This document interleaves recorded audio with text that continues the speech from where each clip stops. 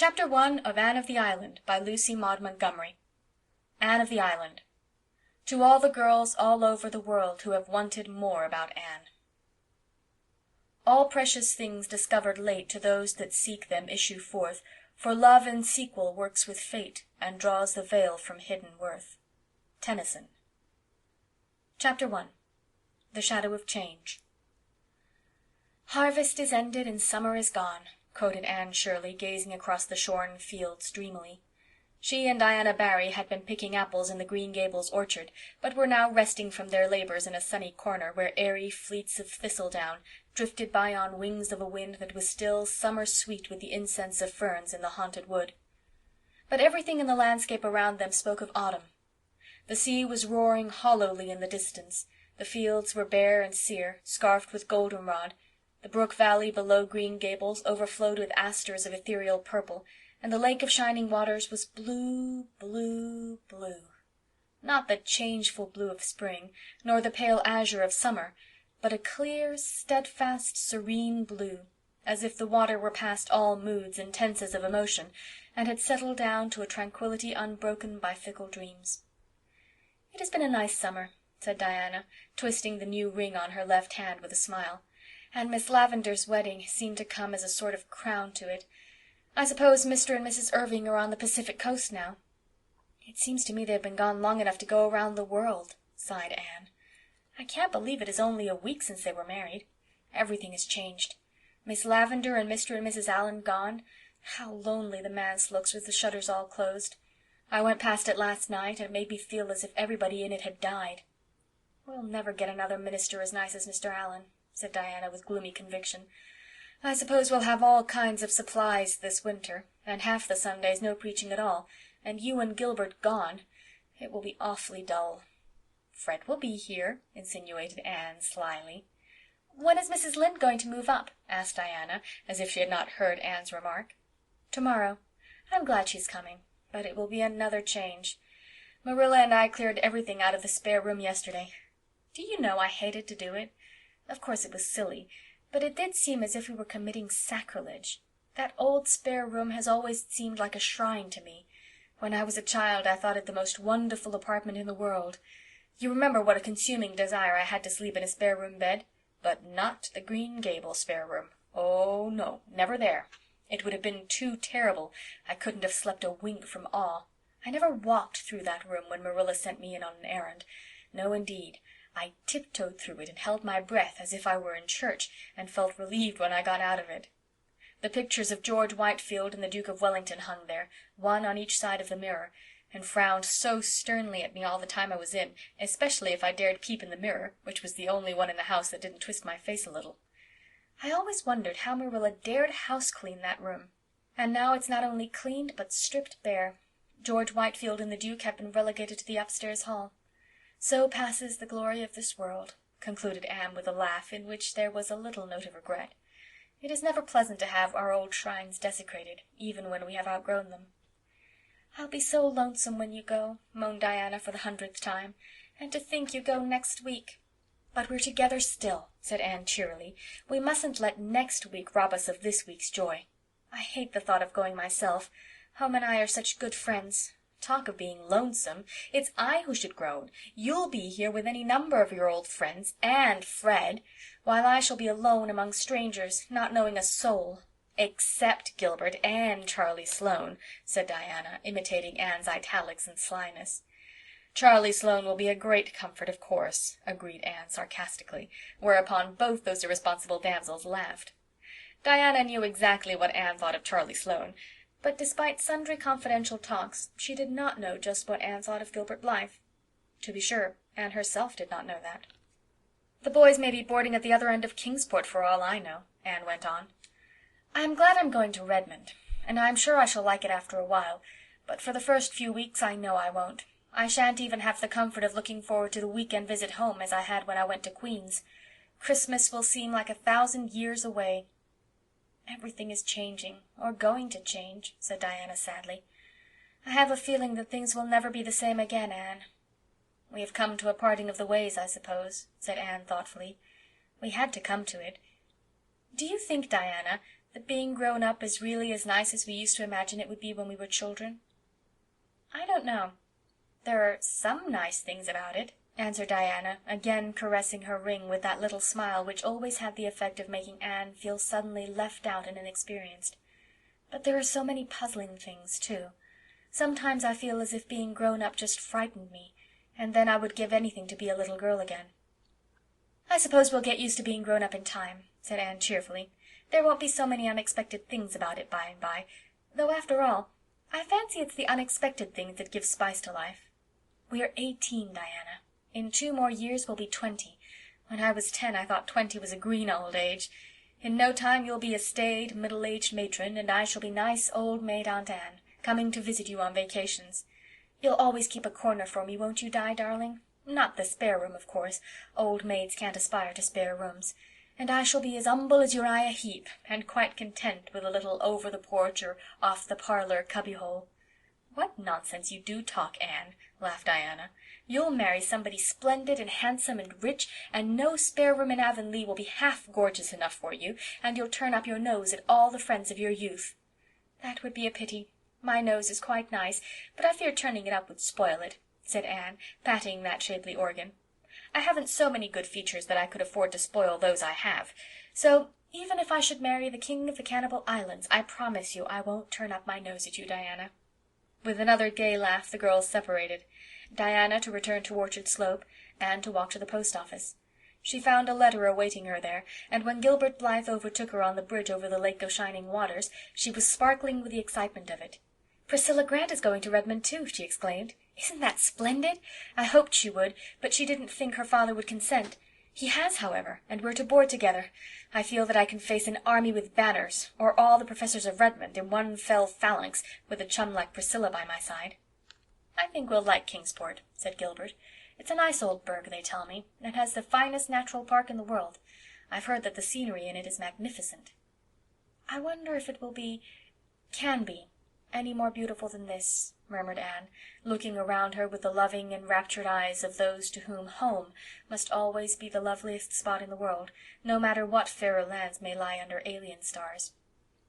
They were leaning on the bridge of the old pond, drinking deep of the enchantment of the dusk, just at the spot where Anne had climbed from her sinking dory on the day Elaine floated down to Camelot. The fine empurpling dye of sunset still stained the western skies, but the moon was rising, and the water lay like a great silver dream in her light. Remembrance wove a sweet and subtle spell over the 2 young creatures. "You're very quiet, Anne," said Gilbert at last. "I'm afraid to speak or move for fear all this wonderful beauty will vanish just like a broken silence," breathed Anne. Gilbert suddenly laid his hand over the slender white one lying on the rail of the bridge. His hazel eyes deepened into darkness, his still boyish lips opened to say something of the dream and hope that thrilled his soul, but Anne snatched her hand away and turned quickly. The spell of the dusk was broken for her. "I must go home," she exclaimed, with a rather overdone carelessness. "Marilla had a headache this afternoon, and I'm sure the twins will be in some dreadful mischief by this time. I really shouldn't have stayed away so long." She chattered ceaselessly and inconsequently until they reached the Green Gables lane.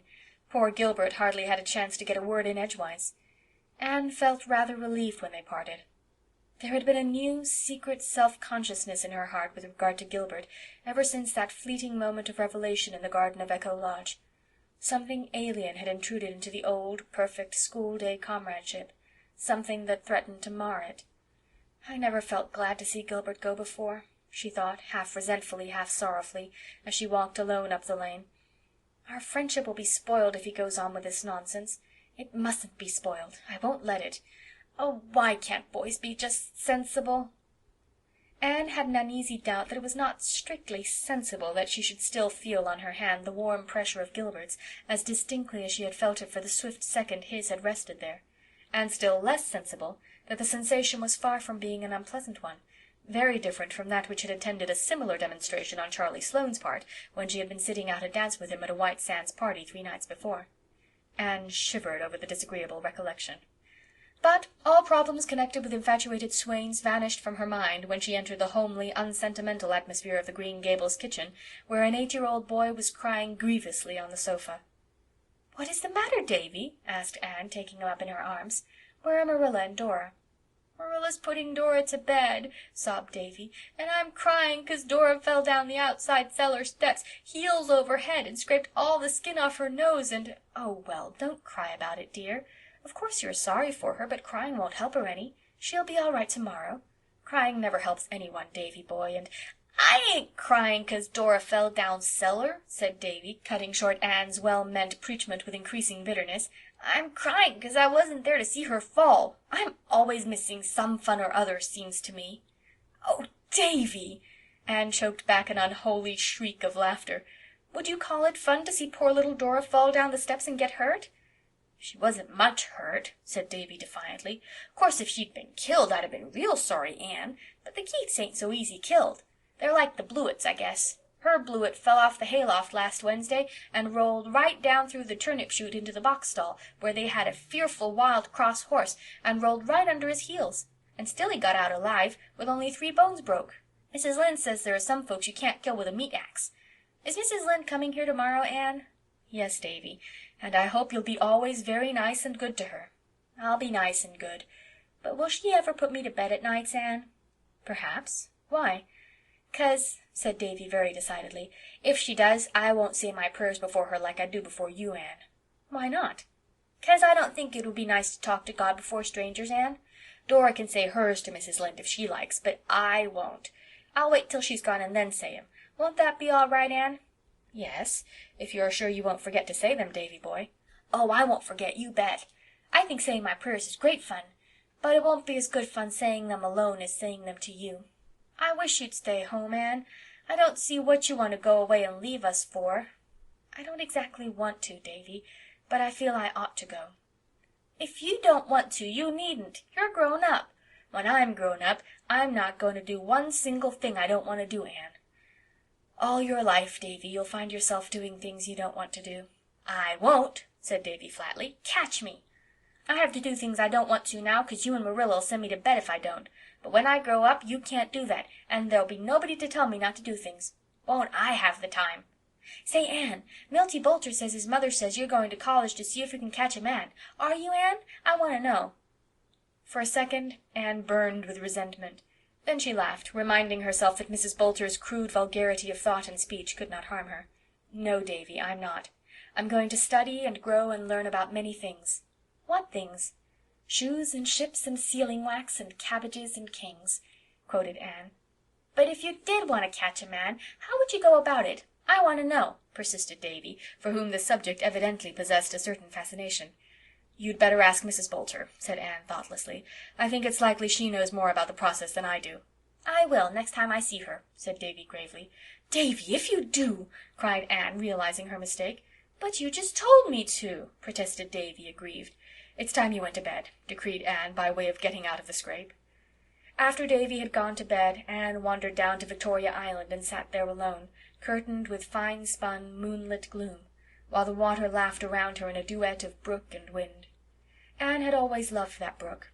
Many a dream had she spun over its sparkling water in days gone by.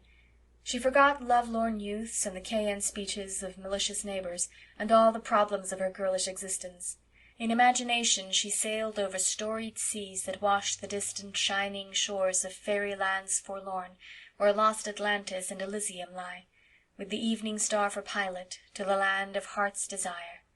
And she was richer in those dreams than in realities, for things seen pass away, but the things that are unseen are eternal. End of Chapter 1. Anne of the Island, Chapter 2. Garlands of Autumn. The following week sped swiftly, crowded with innumerable last things, as Anne called them. Good-bye calls had to be made and received, being pleasant or otherwise, according to whether callers and called upon were heartily in sympathy with Anne's hopes, or thought she was too much puffed up over going to college, and that it was their duty to take her down a peg or two. The Avis gave a farewell party in honor of Anne and Gilbert one evening at the home of Josie Pye, choosing that place partly because Mr. Pye's house was large and convenient, partly because it was strongly suspected that the Pye girls would have nothing to do with the affair if their offer of the house for the party was not accepted. It was a very pleasant little time, for the Pye girls were gracious, and said and did nothing to mar the harmony of the occasion, which was not according to their wont. Josie was unusually amiable, so much so that she even remarked condescendingly to Anne, "Your new dress is rather becoming to you, Anne. Really, you look almost pretty in it." "How kind of you to say so," responded Anne, with dancing eyes. Her sense of humour was developing, and the speeches that would have hurt her at 14 were becoming merely food for amusement now.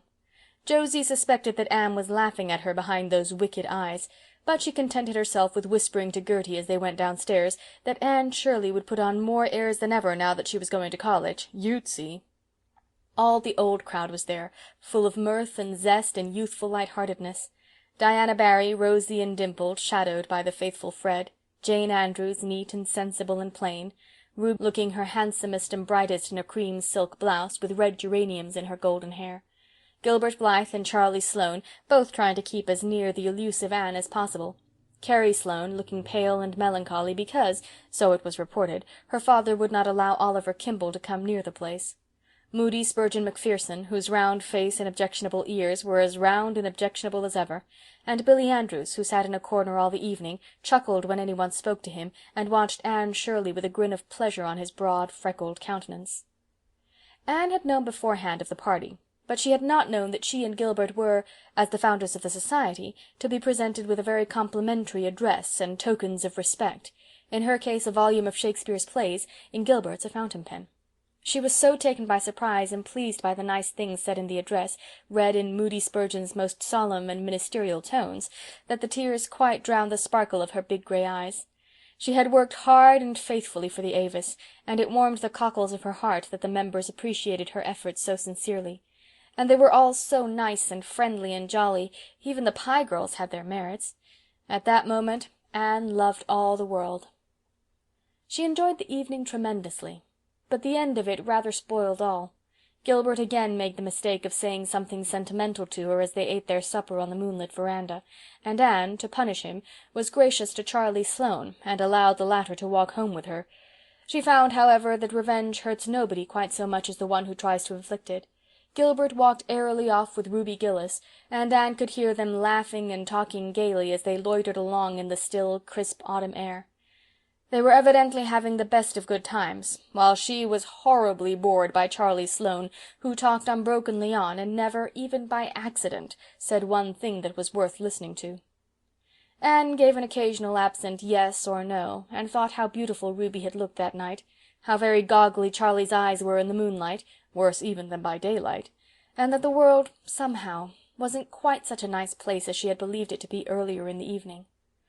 "I'm just tired out. That is what is the matter with me," she said, when she thankfully found herself alone in her own room. And she honestly believed it was. But a certain little gush of joy, as from some secret unknown spring, bubbled up in her heart the next evening when she saw Gilbert striding down through the haunted wood and crossing the old log bridge with that firm, quick step of his. So Gilbert was not going to spend this last evening with Ruby Gillis after all. "You look tired, Anne," he said. "I am tired, and worse than that, I'm disgruntled. I'm tired because I've been packing my trunk and sewing all day, but I'm disgruntled because 6 women have been here to say good-bye to me, and every one of the 6 managed to say something that seemed to take the color right out of life and leave it as gray and dismal and cheerless as a November morning." "Spiteful old cats," was Gilbert's elegant comment. "Oh, no, they weren't," said Anne seriously. "That is just the trouble. If they had been spiteful cats, I wouldn't have minded them, but they are all nice, kind, motherly souls who like me and whom I like, and that is why what they said, or hinted, had such undue weight with me. They let me see they thought I was crazy going to Redmond and trying to take a B.A., and ever since I've been wondering if I am. Mrs. Peter Sloane sighed and said she hoped my strength would hold out till I got through, and at once I saw myself a hopeless victim of nervous prostration at the end of my 3rd year. Mrs. Eben Wright said it must cost an awful lot to put in 4 years at Redmond, and I felt all over me that it was unpardonable of me to squander Marilla's money and my own on such a folly. Mrs. Jasper Bell said she hoped I wouldn't let college spoil me, as it did some people, and I felt in my bones that the end of my 4 Redmond years would see me a most insufferable creature, thinking I knew it all and looking down on everything and everybody in Avonlea. Mrs. Elisha Wright said she understood that Redmond girls, especially those who belonged to Kingsport, were dreadfully dressy and stuck-up, and she guessed I wouldn't feel much at home among them, and I saw myself a snubbed, dowdy, humiliated country girl, shuffling through Redmond's classic halls in copper-toned boots. Anne ended with a laugh and a sigh commingled. With her sensitive nature all disapproval had weight, even the disapproval of those for whose opinions she had scant respect. For the time being, life was savourless, and ambition had gone out like a snuffed candle. "You surely don't care for what they said," protested Gilbert. "You know exactly how narrow their outlook on life is, excellent creatures though they are. To do anything they have never done is anathema maranatha. You are the first Avonlea girl who has ever gone to college, and you know that all pioneers are considered to be afflicted with moonstruck madness." "Oh, I know. But feeling is so different from knowing. My common sense tells me all you can say, but there are times when common sense has no power over me. Common nonsense takes possession of my soul. Really, after Mrs. Elisha went away, I hardly had the heart to finish packing." "You're just tired, Anne. Come, forget it all and take a walk with me, a ramble back through the woods beyond the marsh. There should be something there I want to show you." "Should be? Don't you know if it is there?" "No, I only know it should be from something I saw there in spring. Come on, we'll pretend we are two children again, and we'll go the way of the wind." They started gaily off. Anne, remembering the unpleasantness of the preceding evening, was very nice to Gilbert, and Gilbert, who was learning wisdom, took care to be nothing save the schoolboy comrade again. Mrs. Lynde and Marilla watched them from the kitchen window. "That'll be a match some day," Mrs. Lynde said approvingly. Marilla winced slightly. In her heart she hoped it would, but it went against her grain to hear the matter spoken of in Mrs. Lynde's gossipy, matter-of-fact way. "They're only children yet," she said shortly. Mrs. Lynde laughed good-naturedly. "Anne is 18. I was married when I was that age. We old folks, Marilla, are too much given to thinking children never grow up, that's what. Anne is a young woman, and Gilbert's a man, and he worships the ground she walks on, as any one can see. He's a fine fellow, and Anne can't do better. I hope she won't get any romantic nonsense into her head at Redmond. I don't approve of them coeducational places, and never did, that's what. I don't believe," concluded Mrs. Lynde solemnly, "that the students at such colleges ever do much else than flirt." "They must study a little," said Marilla with a smile. "Precious little," sniffed Mrs. Rachel. "However, I think Anne will. She never was flirtatious. But she doesn't appreciate Gilbert at his full value, that's what. Oh, I know girls. Charlie Sloane is wild about her too, but I'd never advise her to marry a Sloane. The Sloanes are good, honest, respectable people, of course, but when all's said and done, they're Sloanes." Marilla nodded. To an outsider the statement that Sloanes were Sloanes might not be very illuminating, but she understood. Every village has such a family. Good, honest, respectable people they may be, but Sloanes they are and must ever remain, though they speak with the tongues of men and angels. Gilbert and Anne, happily unconscious that their future was thus being settled by Mrs. Rachel, were sauntering through the shadows of the haunted wood. Beyond, the harvest hills were basking in an amber sunset radiance under a pale, aerial sky of rose and blue. The distant spruce groves were burnished bronze, and their long shadows barred the upland meadows. But around them a little wind sang among the fir tassels, and in it there was the note of autumn. "This wood really is haunted now, by old memories," said Anne, stooping to gather a spray of ferns bleached to waxen whiteness by frost.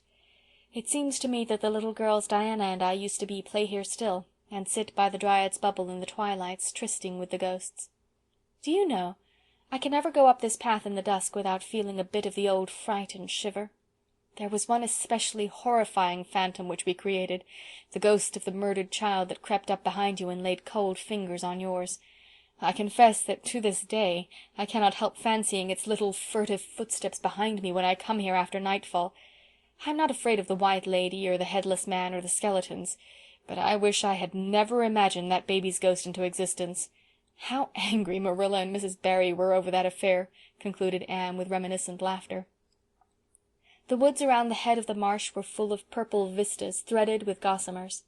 Past a dour plantation of gnarled spruces and a maple-fringed, sun-warm valley, they found the something Gilbert was looking for. "Ah, here it is," he said with satisfaction. "An apple tree! And away back here?" exclaimed Anne delightedly. "Yes, a veritable apple-bearing apple tree, too, here in the very midst of pines and beeches, a mile away from any orchard. I was here one day last spring and found it all white with blossom, so I resolved I'd come again in the fall and see if it had been apples. See, it's loaded. They look good, too, tawny as russets, but with a dusky red cheek. Most wild seedlings are green and uninviting." "I suppose it sprang years ago from some chance-sown seed," said Anne dreamily. "And how it has grown and flourished and held its own here all alone among aliens, The brave, determined thing. Here's a fallen tree with a cushion of moss. Sit down, Anne. It will serve for a woodland throne. I'll climb for some apples. They all grow high. The tree had to reach up to the sunlight. The apples proved to be delicious. Under the tawny skin was a white flesh, faintly veined with red, and besides their own proper apple taste, they had a certain wild, delightful tang no orchard-grown apple ever possessed. "The fatal apple of Eden couldn't have had a rarer flavour," commented Anne. "But it's time we were going home. See, it was twilight 3 minutes ago, and now it's moonlight. What a pity we couldn't have caught the moment of transformation. But such moments never are caught, I suppose. Let's go back around the marsh and home by way of Lover's Lane. Do you feel as disgruntled now as when you started out, Anne?" "Not I. Those apples have been as manna to a hungry soul.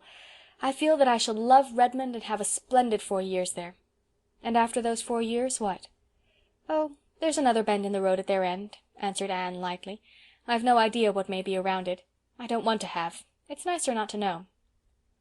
Lover's Lane was a dear place that night, still and mysteriously dim in the pale radiance of the moonlight.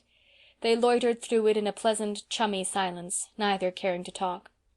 "If Gilbert were always as he has been this evening, how nice and simple everything would be," reflected Anne. Gilbert was looking at Anne as she walked along. In her light dress, with her slender delicacy, she made him think of a white iris. "I wonder if I can ever make her care for me," he thought, with a pang of self-distrust. End of Chapter 2. Anne of the Island, Chapter 3. Greeting and Farewell. Charlie Sloane, Gilbert Blythe, and Anne Shirley left Avonlea the following Monday morning. Anne had hoped for a fine day. Diana was to drive her to the station, and they wanted this, their last drive together for some time, to be a pleasant one. But when Anne went to bed Sunday night, the east wind was moaning around Green Gables with an ominous prophecy which was fulfilled in the morning. Anne awoke to find raindrops pattering against her window and shadowing the pond's grey surface with widening rings. Hills and sea were hidden in mist, and the whole world seemed dim and dreary. Anne dressed in the cheerless grey dawn, for an early start was necessary to catch the boat train. She struggled against the tears that would well up in her eyes in spite of herself. She was leaving the home that was so dear to her, and something told her that she was leaving it forever, save as a holiday refuge. Things would never be the same again. Coming back for vacations would not be living there. And oh, how dear and beloved everything was, that little white porch room, sacred to the dreams of girlhood, the old Snow Queen at the window, the brook in the hollow, the Dryad's Bubble, the haunted woods, and Lover's Lane, all the 1,001 dear spots where memories of the old years bided. Could she ever be really happy anywhere else? Breakfast at Green Gables that morning was a rather doleful meal. Davy, for the first time in his life probably, could not eat, but blubbered shamelessly over his porridge. Nobody else seemed to have much appetite, save Dora, who tucked away her rations comfortably. Dora, like the immortal and most prudent Charlotte, who went on cutting bread and butter when her frenzied lover's body had been carried past on a shutter, was one of those fortunate creatures who are seldom disturbed by anything. Even at 8, it took a great deal to ruffle Dora's placidity. She was sorry Anne was going away, of course, but was that any reason why she should fail to appreciate a poached egg on toast? Not at all. And seeing that Davy could not eat his, Dora ate it for him. Promptly on time, Diana appeared with horse and buggy, her rosy face glowing above her raincoat. The good-byes had to be said then somehow. Mrs. Lynde came in from her quarters to give Anne a hearty embrace, and warn her to be careful of her health, whatever she did. Marilla, brusque and tearless, pecked Anne's cheek and said she supposed they'd hear from her when she got settled. A casual observer might have concluded that Anne's going mattered very little to her, unless said observer had happened to get a good look in her eyes. Dora kissed Anne primly and squeezed out 2 decorous little tears, but Davy, who had been crying on the back porch step ever since they rose from the table, refused to say good-bye at all. When he saw Anne coming towards him, he sprang to his feet, bolted up the back stairs, and hid in a clothes-closet, out of which he would not come. His muffled howls were the last sounds Anne heard as she left Green Gables. It rained heavily all the way to Bright River, to which station they had to go, since the branch line train from Carmody did not connect with the boat train. Charlie and Gilbert were on the station platform when they reached it, and the train was whistling. Anne had just time to get her ticket and trunk check, say a hurried farewell to Diana, and hasten on board. She wished she were going back with Diana to Avonlea. She knew she was going to die of homesickness, And oh, if only that dismal rain would stop pouring down as if the whole world were weeping over summer vanished and joys departed. Even Gilbert's presence brought her no comfort, for Charlie Sloane was there too, and Sloanishness could be tolerated only in fine weather. It was absolutely insufferable in rain. But when the boat steamed out of Charlottetown harbor, things took a turn for the better. The rain ceased, and the sun began to burst out goldenly now and again between the rents in the clouds, burnishing the grey seas with copper-hued radiance, and lighting up the mists that curtained the island's red shores with gleams of gold, foretokening a fine day after all. Besides, Charlie Sloane promptly became so seasick that he had to go below, and Anne and Gilbert were left alone on deck. "I am very glad that all Sloanes get seasick as soon as they go on water," thought Anne mercilessly. "I am sure I couldn't take my farewell look at the old sod, with Charlie standing there pretending to look sentimentally at it too." "Well, we're off," remarked Gilbert unsentimentally. "Yes, I feel like Byron's Childe Harold, only it isn't really my native shore that I'm watching," said Anne, winking her grey eyes vigorously. "Nova Scotia is that, I suppose. But one's native shore is the land one loves the best, and that's good old PEI for me. I can't believe I didn't always live here. Those 11 years before I came seem like a bad dream. It's 7 years since I crossed on this boat, the evening Mrs. Spencer brought me over from Hopetown. I can see myself, in that dreadful old wincey dress and faded sailor hat, exploring decks and cabins with enraptured curiosity. It was a fine evening, and how those red island shores did gleam in the sunshine. Now I'm crossing the strait again. Oh, Gilbert, I do hope I'll like Redmond and Kingsport, but I'm sure I won't. Where's all your philosophy gone, Anne? It's all submerged under a great, swamping wave of loneliness and homesickness. I've longed for 3 years to go to Redmond, and now I'm going, and I wish I weren't. Never mind, I shall be cheerful and philosophical again after I have just one good cry. I must have that as a went, and I'll have to wait until I get into my boarding-house bed tonight, wherever it may be, before I can have it. Then Anne will be herself again. I wonder if Davy has come out of the closet yet." It was 9 that night when their train reached Kingsport, and they found themselves in the blue-white glare of the crowded station. Anne felt horribly bewildered, but a moment later she was seized by Priscilla Grant, who had come to Kingsport on Saturday. "Here you are, beloved, and I suppose you're as tired as I was when I got here Saturday night." "Tired? Priscilla, don't talk of it. I'm tired and green and provincial, and only about 10 years old. For pity's sake, take your poor broken-down chum to some place where she can hear herself think. I'll take you right up to our boarding-house. I've a cab ready outside." "It's such a blessing you're here, Prissy. If you weren't, I think I should just sit down on my suitcase here and now and weep bitter tears. What a comfort one familiar face is in a howling wilderness of strangers." "Is that Gilbert Blythe over there, Anne? How he has grown up this past year! He was only a schoolboy when I taught in Carmody. And of course that's Charlie Sloane. He hasn't changed. Couldn't. He looked just like that when he was born, and he'll look like that when he's 80. This way, dear. We'll be home in 20 minutes. "Home?" groaned Anne. "You mean we'll be in some horrible boarding-house in a still more horrible hall bedroom looking out on a dingy backyard." "It isn't a horrible boarding-house, Anne girl. Here's our cab. Hop in. The driver will get your trunk. Oh, yes, the boarding-house. It's really a very nice place of its kind, as you'll admit tomorrow morning when a good night's sleep has turned your blues rosy pink. It's a big, old-fashioned grey stone house on St. John Street, just a nice little constitutional from Redmond. It used to be the residence of great folk, but fashion has deserted St. John Street, and its houses only dream now of better days. They're so big that people living in them have to take boarders just to fill up. At least, that is the reason our landladies are very anxious to impress on us. They're delicious, Anne. Our landladies, I mean." "How many are there?" "2. Miss Hannah Harvey and Miss Ada Harvey. They were born twins about 50 years ago." "I can't get away from twins, it seems," smiled Anne. "Wherever I go they confront me. Oh, they're not twins now, dear. After they reached the age of 30 they were never twins again. Miss Hannah has grown old, not too gracefully, and Miss Ada has stayed 30, less gracefully still. I don't know whether Miss Hannah can smile or not. I've never caught her at it so far, but Miss Ada smiles all the time, and that's worse. However, they're nice, kind souls, and they take 2 boarders every year because Miss Hannah's economical soul cannot bear to waste room space, not because they need to or have to, as Miss Ada has told me 7 times since Saturday night.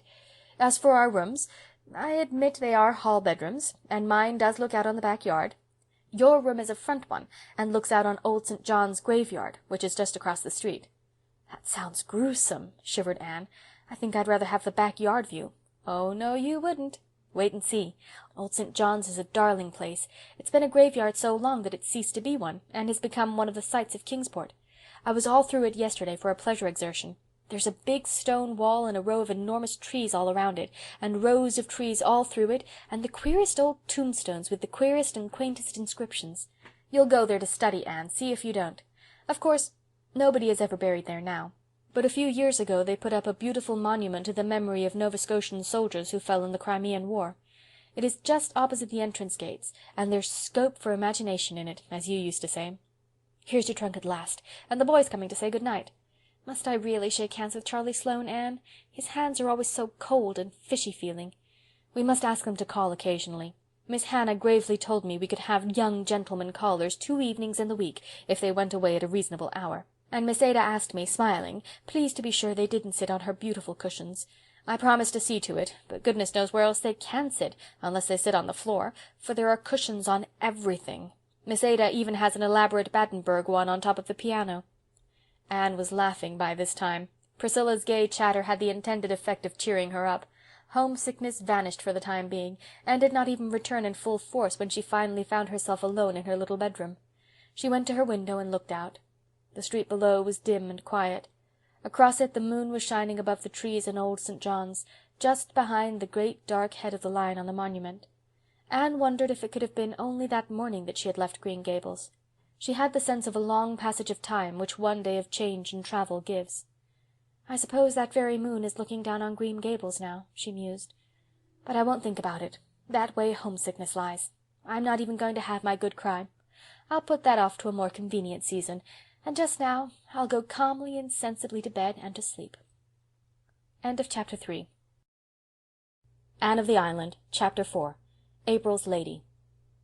Kingsport is a quaint old town, harking back to early colonial days, and wrapped in its ancient atmosphere as some fine old dame in garments fashioned like those of her youth.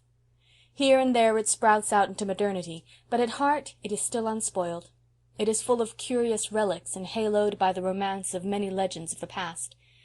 Once it was a mere frontier station on the fringe of the wilderness, and those were the days when Indians kept life from being monotonous to the settlers.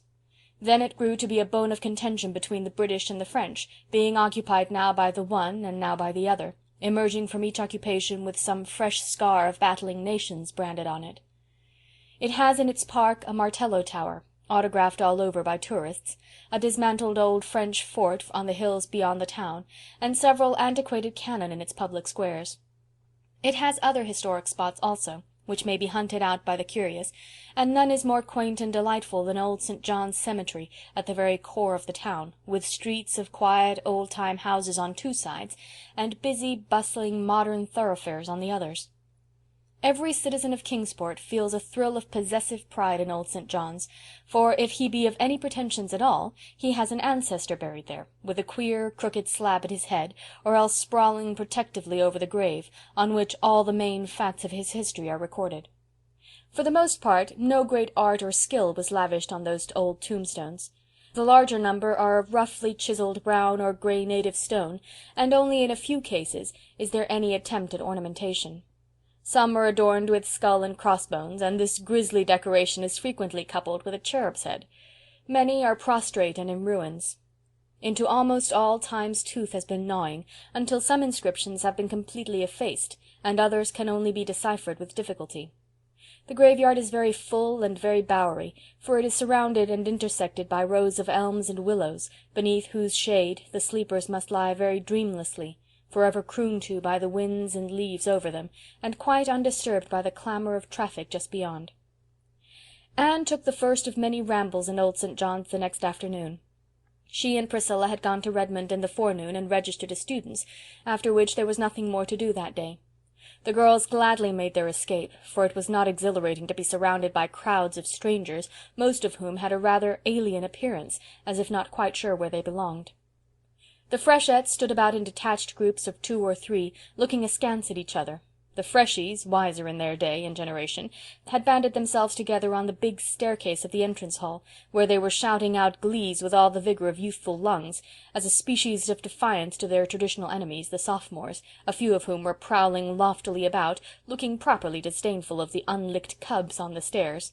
Gilbert and Charlie were nowhere to be seen. "Little did I think the day would ever come when I'd be glad at the sight of a Sloane," said Priscilla, as they crossed the campus. "But I'd welcome Charlie's goggle eyes almost ecstatically. At least they'd be familiar eyes."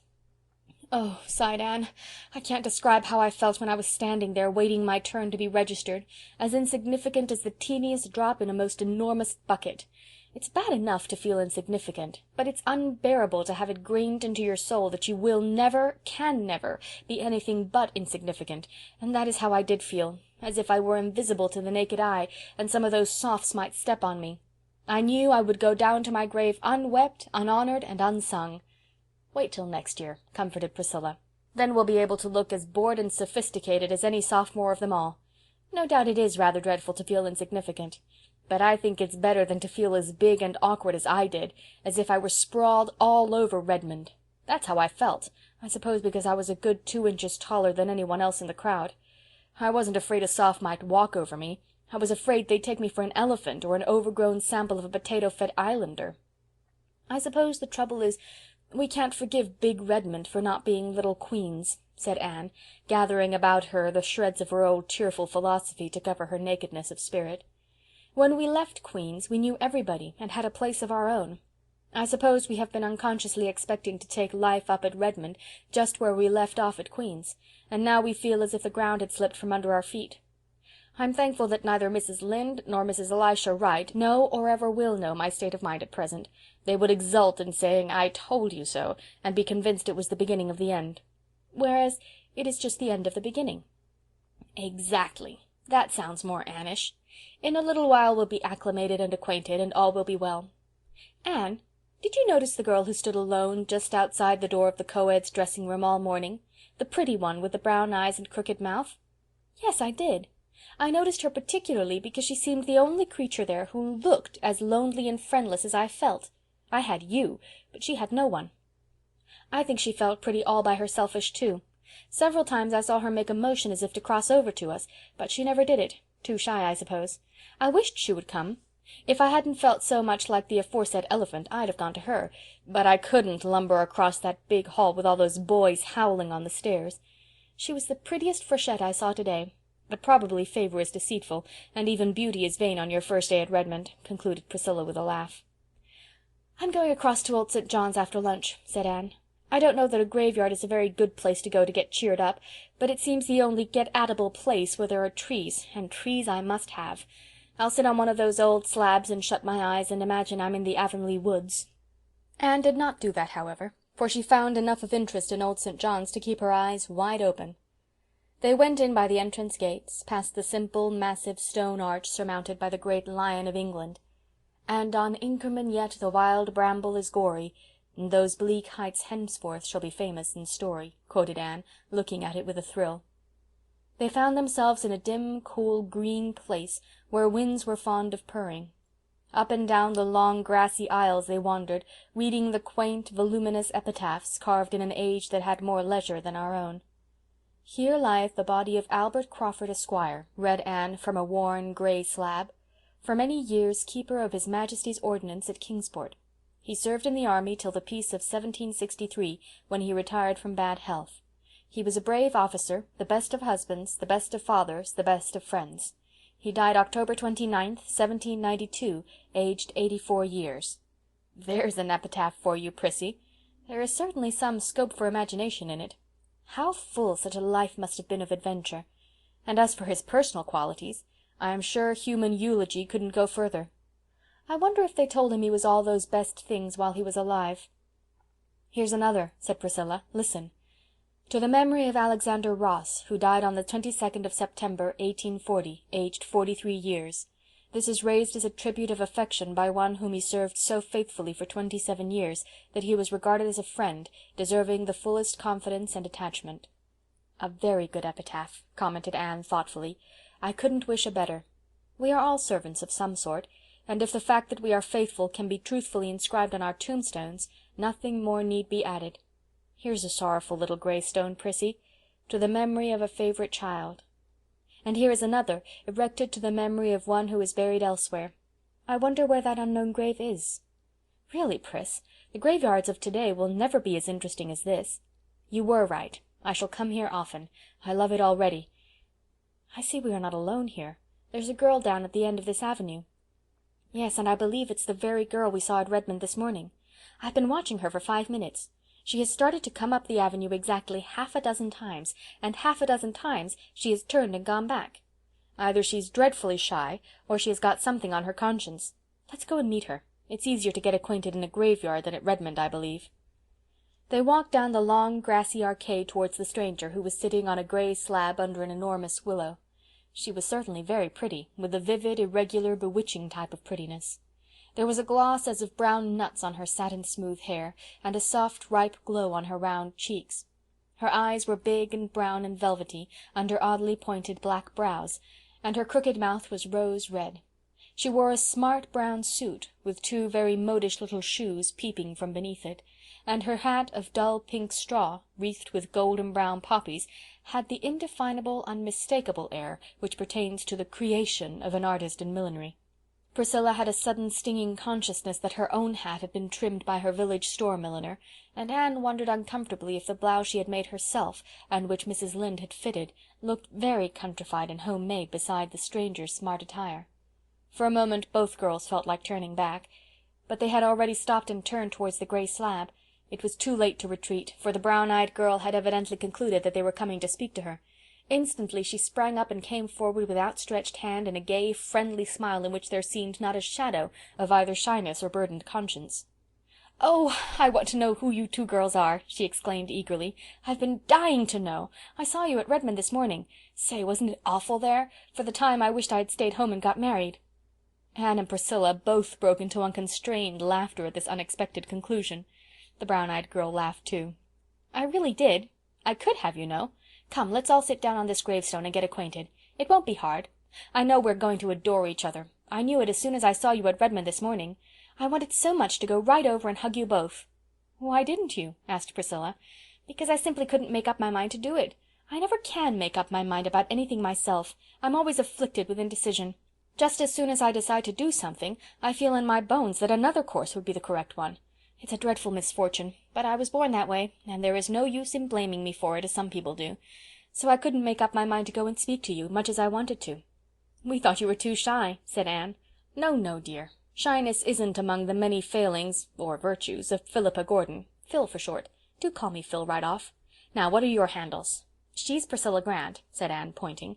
"And she's Anne Shirley," said Priscilla, pointing in turn. "And we're from the island," said both together. "I hail from Bolingbroke, Nova Scotia," said Philippa. "Bolingbroke!" exclaimed Anne. "Why, that is where I was born." "Do you really mean it? Why, that makes you a Bluenose after all." "No, it doesn't," retorted Anne. "Wasn't it Dan O'Connell who said that if a man was born in a stable it didn't make him a horse? I'm island to the core." "Well, I'm glad you were born in Bolingbroke anyway. It makes us kind of neighbors, doesn't it? And I like that, because when I tell you secrets it won't be as if I were telling them to a stranger. I have to tell them.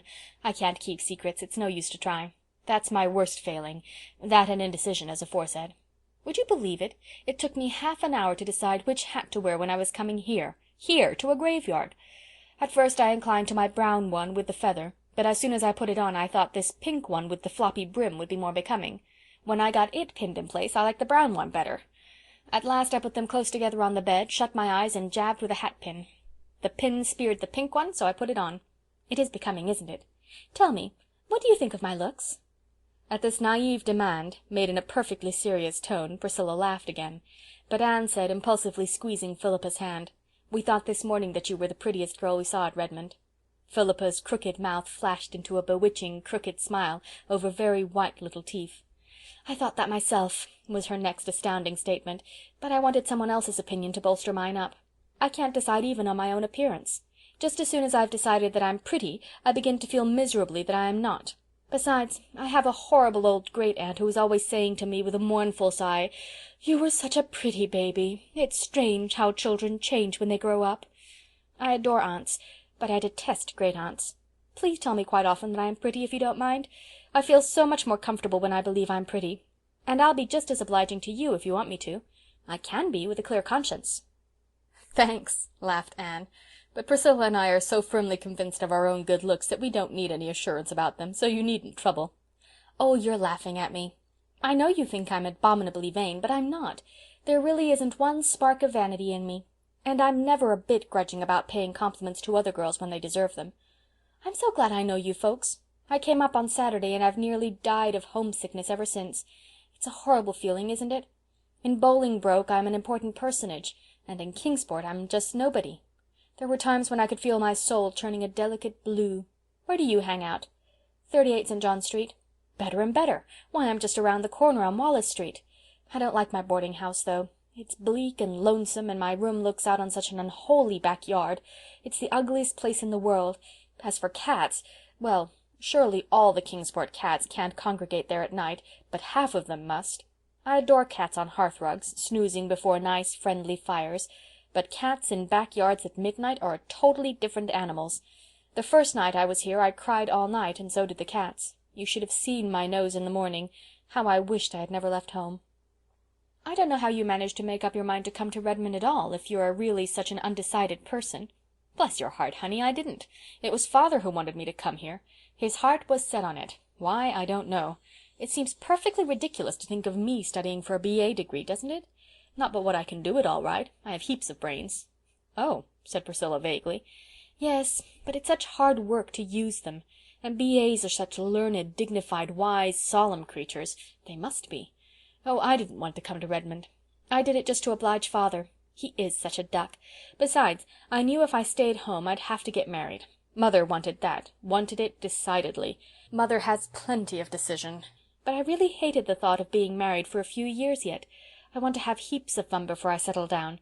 And ridiculous as the idea of my being a B.A. is, the idea of my being an old married woman is still more absurd, isn't it?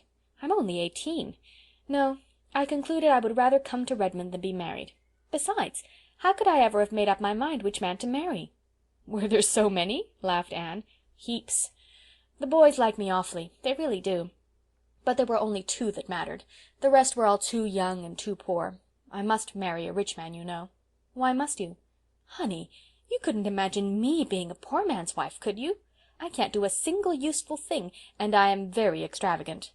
Oh, no, my husband must have heaps of money, so that narrowed them down to 2. But I couldn't decide between 2 any easier than between 200. I knew perfectly well that whichever one I chose, I'd regret all my life that I hadn't married the other. Didn't you love either of them? Asked Anne, a little hesitatingly. It was not easy for her to speak to a stranger of the great mystery and transformation of life. Goodness, no. I couldn't love anybody. It isn't in me. Besides, I wouldn't want to. Being in love makes you a perfect slave, I think. And it would give a man such power to hurt you. I'd be afraid. No, no. Alec and Alonzo are 2 dear boys, and I like them both so much that I really don't know which I like the better. That is the trouble. Alec is the best looking, of course, and I simply couldn't marry a man who wasn't handsome. He is good-tempered, too, and has lovely curly black hair. He's rather too perfect. I don't believe I like a perfect husband, somebody I could never find fault with. Then why not marry Alonzo? Asked Priscilla gravely. Think of marrying a name like Alonzo, said Phil dolefully. I don't believe I could endure it. But he has a classic nose, and it would be a comfort to have a nose in the family that could be depended on. I can't depend on mine. So far it takes after the Gordon pattern, but I am so afraid it will develop Byrne tendencies as I grow older. I examine it every day anxiously to make sure it's still Gordon. Mother was a Byrne, and has the Byrne nose in the Byrnest degree. Wait till you see it. I adore nice noses. Your nose is awfully nice, Anne Shirley. Alonzo's nose nearly turned the balance in his favor, but Alonzo— No, I couldn't decide. If I could have done as I did with the hats, stood them both up together, shut my eyes, and jabbed with a hatpin, it would have been quite easy. What did Alec and Alonzo feel like when you came away? Queried Priscilla. Oh, they still have hope. I told them they'd have to wait till I could make up my mind. They're quite willing to wait. They both worship me, you know. Meanwhile, I intend to have a good time. I expect I shall have heaps of beaux at Redmond. I can't be happy unless I have, you know. But don't you think the freshmen are fearfully homely? I saw only one really handsome fellow among them. He went away before you came. I heard his chum call him Gilbert. His chum had eyes that stuck out that far. But you're not going yet, girls. Don't go yet. I think we must, said Anne rather coldly. It's getting late and I've some work to do. But you'll both come to see me, won't you? Asked Philippa, getting up and putting an arm around each. And let me come to see you. I want to be chummy with you. I've taken such a fancy to you both. And I haven't quite disgusted you with my frivolity, have I? "Not quite," laughed Anne, responding to Phil's squeeze with a return of cordiality.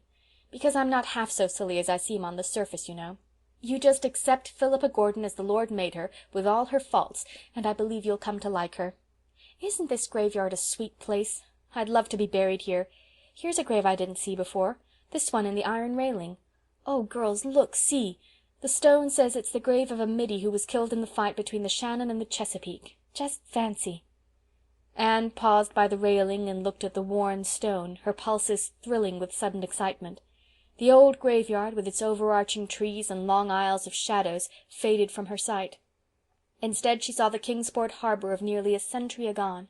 Out of the mist came slowly a great frigate, brilliant with the meteor flag of England. Behind her was another, with a still heroic form wrapped in his own starry flag, lying on the quarter-deck, the gallant Lawrence. Time's finger had turned back his pages, and that was the Shannon sailing triumphant up the bay with the Chesapeake as her prize. "Come back, Anne Shirley, come back," laughed Philippa, pulling her arm.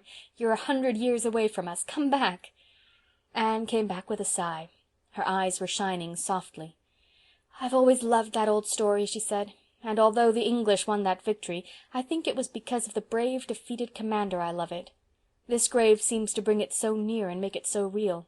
This poor little middy was only 18. He died of desperate wounds received in gallant action, so reads his epitaph. It is such as a soldier might wish for." Before she turned away, Anne unpinned the little cluster of purple pansies she wore, and dropped it softly on the grave of the boy who had perished in the great sea duel.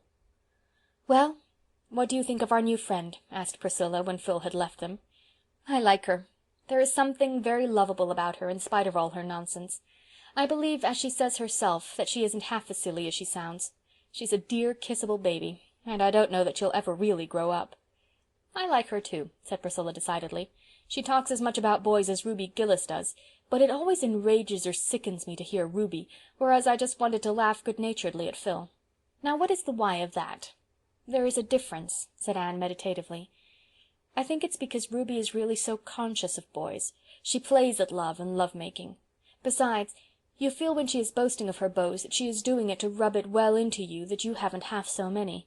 Now when Phil talks of her beaux, it sounds as if she were just speaking of chums.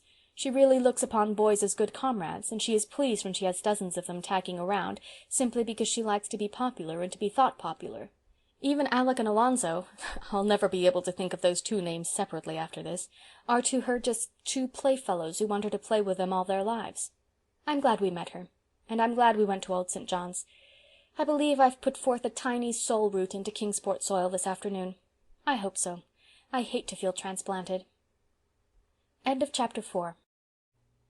Anne of the Island. Chapter 5. Letters from Home. For the next 3 weeks Anne and Priscilla continued to feel as strangers in a strange land. Then suddenly everything seemed to fall into focus. Redmond, professors, classes, students, studies, social doings. Life became homogeneous again, instead of being made up of detached fragments. The freshmen, instead of being a collection of unrelated individuals, found themselves a class, with a class spirit, a class yell, class interests, class antipathies, and class ambitions. They won the day in the annual arts rush against the sophomores, and thereby gained the respect of all the classes and an enormous confidence-giving opinion of themselves. For 3 years the sophomores had won in the rush. That the victory of this year perched upon the freshmen's banner was attributed to the strategic generalship of Gilbert Blythe, who marshalled the campaign and originated certain new tactics which demoralized the sophomores and swept the freshmen to triumph. As a reward of merit he was elected president of the freshman class, a position of honor and responsibility, from a freshman point of view at least, coveted by many. He was also invited to join the Lambs, Redmondese for Lambda Theta, a compliment rarely paid to a freshman. As a preparatory initiation ordeal, he had to parade the principal business streets of Kingsport for a whole day, wearing a sunbonnet and a voluminous kitchen apron of gaudily flowered calico. This he did cheerfully, doffing his sunbonnet with courtly grace when he met ladies of his acquaintance. Charlie Sloane, who had not been asked to join the Lambs, told Anne he did not see how Blythe could do it, and he, for his part, could never humiliate himself so. "Fancy Charlie Sloane in a calico apron and a sunbonnet," giggled Priscilla. "He'd look exactly like his old grandmother Sloane. Gilbert, now, looked as much like a man in them as in his own proper habiliments." Anne and Priscilla found themselves in the thick of the social life of Redmond. That this came about so speedily was due in great measure to Philippa Gordon. Philippa was the daughter of a rich and well-known man, and belonged to an old and exclusive Bluenose family. This, combined with her beauty and charm, a charm acknowledged by all who met her, promptly opened the gates of all cliques, clubs, and classes in Redmond to her, and where she went, Anne and Priscilla went too. Phil adored Anne and Priscilla, especially Anne. She was a loyal little soul, crystal free from any form of snobbishness. Love me, love my friends seemed to be her unconscious motto. Without effort, she took them with her into her ever-widening circle of acquaintanceship, and the two Avonlea girls found their social pathway at Redmond made very easy and pleasant for them, to the envy and wonderment of the other Freshettes, who, lacking Philippa's sponsorship, were doomed to remain rather on the fringe of things during their first college year. To Anne and Priscilla, with their more serious views of life, Phil remained the amusing, lovable baby she had seemed on their first meeting. Yet, as she said herself, she had heaps of brains. When or where she found time to study was a mystery, for she seemed always in demand for some kind of fun, and her home evenings were crowded with callers. She had all the beaux that heart could desire, for 9/10 of the freshmen, and a big fraction of all the other classes, were rivals for her smiles. She was naively delighted over this, and gleefully recounted each new conquest to Anne and Priscilla, with comments that might have made the unlucky lovers' ears burn fiercely. "Alec and Alonzo don't seem to have any serious rival yet," remarked Anne teasingly. "Not one," agreed Philippa. "I write them both every week and tell them all about my young men here. I'm sure it must amuse them, but of course the one I like best I can't get. Gilbert Blythe won't take any notice of me, except to look at me as if I were a nice little kitten he'd like to pat. Too well I know the reason. I owe you a grudge, Queen Anne. I really ought to hate you, and instead I love you madly, and I'm miserable if I don't see you every day. You're different from any girl I ever knew before. When you look at me in a certain way I feel what an insignificant, frivolous little beast I am, and I long to be better and wiser and stronger. And then I make good resolutions, but the first nice-looking manny who comes my way knocks them all out of my head. Isn't college life magnificent?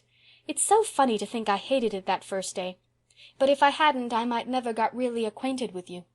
Anne, please tell me over again that you like me a little bit. I yearn to hear it." "I like you a big bit, and I think you're a dear, sweet, adorable, velvety, clawless little kitten," laughed Anne.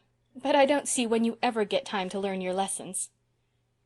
Phil must have found time, for she held her own in every class of her year. Even the grumpy old professor of mathematics, who detested co-eds and had bitterly opposed their admission to Redmond, couldn't floor her. She led the Freshettes everywhere, except in English, where Anne Shirley left her far behind.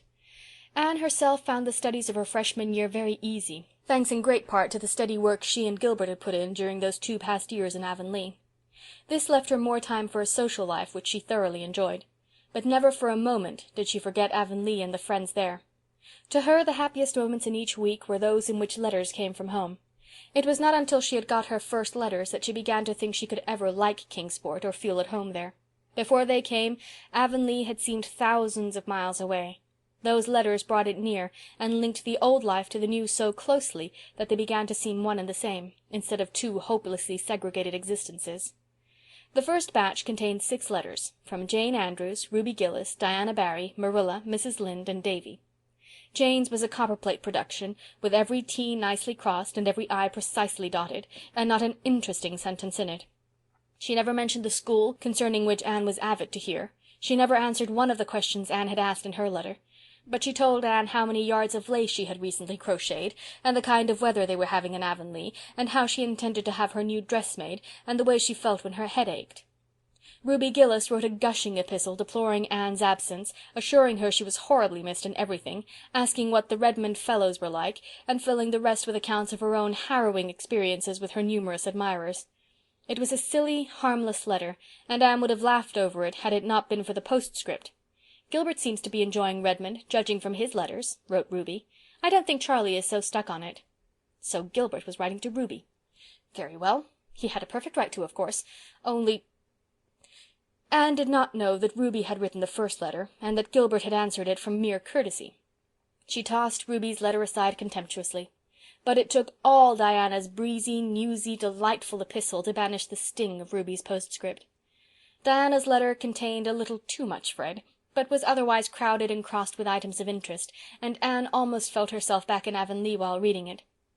Marilla's was a rather prim and colourless epistle, severely innocent of gossip or emotion, yet somehow it conveyed to Anne a whiff of the wholesome, simple life at Green Gables, with its savour of ancient peace and the steadfast abiding love that was there for her.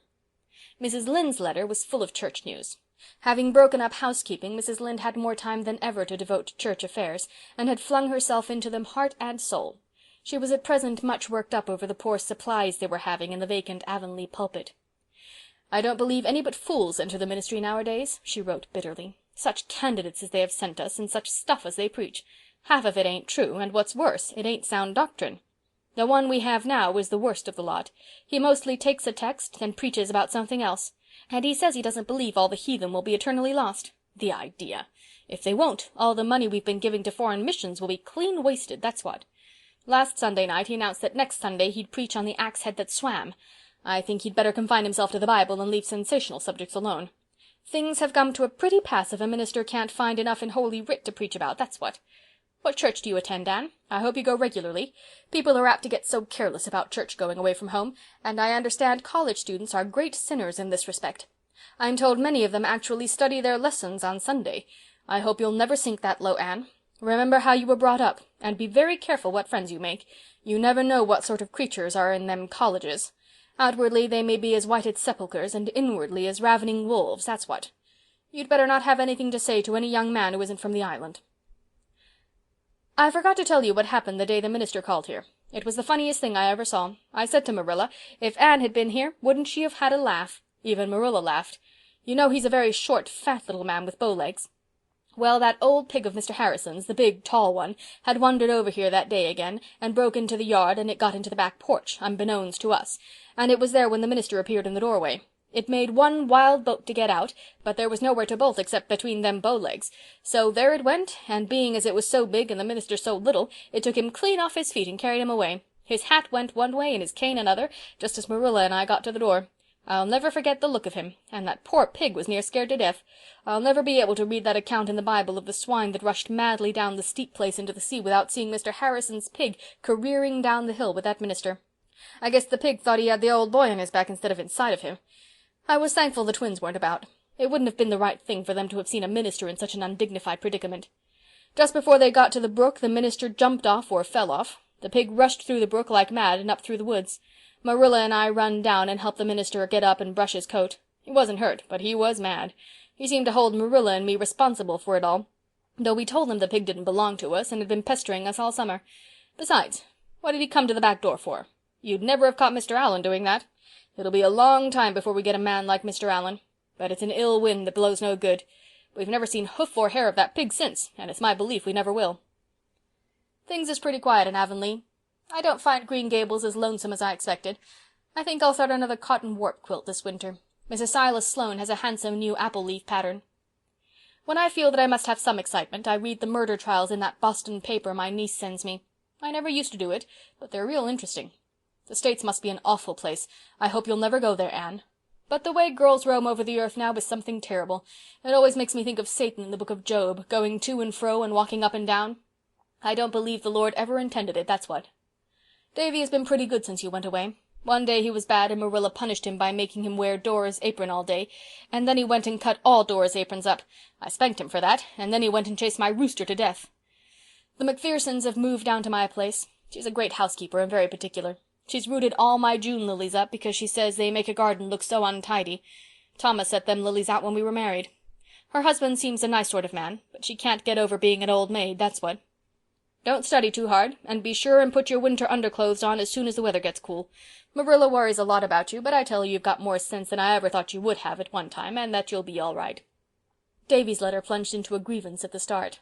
Dear Anne, please write and tell Marilla not to tie me to the rail of the bridge when I go fishing. The boys make fun of me when she does. It's awful lonesome here without you, but great fun in school. Jane Andrews is crosser than you. I scared Mrs. Lynde with a jack-o'-lantern last night. She was awful mad, and she was mad 'cause I chased her old rooster round the yard till he fell down dead. I didn't mean to make him fall down dead. What made him die, Anne? I want to know. Mrs. Lynde threw him into the pig pen. She might have sold him to Mr. Blair.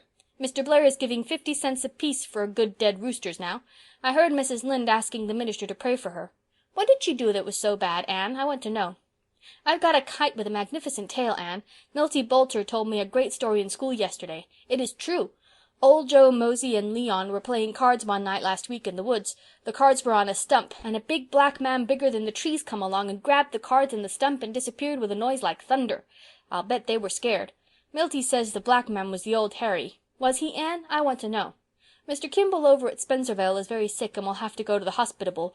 Please excuse me while I ask Marilla if that's spelled right. Marilla says it's the 'sylum he has to go to, not the other place. He thinks he has a snake inside of him. What's it like to have a snake inside of you, Anne? I want to know.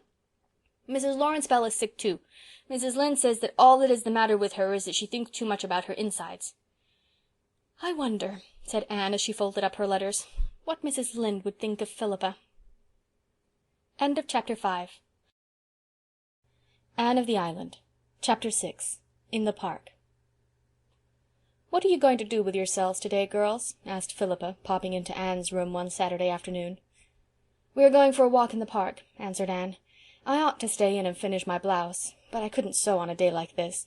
There's something in the air that gets into my blood and makes a sort of glory in my soul. My fingers would twitch and I'd sew a crooked seam. So it's ho for the park and the pines." "Does 'we' include anyone but yourself and Priscilla?" "Yes, it includes Gilbert and Charlie, and we'll be very glad if it will include you also." "But," said Philippa dolefully, "if I go I'll have to be gooseberry, and that will be a new experience for Philippa Gordon." "Well, new experiences are broadening. Come along, and you'll be able to sympathize with all poor souls who have to play gooseberry often. But where are all the victims?" "Oh, I was tired of them all and simply couldn't be bothered with any of them today. Besides, I've been feeling a little blue, just a pale, elusive azure. It isn't serious enough for anything darker. I wrote Alec and Alonzo last week. I put the letters into envelopes and dressed them, but I didn't seal them up. That evening something funny happened. That is, Alec would think it funny, but Alonzo wouldn't be likely to. I was in a hurry, so I snatched Alec's letter, as I thought, out of the envelope and scribbled down a postscript. Then I mailed both letters. I got Alonzo's reply this morning. Girls, I had put that postscript to his letter, and he was furious. Of course he'll get over it, and I don't care if he doesn't, but it spoiled my day. So I thought I'd come to you, darlings, to get cheered up. After the football season opens, I won't have any spare Saturday afternoons. I adore football. I've got the most gorgeous cap and sweater striped in Redmond colors to wear to the games. To be sure, a little way off I look like a walking barber's pole. Do you know that Gilbert of yours has been elected captain of the freshman football team?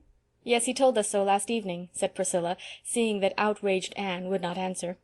He and Charlie were down. We knew they were coming, so we painstakingly put out of sight or out of reach all Miss Ada's cushions. That very elaborate one with the raised embroidery I dropped on the floor in the corner behind the chair it was on. I thought it would be safe there. But would you believe it?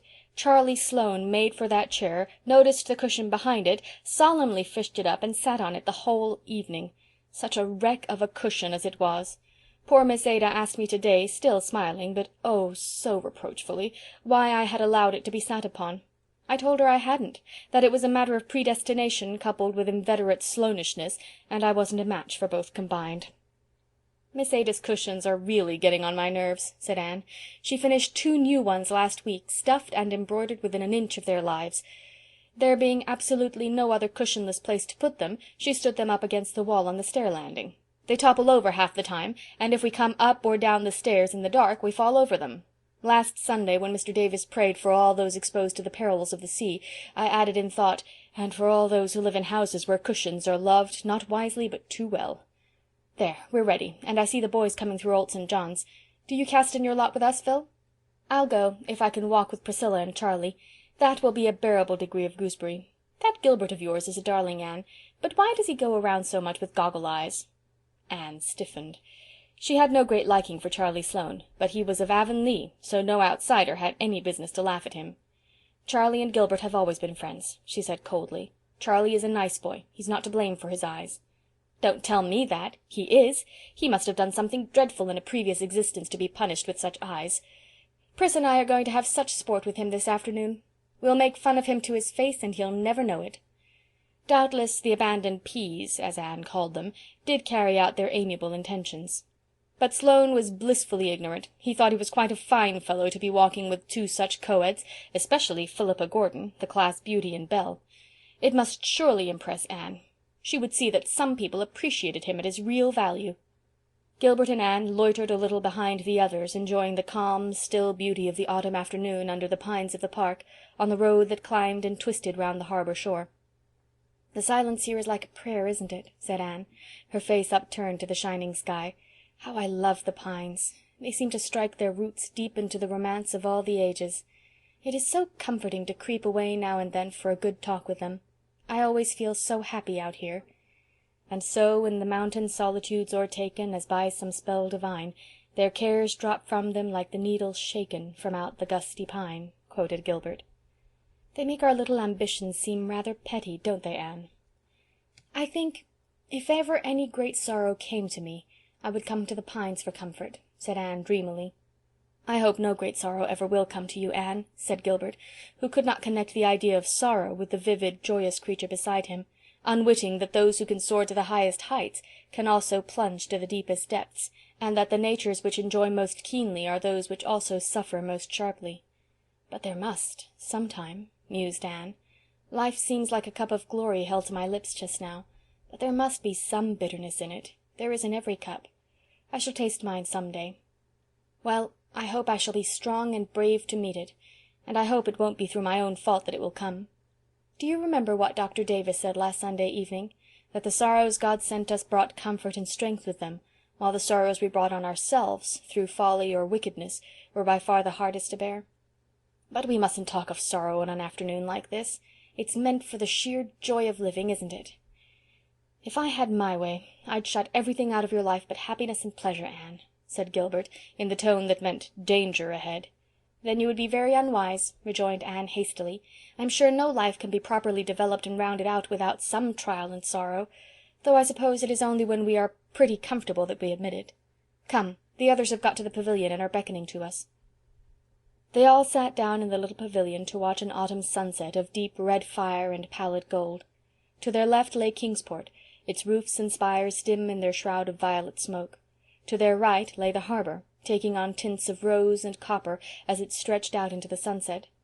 Before them the water shimmered, satin smooth and silver grey, and beyond, clean-shaven William's Island loomed out of the mist, guarding the town like a sturdy bulldog. Its lighthouse beacon flared through the mist like a baleful star, and was answered by another in the far horizon. "Did you ever see such a strong-looking place?" asked Philippa. "I don't want William's Island especially, but I'm sure I couldn't get it if I did. Look at that sentry on the summit of the fort, right beside the flag. Doesn't he look as if he had stepped out of a romance?"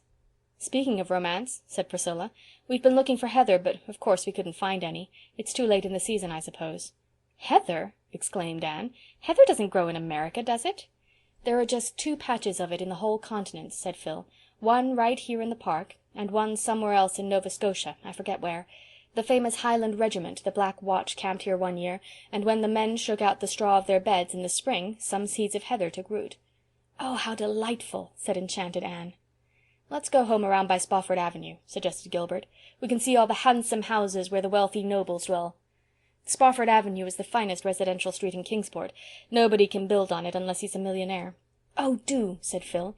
"There's a perfectly killing little place I want to show you, Anne. It wasn't built by a millionaire.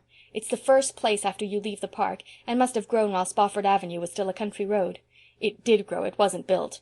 I don't care for the houses on the avenue. They're too brand new and plate glassy. But this little spot is a dream, and its name— oh, but wait till you see it."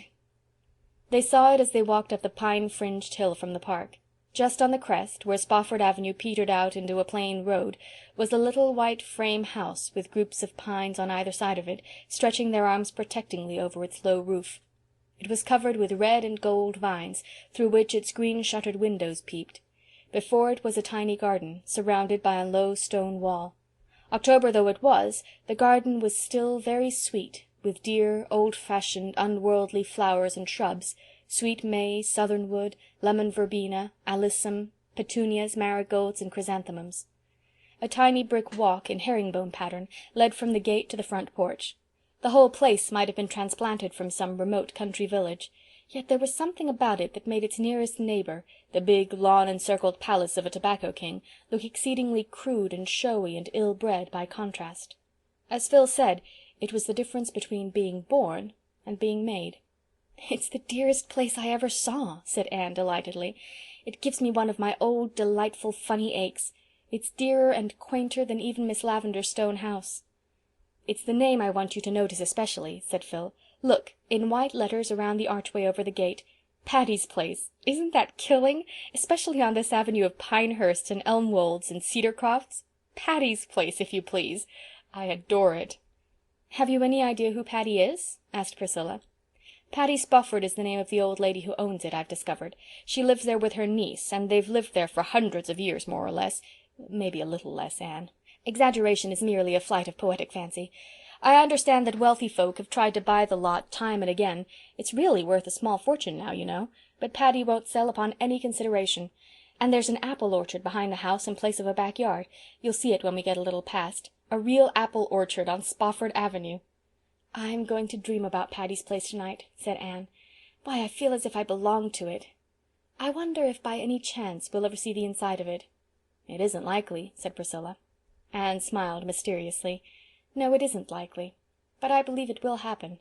I have a queer, creepy, crawly feeling. You can call it a presentiment if you like, that Patty's Place and I are going to be better acquainted yet." End of chapter 6. Anne of the Island. Chapter 7. Home Again.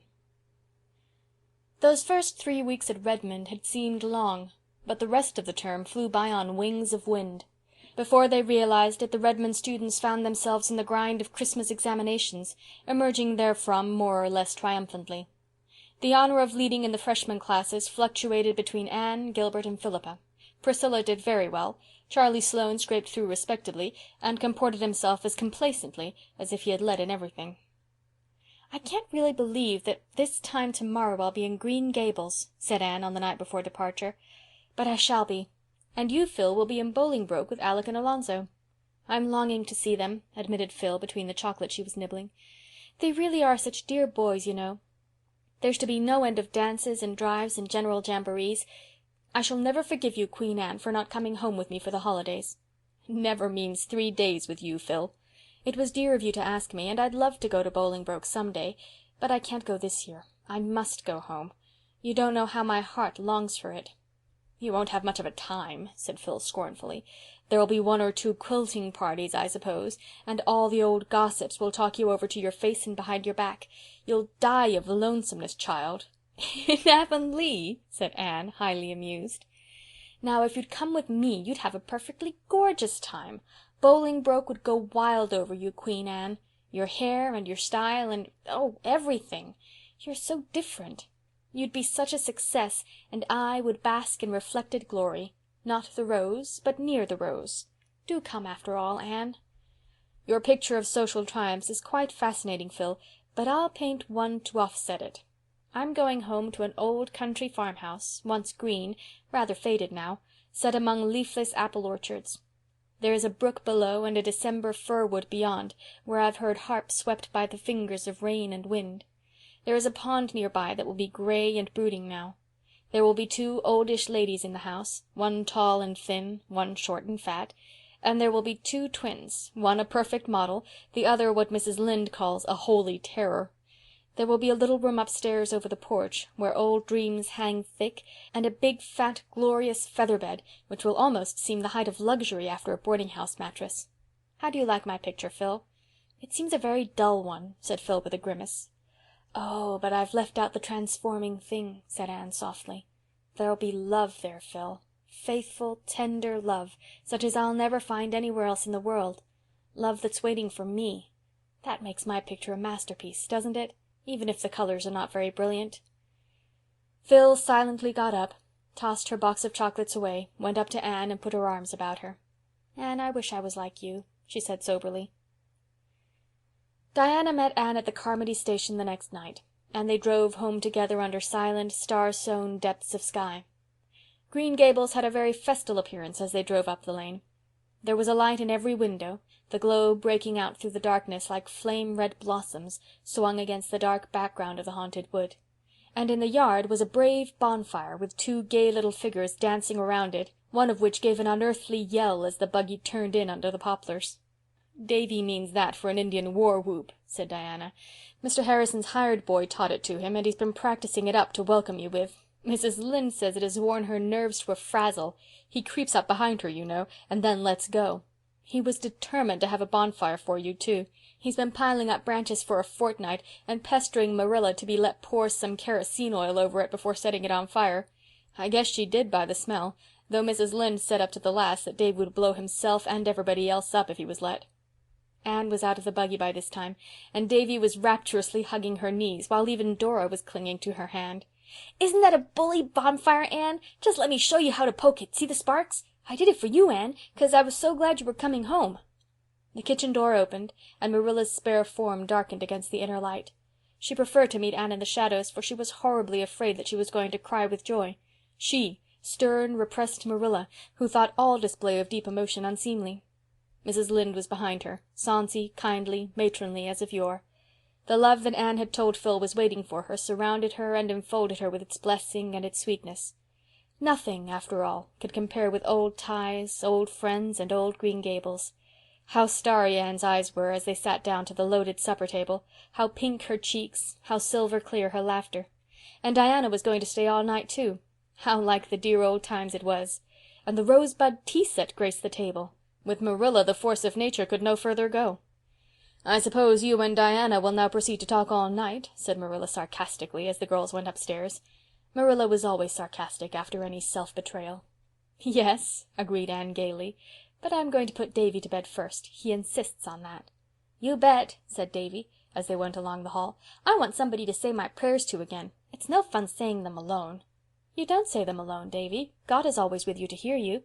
"Well, I can't see him," objected Davy. "I want to pray to somebody I can see. But I won't say them to Mrs. Lynde or Marilla. There now." Nevertheless, when Davy was garbed in his gray flannel nightie, he did not seem in a hurry to begin. He stood before Anne, shuffling one bare foot over the other, and looked undecided. "Come, dear, kneel down," said Anne.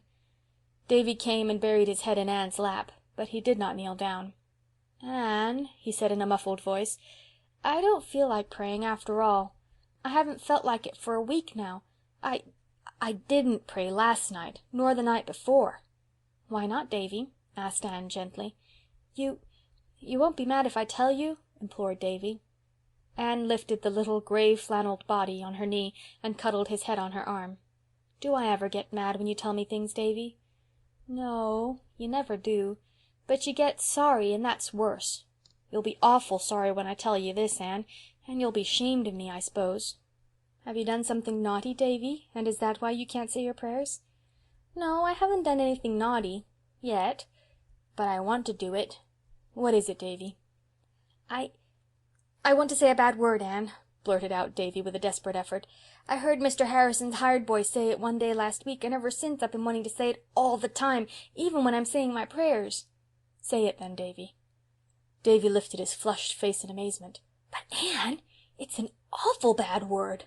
"Say it." Davy gave her another incredulous look. Then in a low voice he said the dreadful word. The next minute his face was burrowing against her. "Oh, Anne, I'll never say it again, never. I'll never want to say it again. I knew it was bad, but I didn't suppose it was I didn't suppose it was like that." "No, I don't think you'll ever want to say it again, Davy, or think it either. And I wouldn't go about much with Mr. Harrison's hired boy if I were you." "He can make bully war whoops," said Davy a little regretfully. "But you don't want your mind filled with bad words, do you, Davy?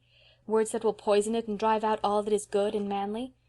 "No," said Davy, owl-eyed with introspection. "Then don't go with those people who use them. And now do you feel as if you could say your prayers, Davy?" "Oh, yes," said Davy, eagerly wriggling down on his knees. "I can say them now all right. I ain't scared now to say 'if I should die before I wake,' like I was when I was wanting to say that word." Probably Anne and Diana did empty out their souls to each other that night, but no record of their confidences has been preserved. They both looked as fresh and bright-eyed at breakfast as only youth can look after unlawful hours of revelry and confession. There had been no snow up to this time, but as Diana crossed the old log bridge on her homeward way, the white flakes were beginning to flutter down over the fields and woods, russet and gray in their dreamless sleep.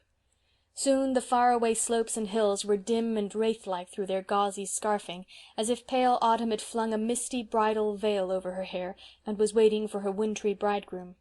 So they had a white Christmas after all, and a very pleasant day it was. In the forenoon letters and gifts came from Miss Lavendar and Paul. Anne opened them in the cheerful Green Gables kitchen, which was filled with what Davy, sniffing in ecstasy, called pretty smells. "Miss Lavendar and Mr. Irving are settled in their new home now," reported Anne. "I'm sure Miss Lavendar is perfectly happy. I know it by the general tone of her letter. But there's a note from Charlotta the Fourth. She doesn't like Boston at all, and she is fearfully homesick. Miss Lavendar wants me to go through to Echo Lodge some day while I'm home and light a fire to air it, and see that the cushions aren't getting mouldy. I think I'll get Diana to go over with me next week, and we can spend the evening with Theodora Dix. I want to see Theodora. By the way, is Ludovic Speed still going to see her?" "They say so," said Marilla, "and he's likely to continue it. Folks have given up expecting that courtship will ever arrive anywhere." "I'd hurry him up a bit if I was Theodora, that's what," said Mrs. Lynde, and there is not the slightest doubt but that she would. There was also a characteristic scrawl from Philippa, full of Alec and Alonzo, what they said and what they did and how they looked when they saw her. "But I can't make up my mind yet which to marry," wrote Phil. "I do wish you had come with me to decide for me. Someone will have to. When I saw Alec my heart gave a great thump and I thought he might be the right one. And then when Alonzo came, thump went my heart again, so that's no guide, though it should be according to all the novels I've ever read. Now, Anne, your heart wouldn't thump for anybody but the genuine Prince Charming, would it? There must be something radically wrong with mine. But I'm having a perfectly gorgeous time. How I wish you were here. It's snowing today and I'm rapturous. I was so afraid we'd have a green Christmas and I loathe them. You know, when Christmas is a dirty, grey, browny affair, looking as if it had been left over 100 years ago and had been in soak ever since, it is called a green Christmas. Don't ask me why. As Lord Dundreary says, there are some things no fellow can understand. Anne, did you ever get on a streetcar and then discover that you hadn't any money with you to pay your fare? I did the other day. It's quite awful. I had a nickel with me when I got on the car. I thought it was in the left pocket of my coat. When I got settled down comfortably, I felt for it. It wasn't there. I had a cold chill. I felt in the other pocket. Not there. I had another chill. Then I felt in a little inside pocket. All in vain. I had 2 chills at once. I took off my gloves, laid them on the seat, and went all over my pockets again. It was not there. I stood up and shook myself, and then looked on the floor. The car was full of people who were going home from the opera, and they all stared at me. But I was past caring for a little thing like that. But I could not find my fare. I concluded I must have put it in my mouth and swallowed it inadvertently. I didn't know what to do. Would the conductor, I wondered, stop the car and put me off in ignominy and shame?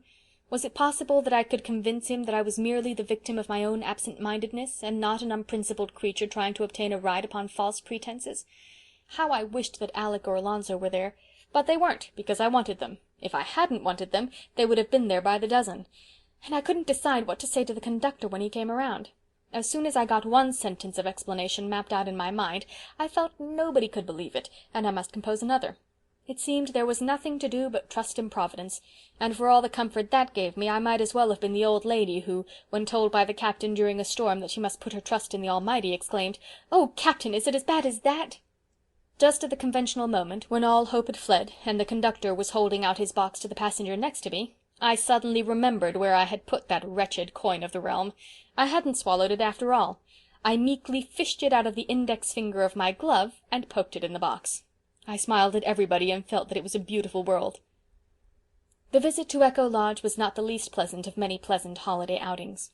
Anne and Diana went back to it by the old way of the beech woods, carrying a lunch-basket with them. Echo Lodge, which had been closed ever since Miss Lavendar's wedding, was briefly thrown open to wind and sunshine once more, and firelight glimmered again in the little rooms. The perfume of Miss Lavendar's rose bowl still filled the air. It was hardly possible to believe that Miss Lavendar would not come tripping in presently, with her brown eyes a-star with welcome, and that Charlotta the Fourth, blue of bow and wide of smile, would not pop through the door. Paul, too, seemed hovering around with his fairy fancies. "It really makes me feel a little bit like a ghost revisiting the old-time glimpses of the moon," laughed Anne. "Let's go out and see if the Echoes are at home. Bring the old horn, it is still behind the kitchen door." The Echoes were at home, over the white river, as silver-clear and multitudinous as ever. And when they had ceased to answer, the girls locked up Echo Lodge again, and went away in the perfect half-hour that follows the rose and saffron of a winter sunset. End of Chapter 7. Anne of the Island, Chapter 8. Anne's First Proposal. The old year did not slip away in a green twilight, with a pinky yellow sunset. Instead it went out with a wild, white bluster and blow. It was one of the nights when the storm wind hurtles over the frozen meadows and black hollows, and moans around the eaves like a lost creature, and drives the snow sharply against the shaking panes. "Just the sort of night people like to cuddle down between their blankets and count their mercies," said Anne to Jane Andrews, who had come up to spend the afternoon and stay all night. But when they were cuddled between their blankets, in Anne's little porch room, it was not her mercies of which Jane was thinking. "Anne," she said very solemnly, "I want to tell you something. May I?" Anne was feeling rather sleepy after the party Ruby Gillis had given the night before. She would much rather have gone to sleep than listen to Jane's confidences, which she was sure would bore her. She had no prophetic inkling of what was coming. Probably Jane was engaged too. Rumour averred that Ruby Gillis was engaged to the Spencervale schoolteacher, about whom all the girls were said to be quite wild. "I'll soon be the only fancy-free maiden of our old quartet," thought Anne drowsily. Aloud she said, "Of course." "Anne," said Jane, still more solemnly, "what do you think of my brother Billy?" Anne gasped over this unexpected question, and floundered helplessly in her thoughts. Goodness! What did she think of Billy Andrews? She had never thought anything about him. Round-faced, stupid, perpetually smiling, good-natured Billy Andrews.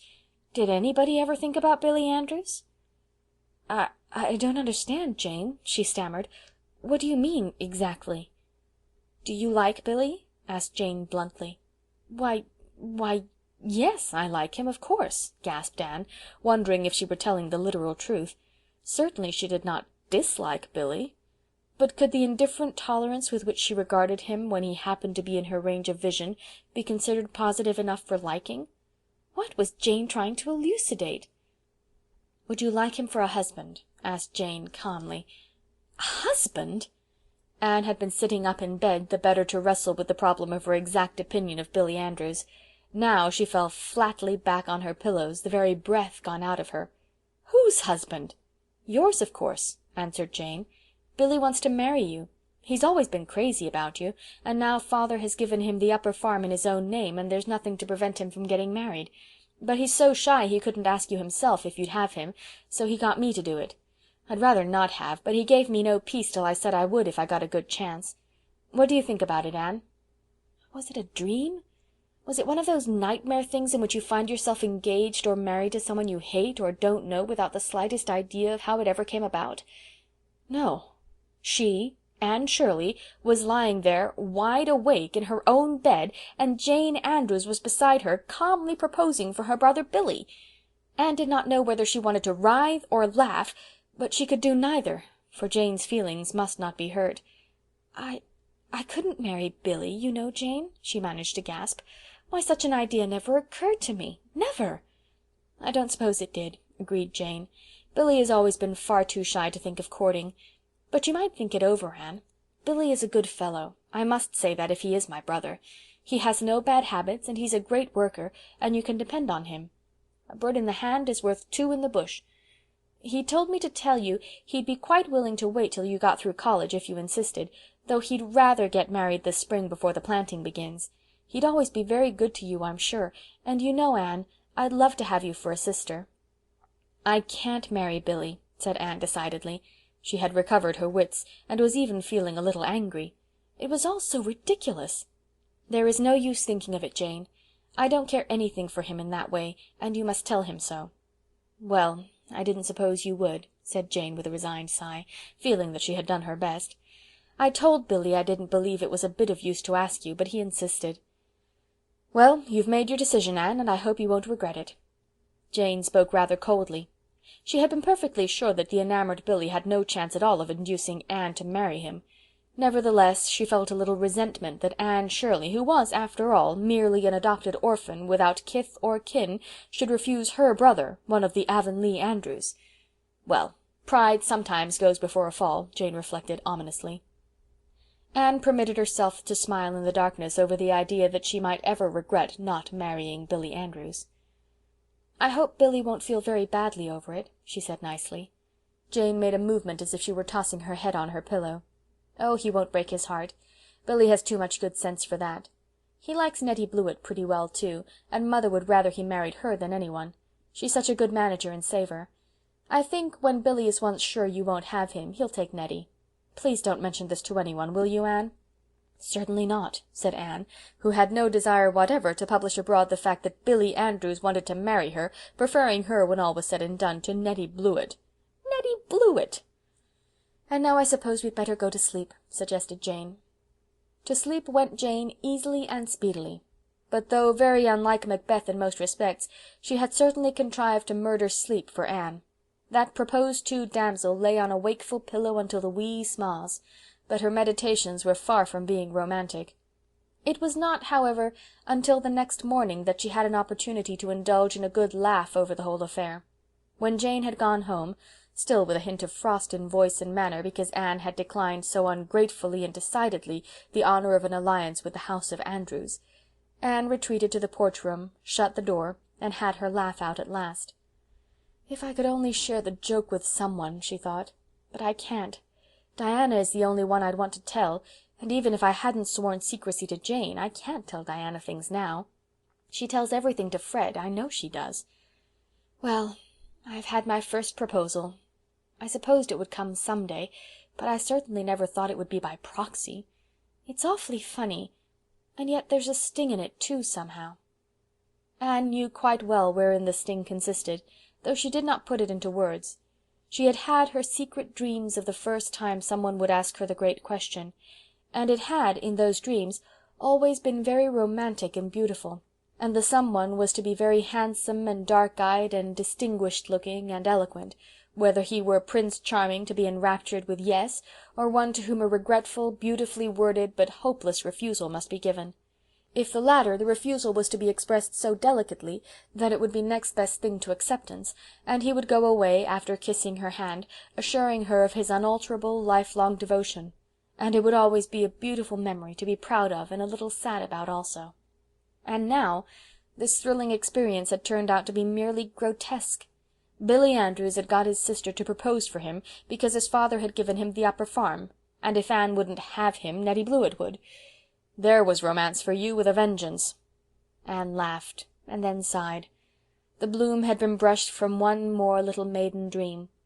Would the painful process go on until everything became prosaic and humdrum? End of Chapter 8. Anne of the Island. Chapter 9. An unwelcome lover and a welcome friend. The second term at Redmond sped as quickly as had the first, actually whizzed away, Philippa said. Anne enjoyed it thoroughly in all its phases, the stimulating class rivalry, the making and deepening of new and helpful friendships, the gay little social stunts, the doings of the various societies of which she was a member, the widening of horizons and interests. She studied hard, for she had made up her mind to win the Thorburn scholarship in English. This being won meant that she could come back to Redmond the next year without trenching on Marilla's small savings, something Anne was determined she would not do. Gilbert, too, was in full chase after a scholarship, but found plenty of time for frequent calls at 38 St. John's. He was Anne's escort at nearly all the college affairs, and she knew that their names were coupled in Redmond gossip. Anne raged over this, but was helpless. She could not cast an old friend like Gilbert aside, especially when he had grown suddenly wise and wary, as behooved him in the dangerous proximity of more than one Redmond youth, who would gladly have taken his place by the side of the slender, red-haired co-ed, whose grey eyes were as alluring as stars of evening. Anne was never attended by the crowd of willing victims who hovered around Philippa's conquering march through her freshman year, but there was a lanky, brainy freshie, a jolly little round sophomore, and a tall, learned junior, who all liked to call at 38 St. John's and talk over ologies and isms, as well as lighter subjects, with Anne, in the becushioned parlour of that domicile. Gilbert did not love any of them, and he was exceedingly careful to give none of them the advantage over him by any untimely display of his real feelings Anneward. To her he had become again the boy comrade of Avonlea days, and as such could hold his own against any smitten swain who had so far entered the lists against him. As a companion, Anne honestly acknowledged nobody could be so satisfactory as Gilbert. She was very glad, so she told herself, that he had evidently dropped all nonsensical ideas, though she spent considerable time secretly wondering why. Only one disagreeable incident marred that winter. Charlie Sloane, sitting bolt upright on Miss Ada's most dearly beloved cushion, asked Anne one night if she would promise to become Mrs. Charlie Sloane some day. Coming after Billy Andrews' proxy effort, this was not quite the shock to Anne's romantic sensibilities that it would otherwise have been, but it was certainly another heart-rending disillusion. She was angry, too, for she felt that she had never given Charlie the slightest encouragement to suppose such a thing possible. "But what could you expect of a Sloane?" as Mrs. Rachel Lynde would ask scornfully. Charlie's whole attitude, tone, air, words, fairly reeked with Sloanishness. He was conferring a great honour, no doubt whatever about that, and when Anne, utterly insensible to the honour, refused him, as delicately and considerately as she could, for even a Sloane had feelings which ought not to be unduly lacerated, Sloanishness still further betrayed itself. Charlie certainly did not take his dismissal as Anne's imaginary rejected suitors did. Instead, he became angry and showed it. He said 2 or 3 quite nasty things. Anne's temper flashed up mutinously, and she retorted with a cutting little speech whose keenness pierced even Charlie's protective Sloanishness and reached the quick. He caught up his hat and flung himself out of the house with a very red face. Anne rushed upstairs, falling twice over Miss Ada's cushions on the way, and threw herself on her bed, in tears of humiliation and rage. Had she actually stooped to quarrel with a Sloane? Was it possible anything Charlie Sloane could say had power to make her angry? Oh, this was degradation indeed, worse even than being the rival of Nettie Blewett. "I wish I need never see the horrible creature again," she sobbed vindictively into her pillows. She could not avoid seeing him again, but the outraged Charlie took care that it should not be at very close quarters. Miss Ada's cushions were henceforth safe from his depredations, and when he met Anne on the street, or in Redmond's halls, his bow was icy in the extreme. Relations between these 2 old schoolmates continued to be thus strained for nearly a year. Then Charlie transferred his blighted affections to a round, rosy, snub-nosed, blue-eyed little sophomore, who appreciated them as they deserved, whereupon he forgave Anne and condescended to be civil to her again, in a patronizing manner intended to show her just what she had lost. One day Anne scurried excitedly into Priscilla's room. "Read that," she cried, tossing Priscilla a letter. "It's from Stella, and she's coming to Redmond next year. And what do you think of her idea? I think it's a perfectly splendid one, if we can only carry it out. Do you suppose we can, Pris?" "I'll be better able to tell you when I find out what it is," said Priscilla, casting aside a Greek lexicon and taking up Stella's letter. Stella Maynard had been one of their chums at Queen's Academy, and had been teaching school ever since. "But I'm going to give it up, Anne dear," she wrote, "and go to college next year. As I took the 3rd year at Queen's, I can enter the sophomore year. I'm tired of teaching in a back country school. Some day I'm going to write a treatise on The Trials of a Country Schoolmarm. It will be a harrowing bit of realism. It seems to be the prevailing impression that we live in clover, and have nothing to do but draw our quarter's salary. My treatise shall tell the truth about us. Why, if a week should pass without someone telling me that I am doing easy work for big pay, I would conclude that I might as well order my ascension robe immediately and to onest. Well, you get your money easy, some ratepayer will tell me condescendingly. All you have to do is sit there and hear lessons. I used to argue the matter at first, but I am wiser now. Facts are stubborn things, but as someone has wisely said, not half so stubborn as fallacies. So I only smile loftily now in eloquent silence. Why, I have 9 grades in my school, and I have to teach a little of everything, from investigating the interiors of earthworms to the study of the solar system.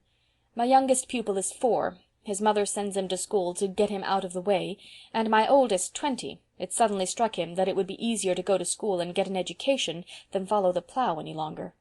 In the wild effort to cram all sorts of research into 6 hours a day, I don't wonder if the children feel a little like the boy who was taken to see the Biograph. I have to look for what's coming next before I know what went last, he complained. I feel like that myself. And the letters I get, Anne! Tommy's mother writes me that Tommy is not coming on in arithmetic as fast as she would like. He is only in simple reduction yet, and Johnny Johnson is in fractions, and Johnny isn't half as smart as her Tommy, and she can't understand it. And Susie's father wants to know why Susie can't write a letter without misspelling half the words, and Dick's aunt wants me to change his seat because that bad brown boy he is sitting with is teaching him to say naughty words. As to the financial part, but I'll not begin on that. Those whom the gods wish to destroy they first make country schoolmarms. There, I feel better after that growl. After all, I've enjoyed these past 2 years. But I'm coming to Redmond. And now, Anne, I've a little plan. You know how I loathe boarding. I've boarded for 4 years, and I'm so tired of it. I don't feel like enduring 3 years more of it. Now why can't you and Priscilla and I club together, rent a little house somewhere in Kingsport, and board ourselves? It would be cheaper than any other way.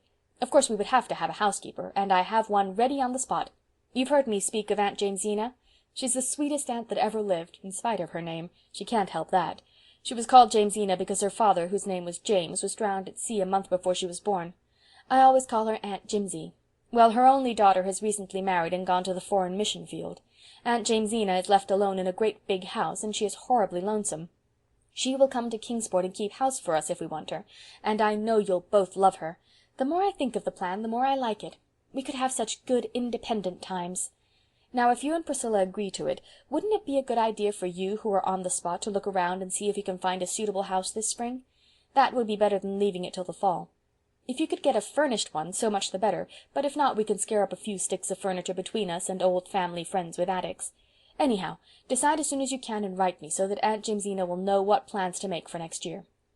"I think it's a good idea," said Priscilla. "So do I," agreed Anne delightedly. "Of course we have a nice boarding house here, but when all's said and done a boarding house isn't home. So let's go house hunting at once, before exams come on."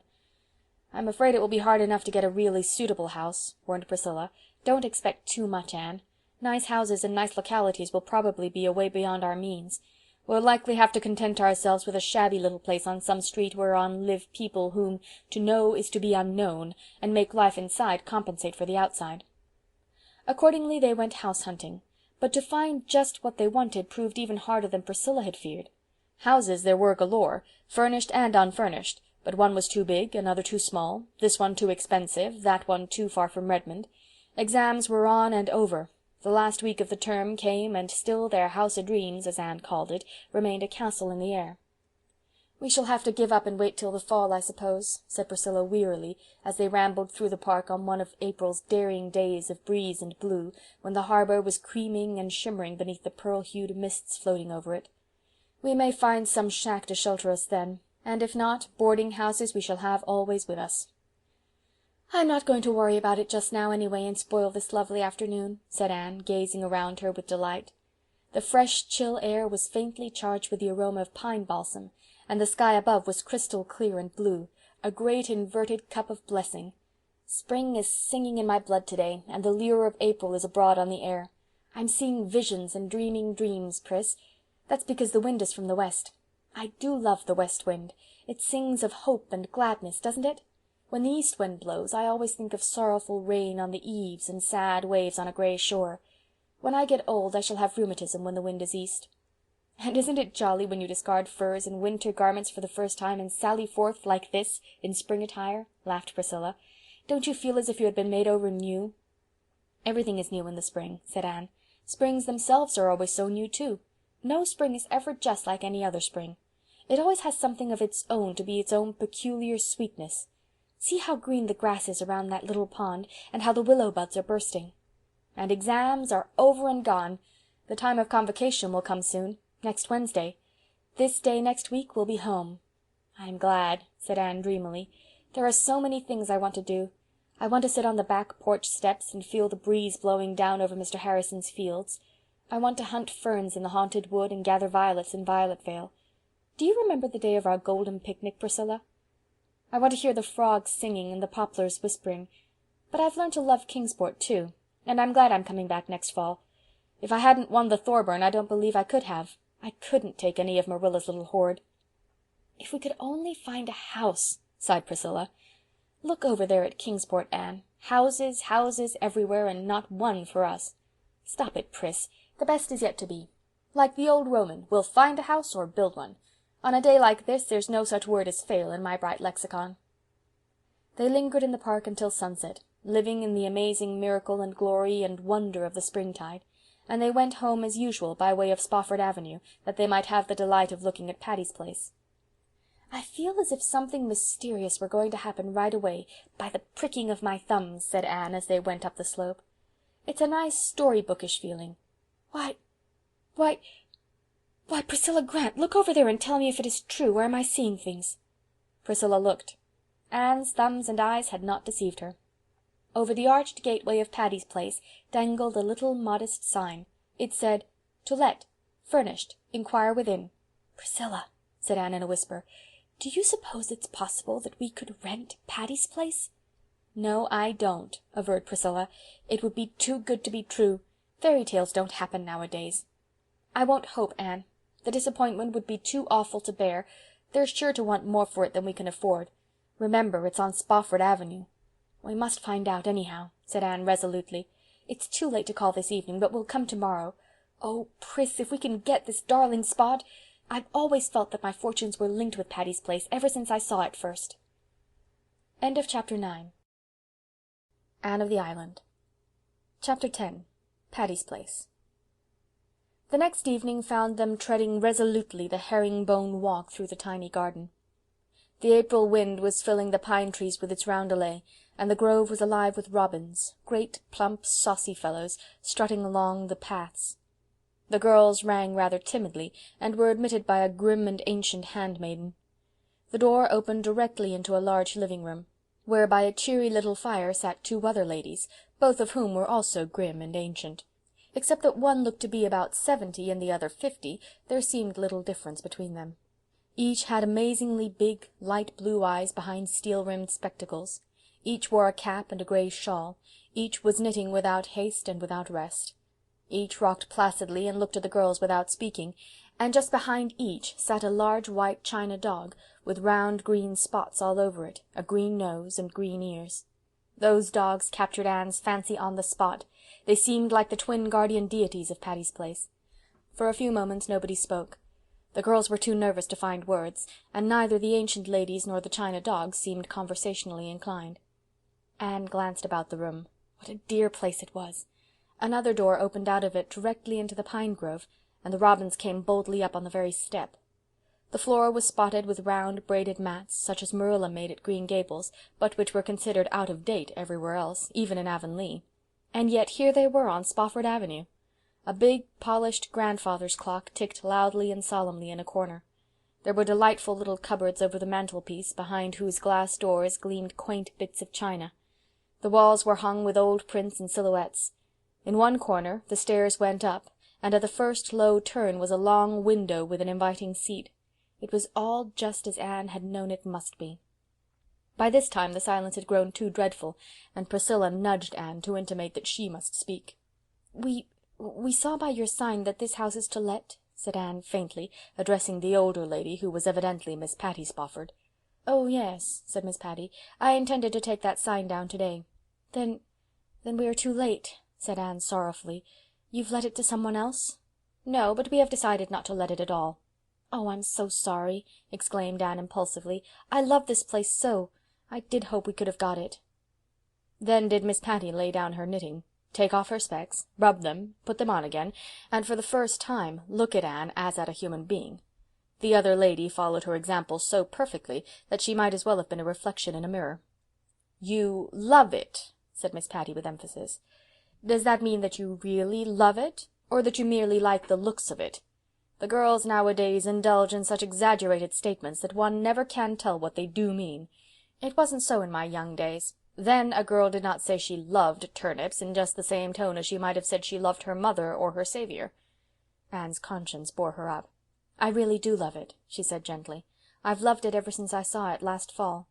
My 2 college chums and I want to keep house next year instead of boarding, so we're looking for a little place to rent, and when I saw that this house was to let I was so happy." "If you love it you can have it," said Miss Patty.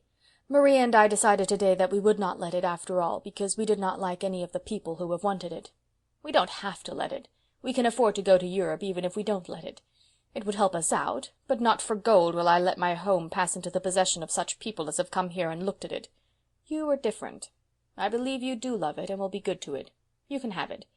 If we can afford to pay what you ask for it," hesitated Anne. Miss Patty named the amount required. Anne and Priscilla looked at each other. Priscilla shook her head. "I'm afraid we can't afford quite so much," said Anne, choking back her disappointment. "You see, we are only college girls and we are poor." "What were you thinking you could afford?" demanded Miss Patty, ceasing not to knit. Anne named her amount. Miss Patty nodded gravely. "That will do. As I told you, it is not strictly necessary that we should let it at all. We are not rich, but we have enough to go to Europe on. I have never been in Europe in my life, and never expected or wanted to go, but my niece there, Maria Spofford, has taken a fancy to go. Now you know a young person like Maria can't go globe-trotting alone." "No, I suppose not," murmured Anne, seeing that Miss Patty was quite solemnly in earnest. "Of course not. So I have to go along to look after her. I expect to enjoy it, too. I'm 70 years old, but I'm not tired of living yet. I dare say I'd have gone to Europe before if the idea had occurred to me. We shall be away for 2 years, perhaps 3. We sail in June, and we shall send you the key, and leave all in order for you to take possession when you choose. We shall pack away a few things we prize especially, but all the rest will be left." "Will you leave the china dogs?" asked Anne timidly. "Would you like me to?" "Oh, indeed, yes, they're delightful." A pleased expression came into Miss Patty's face. "I think a great deal of those dogs," she said proudly. "They are over 100 years old, and have sat on either side of this fireplace ever since my brother Aaron brought them from London 50 years ago. Spofford Avenue was called after my brother Aaron." "A fine man he was," said Miss Maria, speaking for the first time. "Ah, you don't see the like of him nowadays." "He was a good uncle to you, Maria," said Miss Patty with evident emotion. "You do well to remember him." "I shall always remember him," said Miss Maria solemnly. "I can see him this minute, standing there before that fire, with his hands under his coat-tails, beaming on us." Miss Maria took out her handkerchief and wiped her eyes, but Miss Patty came resolutely back from the regions of sentiment to those of business. "I shall leave the dogs where they are, if you will promise to be very careful of them," she said. "Their names are Gog and Magog. Gog looks to the right, and Magog to the left. And there's just one thing more. You don't object, I hope, to this house being called Patty's Place?" "No, indeed. We think that is one of the nicest things about it." "You have sense, I see," said Miss Patty in a tone of great satisfaction. "Would you believe it? All the people who came here to rent the house wanted to know if they couldn't take the name off the gate during their occupation of it. I told them roundly that the name went with the house. This has been Patty's Place ever since my brother Aaron left it to me in his will, and Patty's Place it shall remain until I die and Maria dies. After that happens, the next possessor can call it any fool name he likes," concluded Miss Patty, much as she might have said, "After that, the deluge. And now, wouldn't you like to go over the house and see it all before we consider the bargain made?" Further exploration still further delighted the girls. Besides the big living room, there was a kitchen and a small bedroom downstairs. Upstairs were 3 rooms, 1 large and 2 small. Anne took an especial fancy to one of the small ones, looking out into the big pines, and hoped it would be hers.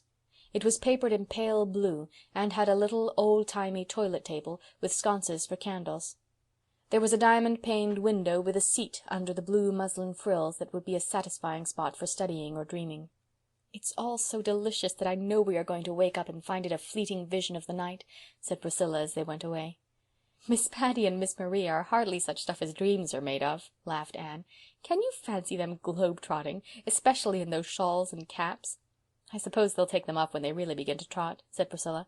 "But I know they'll take their knitting with them everywhere. They simply couldn't be parted from it. They will walk about Westminster Abbey and knit, I feel sure. Meanwhile, Anne, we shall be living in Patty's Place and on Spofford Avenue. I feel like a millionairess even now." "I feel like one of the morning stars that sang for joy," said Anne. Phil Gordon crept into 38 St. John's that night and flung herself on Anne's bed. "Girls, dear, I'm tired to death. I feel like the man without a country. Or was it without a shadow? I forget which. Anyway, I've been packing up." "And I suppose you are worn out because you couldn't decide which things to pack first or where to put them?" laughed Priscilla. "Exactly. And when I had got everything jammed in somehow, and my landlady and her maid had both sat on it while I locked it, I discovered I had packed a whole lot of things I wanted for convocation at the very bottom. I had to unlock the old thing and poke and dive into it for an hour before I fished out what I wanted. I would get hold of something that felt like what I was looking for, and I'd yank it up, and it would be something else." "No, Anne, I did not swear." "I didn't say you did. Well, you looked it. But I admit my thoughts verged on the profane. And I have such a cold in the head, I can do nothing but sniffle, sigh, and sneeze. Isn't that alliterative agony for you? Queen Anne, do say something to cheer me up." "Remember that next Thursday night you'll be back in the land of Alec and Alonzo," suggested Anne. Phil shook her head dolefully. "More alliteration. No, I don't want Alec and Alonzo when I have a cold in the head. But what has happened to you two? Now that I look at you closely, you seem all lighted up with an internal iridescence. Why, you're actually shining. What's up?" "We are going to live in Patty's Place next winter," said Anne triumphantly. "Live, mark you, not board. We've rented it, and Stella Maynard is coming, and her aunt is going to keep house for us." Phil bounced up, wiped her nose, and fell on her knees before Anne.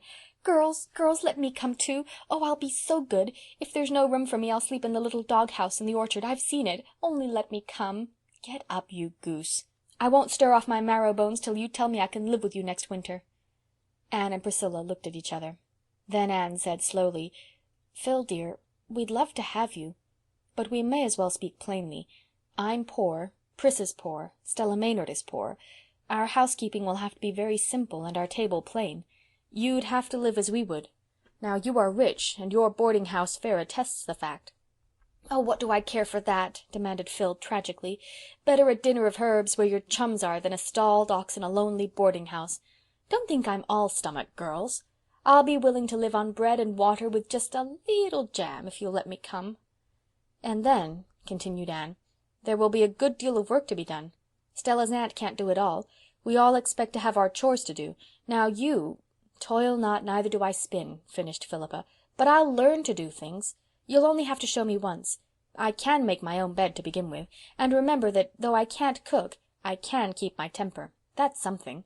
And I never growl about the weather. That's more. Oh, please, please. I never wanted anything so much in my life, and this floor is awfully hard." "There's just one more thing," said Priscilla resolutely. "You, Phil, as all Redmond knows, entertain callers almost every evening. Now at Patty's Place we can't do that. We have decided that we shall be at home to our friends on Friday evenings only. If you come with us, you'll have to abide by that rule." "Well, you don't think I'll mind that, do you? Why, I'm glad of it. I knew I should have had some such rule myself, but I hadn't enough decision to make it or stick to it. When I can shuffle off the responsibility on you, it will be a real relief. If you won't let me cast in my lot with you, I'll die of the disappointment, and then I'll come back and haunt you. I'll camp on the very doorstep of Patty's Place, and you won't be able to go out or come in without falling over my spook." Again Anne and Priscilla exchanged eloquent looks. "Well," said Anne, "of course we can't promise to take you until we've consulted with Stella, but I don't think she'll object, and as far as we are concerned, you may come and glad welcome. If you get tired of our simple life you can leave us, and no questions asked," added Priscilla. Phil sprang up, hugged them both jubilantly, and went on her way rejoicing. "I hope things will go all right," said Priscilla soberly. "We must make them go right," avowed Anne. "I think Phil will fit into our happy little home very well. Oh, Phil's a dear to rattle around with and be chums, and of course the more there are of us the easier it will be on our slim purses. But how will she be to live with? You have to summer and winter with anyone before you know if she's livable or not. Oh well, we'll all be put to the test as far as that goes. And we must quit us like sensible folk, living and let live. Phil isn't selfish, though she's a little thoughtless, and I believe we will all get on beautifully in Patty's Place." End of Chapter 10. Anne of the Island. Chapter 11. The Round of Life. Anne was back in Avonlea with the lustre of the Thorburn scholarship on her brow. People told her she hadn't changed much, in a tone which hinted they were surprised and a little disappointed she hadn't. Avonlea had not changed either. At least, so it seemed at first. But as Anne sat in the Green Gables pew on the first Sunday after her return and looked over the congregation, she saw several little changes which, all coming home to her at once, made her realize that time did not quite stand still, even in Avonlea. A new minister was in the pulpit. In the pews, more than one familiar face was missing forever. Old Uncle Abe, his prophesying over and done with, Mrs. Peter Sloane, who had sighed, it was to be hoped, for the last time, Timothy Cotton, who, as Mrs. Rachel Lynde said, had actually managed to die at last after practicing at it for 20 years, and old Josiah Sloane, whom nobody knew in his coffin because he had his whiskers neatly trimmed, were all sleeping in the little graveyard behind the church. And Billy Andrews was married to Nettie Blewett. They appeared out that Sunday. When Billy, beaming with pride and happiness, showed his beplumed and besilked bride into the Harmon Andrews pew, Anne dropped her lids to hide her dancing eyes. She recalled the stormy winter night of the Christmas holidays when Jane had proposed for Billy. He certainly had not broken his heart over his rejection. Anne wondered if Jane had also proposed to Nettie for him, or if he had mustered enough spunk to ask the fateful question himself. All the Andrews family seemed to share in his pride and pleasure, from Mrs. Harmon in the pew to Jane in the choir. Jane had resigned from the Avonlea school and intended to go west in the fall. "Can't get a beau in Avonlea, that's what," said Mrs. Rachel Lynde scornfully. "Says she thinks she'll have better health out west. I never heard her health was poor before." "Jane is a nice girl," Anne had said loyally. "She never tried to attract attention as some did." "Oh, she never chased the boys, if that's what you mean," said Mrs. Rachel. "But she'd like to be married just as much as anybody, that's what. What else would take her out west to some forsaken place whose only recommendation is that men are plenty and women scarce? Don't you tell me." But it was not at Jane Anne gazed that day in dismay and surprise. It was at Ruby Gillis, who sat beside her in the choir. What had happened to Ruby? She was even handsomer than ever, but her blue eyes were too bright and lustrous, and the colour of her cheeks was hectically brilliant. Besides, she was very thin. The hands that held her hymn-book were almost transparent in their delicacy. "Is Ruby Gillis ill?" Anne asked of Mrs. Lynde as they went home from church. "Ruby Gillis is dying of galloping consumption," said Mrs. Lynde bluntly. "Everybody knows it except herself and her family. They won't give in. If you ask them, she's perfectly well. She hasn't been able to teach since she had that attack of congestion in the winter, but she says she's going to teach again in the fall, and she's after the White Sands School. She'll be in her grave, poor girl, when White Sands School opens, that's what." Anne listened in shocked silence. Ruby Gillis, her old school chum, dying? Could it be possible? Of late years they had grown apart, but the old tie of schoolgirl intimacy was there, and made itself felt sharply in the tug the news gave at Anne's heartstrings. Ruby, the brilliant, the merry, the coquettish. It was impossible to associate the thought of her with anything like death. She had greeted Anne with gay cordiality after church, and urged her to come up the next evening. "I'll be away Tuesday and Wednesday evenings," she had whispered triumphantly. "There's a concert at Carmody and a party at White Sands. Herb Spencer is going to take me. He's my latest. Be sure to come up tomorrow. I'm dying for a good talk with you. I want to hear all about your doings at Redmond." Anne knew that Ruby meant that she wanted to tell Anne all about her own recent flirtations, but she promised to go, and Diana offered to go with her. "I've been wanting to go see Ruby for a long while," she told Anne when they left Green Gables the next evening, "but I really couldn't go alone. It's so awful to hear Ruby rattling on as she does, and pretending there is nothing the matter with her, even when she can hardly speak for coughing. She's fighting so hard for her life, and yet she hasn't any chance at all, they say." The girls walked silently down the red twilit road. The robins were singing vespers in the high tree-tops, filling the golden air with their jubilant voices. The silver fluting of the frogs came from marshes and ponds, over fields where seeds were beginning to stir with life and thrill to the sunshine and rain that had drifted over them. The air was fragrant with the wild, sweet, wholesome smell of young raspberry copses.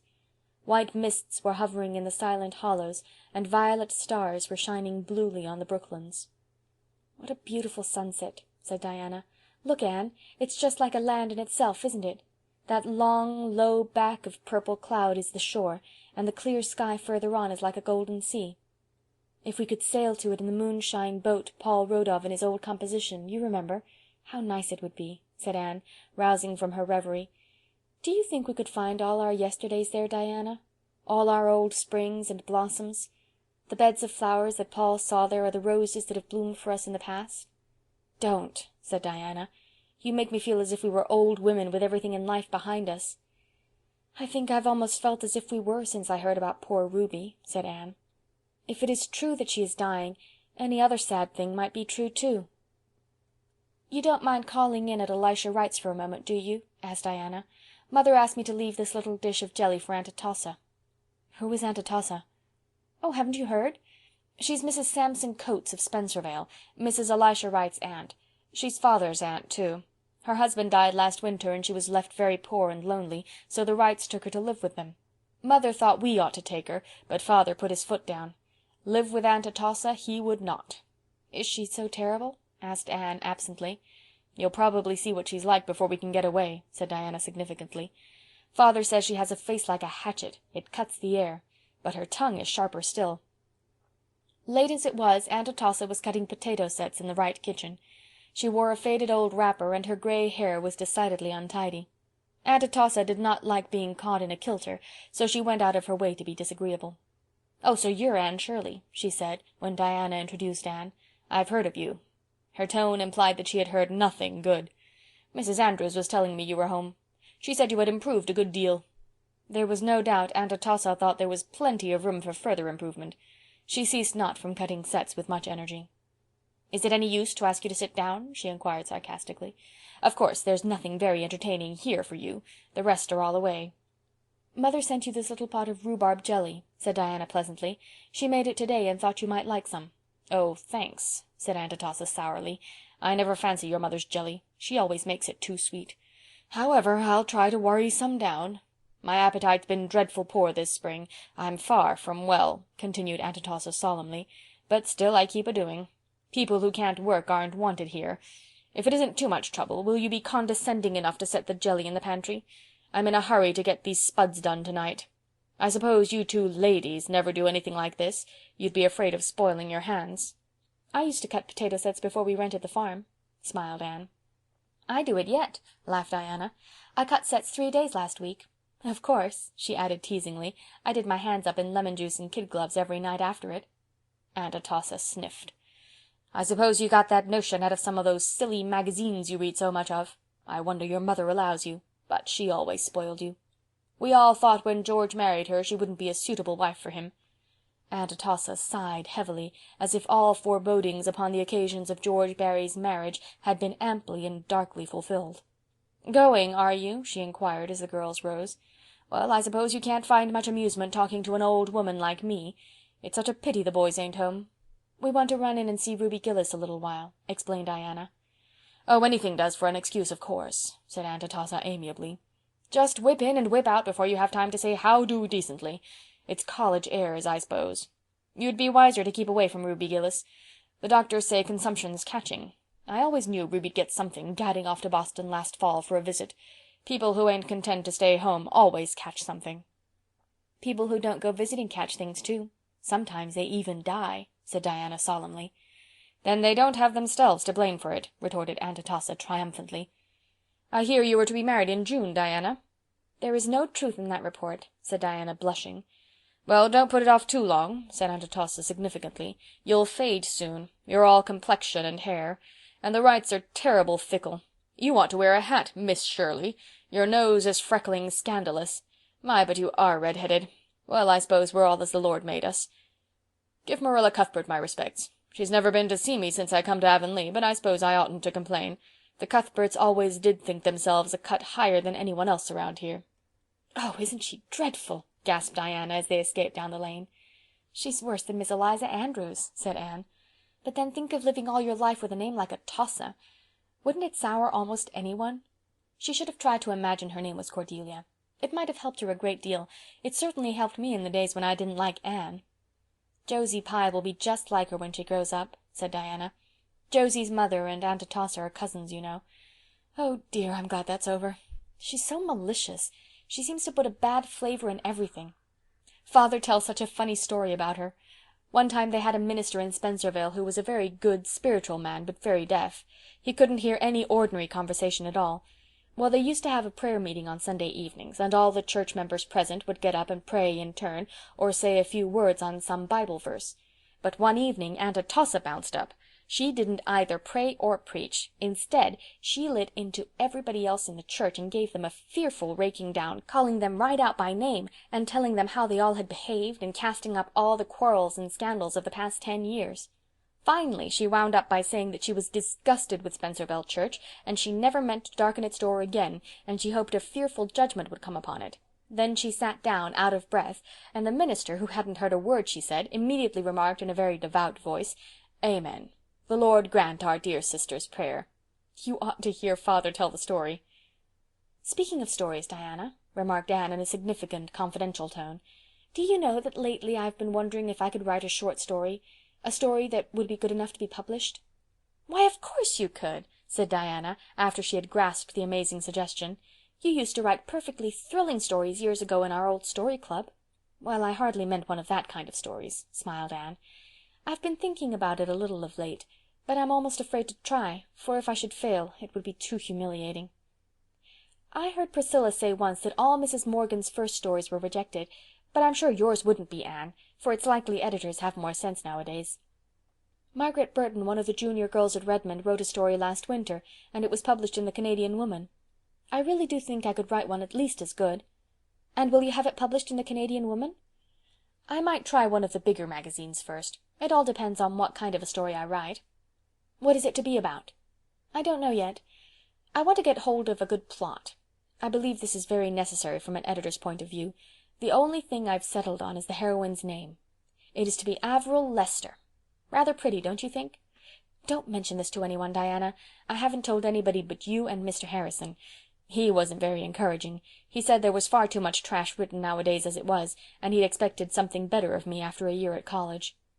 "What does Mr. Harrison know about it?" demanded Diana scornfully. They found the Gillis home gay with lights and callers. Leonard Kimball of Spencervale and Morgan Bell of Carmody were glaring at each other across the parlor.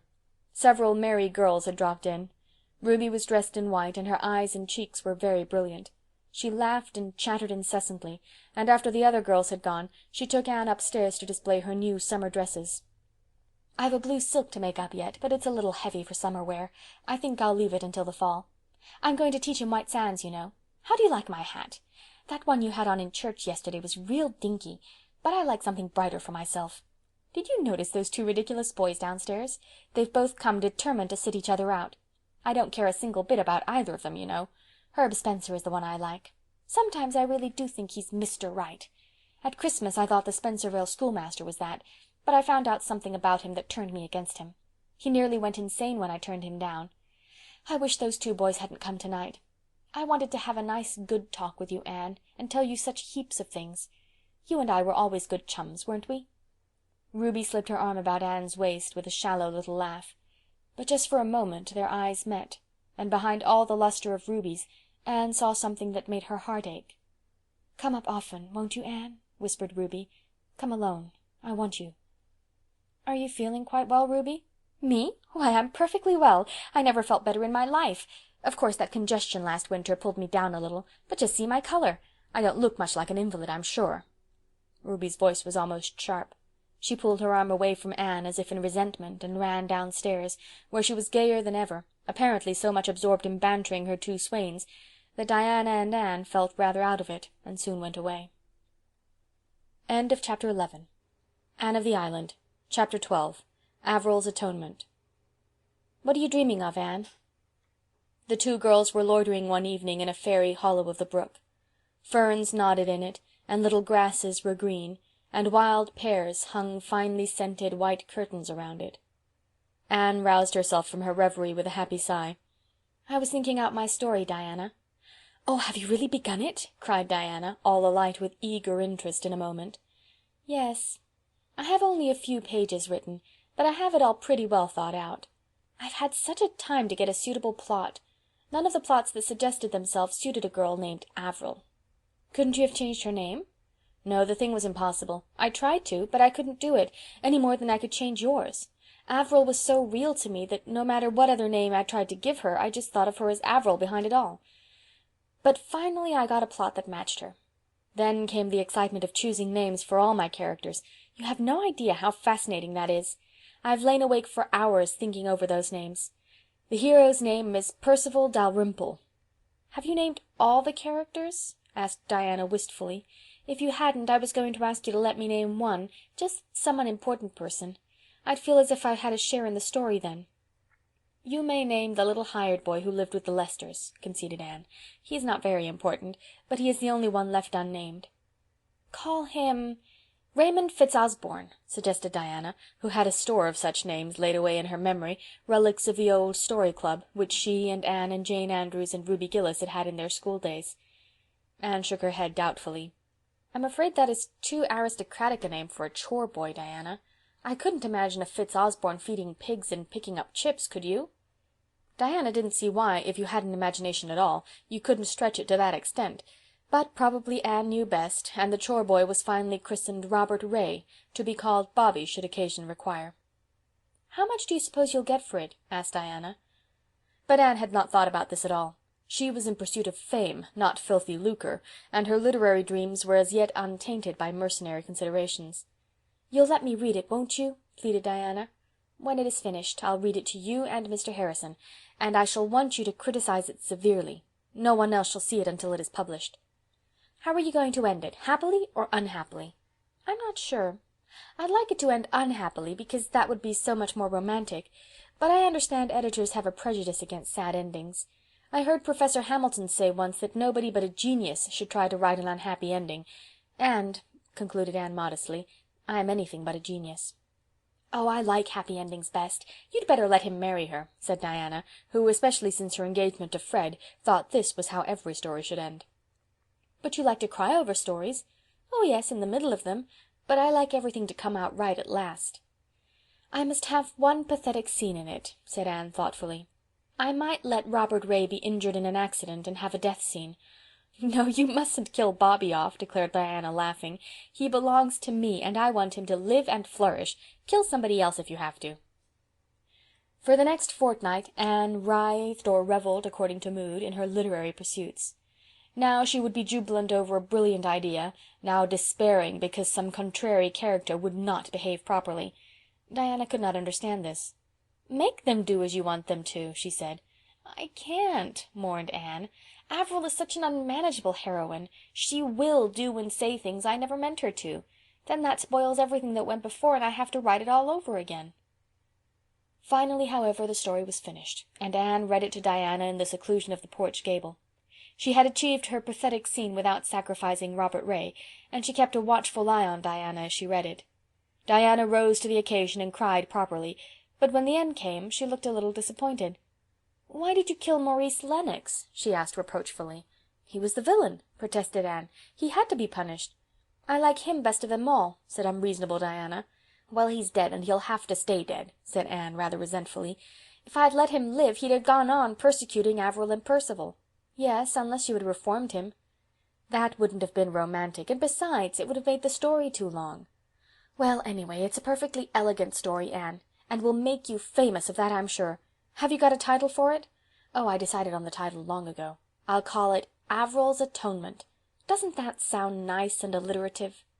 Now, Diana, tell me candidly, do you see any faults in my story?" "Well," hesitated Diana, "that part where Avril makes the cake doesn't seem to me quite romantic enough to match the rest. It's just what anybody might do. Heroines shouldn't do cooking, I think."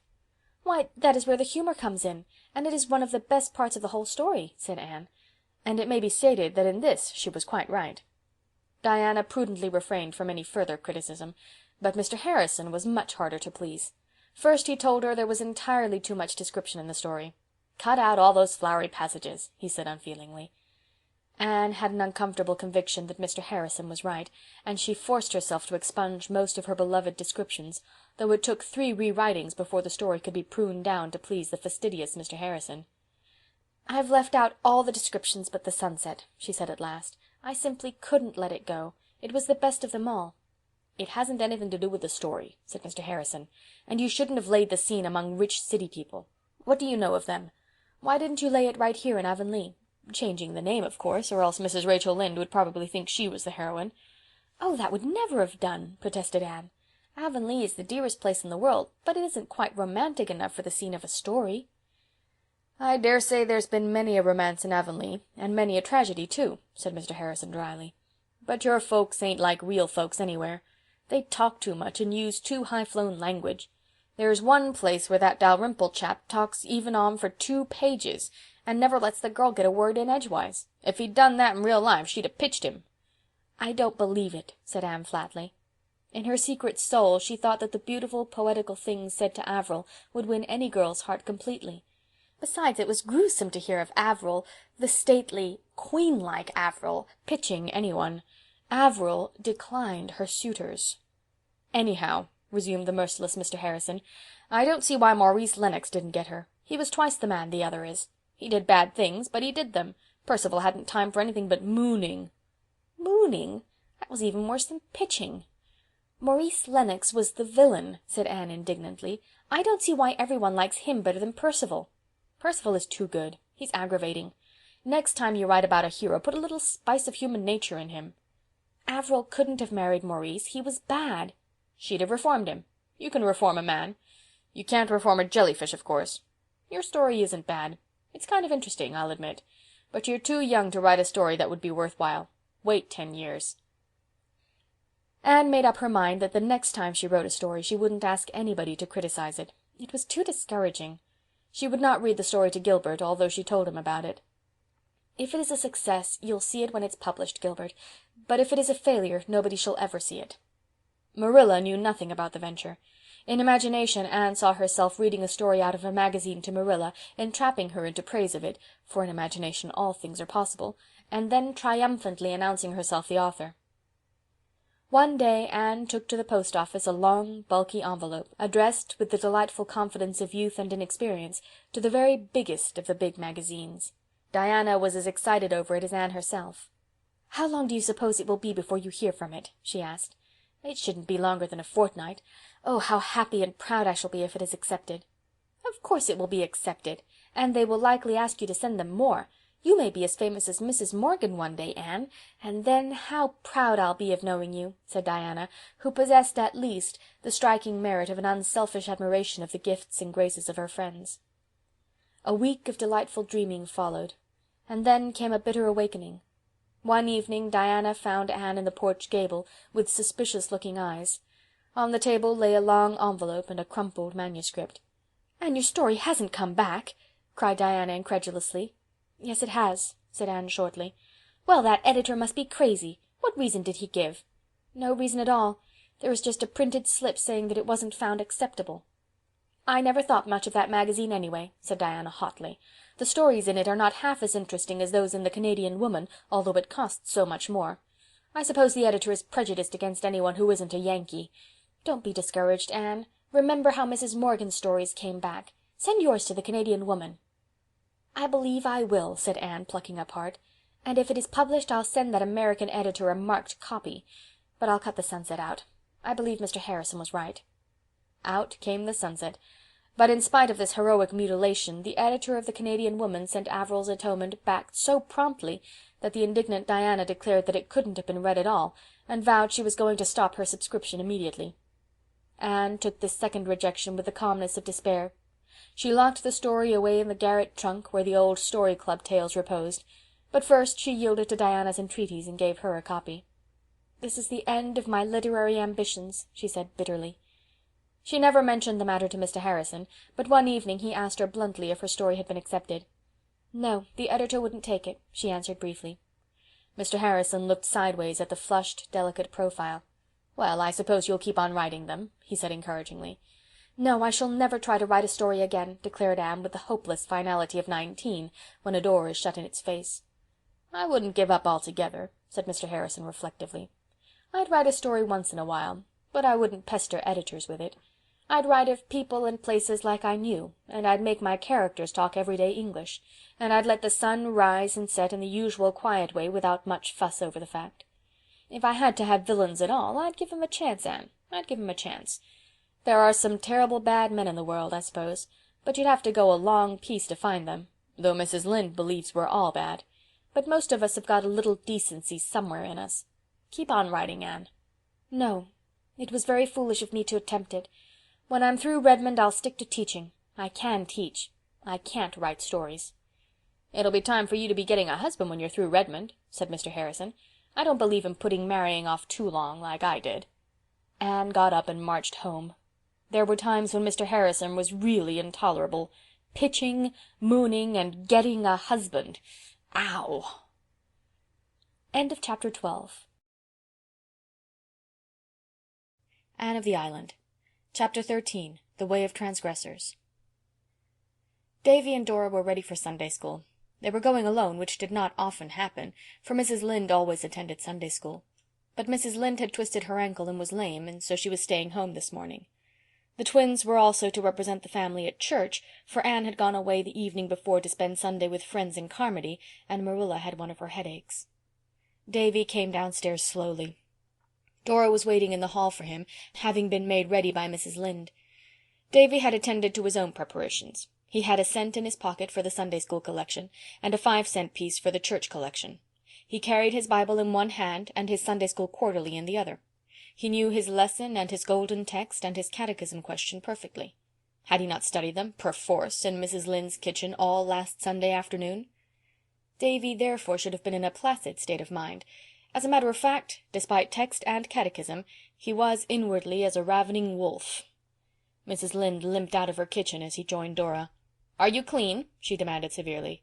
"Yes," all of me that shows," Davy answered with a defiant scowl. Mrs. Rachel sighed. She had her suspicions about Davy's neck and ears, but she knew that if she attempted to make a personal examination Davy would likely take to his heels, and she could not pursue him today. "Well, be sure you behave yourselves," she warned them. "Don't walk in the dust. Don't stop in the porch to talk to the other children. Don't squirm or wriggle in your places. Don't forget the golden text. Don't lose your collection or forget to put it in. Don't whisper at prayer time. And don't forget to pay attention to the sermon." Davy deigned no response. He marched away down the lane, followed by the meek Dora, but his soul seethed within. Davy had suffered, or thought he had suffered, many things at the hands and tongue of Mrs. Rachel Lynde since she had come to Green Gables, for Mrs. Lynde could not live with anybody, whether they were 9 or 90, without trying to bring them up properly. And it was only the preceding afternoon that she had interfered to influence Marilla against allowing Davy to go fishing with the Timothy Cottons. Davy was still boiling over this. As soon as he was out of the lane, Davy stopped and twisted his countenance into such an unearthly and terrific contortion that Dora, although she knew his gifts in that respect, was honestly alarmed lest he should never in the world be able to get it straightened out again. "Darn her!" exploded Davy. "Oh, Davy, don't swear," gasped Dora in dismay. "Darn isn't swearing, not real swearing." "And I don't care if it is," retorted Davy recklessly. "Well, if you must say dreadful words, don't say them on Sunday," pleaded Dora. Davy was as yet far from repentance, but in his secret soul he felt that perhaps he had gone a little too far. "I'm going to invent a swear word of my own," he declared. "God will punish you if you do," said Dora solemnly. "Then I think God is a mean old scamp," retorted Davy. "Doesn't he know a fellow must have some way of 'spressin' his feelings?" "Davy!" said Dora. She expected that Davy would be struck down dead on the spot. But nothing happened. "Anyway, I ain't going to stand any more of Mrs. Lynde's bossing," spluttered Davy. "Anne and Marilla may have the right to boss me, but she hasn't. I'm going to do every single thing she told me not to do. You watch me." In grim, deliberate silence, while Dora watched him with the fascination of horror, Davy stepped off the green grass of the roadside, ankle deep into the fine dust which 4 weeks of rainless weather had made on the road, and marched along in it, shuffling his feet viciously until he was enveloped in a hazy cloud. "That's the beginning," he announced triumphantly. "And I'm going to stop in the porch and talk as long as there's anybody there to talk to. I'm going to squirm and wriggle and whisper, and I'm going to say I don't know the golden text, and I'm going to throw away both of my collections right now." And Davy hurled cent and nickel over Mr. Barry's fence with fierce delight. "Satan made you do that," said Dora reproachfully. "He didn't," cried Davy indignantly. "I just thought it out for myself. And I've thought of something else. I'm not going to go to Sunday school or church at all. I'm going up to play with the Cottons. They told me yesterday they weren't going to Sunday school today 'cause their mother was away and there was nobody to make 'em. Come along, Dora. We'll have a great time." "I don't want to go," protested Dora. "You've got to," said Davy. "If you don't come, I'll tell Marilla that Frank Bell kissed you in school last Monday." "I couldn't help it. I didn't know he was going to," cried Dora, blushing scarlet. "Well, you didn't slap him or seem a bit cross," retorted Davy. "I'll tell her that, too, if you don't come. We'll take the short cut up this field." "I'm afraid of those cows," protested poor Dora, seeing a prospect of escape. "The very idea of your being scared of those cows," scoffed Davy. "Why, they're both younger than you." "They're bigger," said Dora. "They won't hurt you. Come along now. This is great. When I grow up I ain't going to bother going to church at all. I believe I can get to heaven by myself." "You'll go to the other place if you break the Sabbath day," said unhappy Dora, following him sorely against her will. But Davy was not scared. Yet. Hell was very far off, and the delights of a fishing expedition with the Cottons were very near. He wished Dora had more spunk. She kept looking back as if she were going to cry every minute, and that spoiled a fellow's fun. Hang girls, anyway. Davy did not say darn this time, even in thought. He was not sorry yet that he had said it once, but it might be as well not to tempt the unknown powers too far on one day. The small Cottons were playing in their backyard, and hailed Davy's appearance with whoops of delight. Pete, Tommy, Adolphus, and Mirabel Cotton were all alone. Their mother and older sisters were away. Dora was thankful Mirabel was there, at least. She had been afraid she would be alone in a crowd of boys. Mirabel was almost as bad as a boy. She was so noisy and sunburned and reckless, but at least she wore dresses. "We've come to go fishing," announced Davy. "Woo!" "Woo!" yelled the Cottons. They rushed away to dig worms at once, Mirabel leading the van with a tin can. Dora could have sat down and cried. Oh, if only that hateful Frank Bell had never kissed her! Then she could have defied Davy and gone to her beloved Sunday school. They dared not, of course, go fishing on the pond, where they would be seen by people going to church. They had to resort to the brook in the woods behind the cotton house, but it was full of trout, and they had a glorious time that morning. At least, the Cottons certainly had, and Davy seemed to have it. Not being entirely bereft of prudence, he had discarded boots and stockings and borrowed Tommy Cotton's overalls. Thus accoutered, bog and marsh and undergrowth had no terrors for him. Dora was frankly and manifestly miserable. She followed the others in their peregrinations from pool to pool, clasping her Bible and Quarterly tightly, and thinking with bitterness of soul of her beloved class, where she would be sitting that very moment before a teacher she adored. Instead, here she was roaming the woods with those half-wild Cottons, trying to keep her boots clean and her pretty white dress free from rents and stains. Mirabel had offered the loan of an apron, but Dora had scornfully refused. The trout bit, as they always do on Sundays. In an hour the transgressors had all the fish they wanted, so they returned to the house, much to Dora's relief. She sat primly on a hen-coop in the yard while the others played an uproarious game of tag, and then they all climbed to the top of the pig-house roof and cut their initials on the saddle-board. The flat-roofed hen-house and a pile of straw beneath gave Davy another inspiration. They spent a splendid half-hour climbing on the roof and diving off into the straw with whoops and yells. But even unlawful pleasures must come to an end. When the rumble of wheels over the pond bridge told that people were going home from church, Davy knew they must go. He discarded Tommy's overalls, resumed his own rightful attire, and turned away from his string of trout with a sigh. No use to think of taking them home. "Well, hadn't we a splendid time?" he demanded defiantly as they went down the hill field. "I hadn't," said Dora flatly, "and I don't believe you had, really, either," she added with a flash of insight that was not to be expected of her. "I had so," cried Davy, but in the voice of one who doth protest too much. "No wonder you hadn't, just sitting there like a mule." "I ain't going to associate with the Cottons," said Dora loftily. "The Cottons are all right," retorted Davy, "and they have far better times than we have. They do just as they please and say just what they like before everybody. I'm going to do that too after this." "There are lots of things you wouldn't dare say before everybody," averred Dora. "No, there isn't." "There is too." "Would you," demanded Dora gravely, "would you say tomcat before the minister?" This was a staggerer. Davy was not prepared for such a concrete example of the freedom of speech. But one did not have to be consistent with Dora. "Of course not," he admitted sulkily. "Tomcat isn't a holy word. I wouldn't mention such an animal before a minister at all." "But if you had to?" persisted Dora. "I'd call it a Thomas Pussy," said Davy. "I think gentleman cat would be more polite," reflected Dora. "You thinking!" retorted Davy with withering scorn. Davy was not feeling comfortable, though he would have died before he admitted it to Dora. Now that the exhilaration of truant delights had died away, his conscience was beginning to give him salutary twinges. After all, perhaps it would have been better to have gone to Sunday school and church.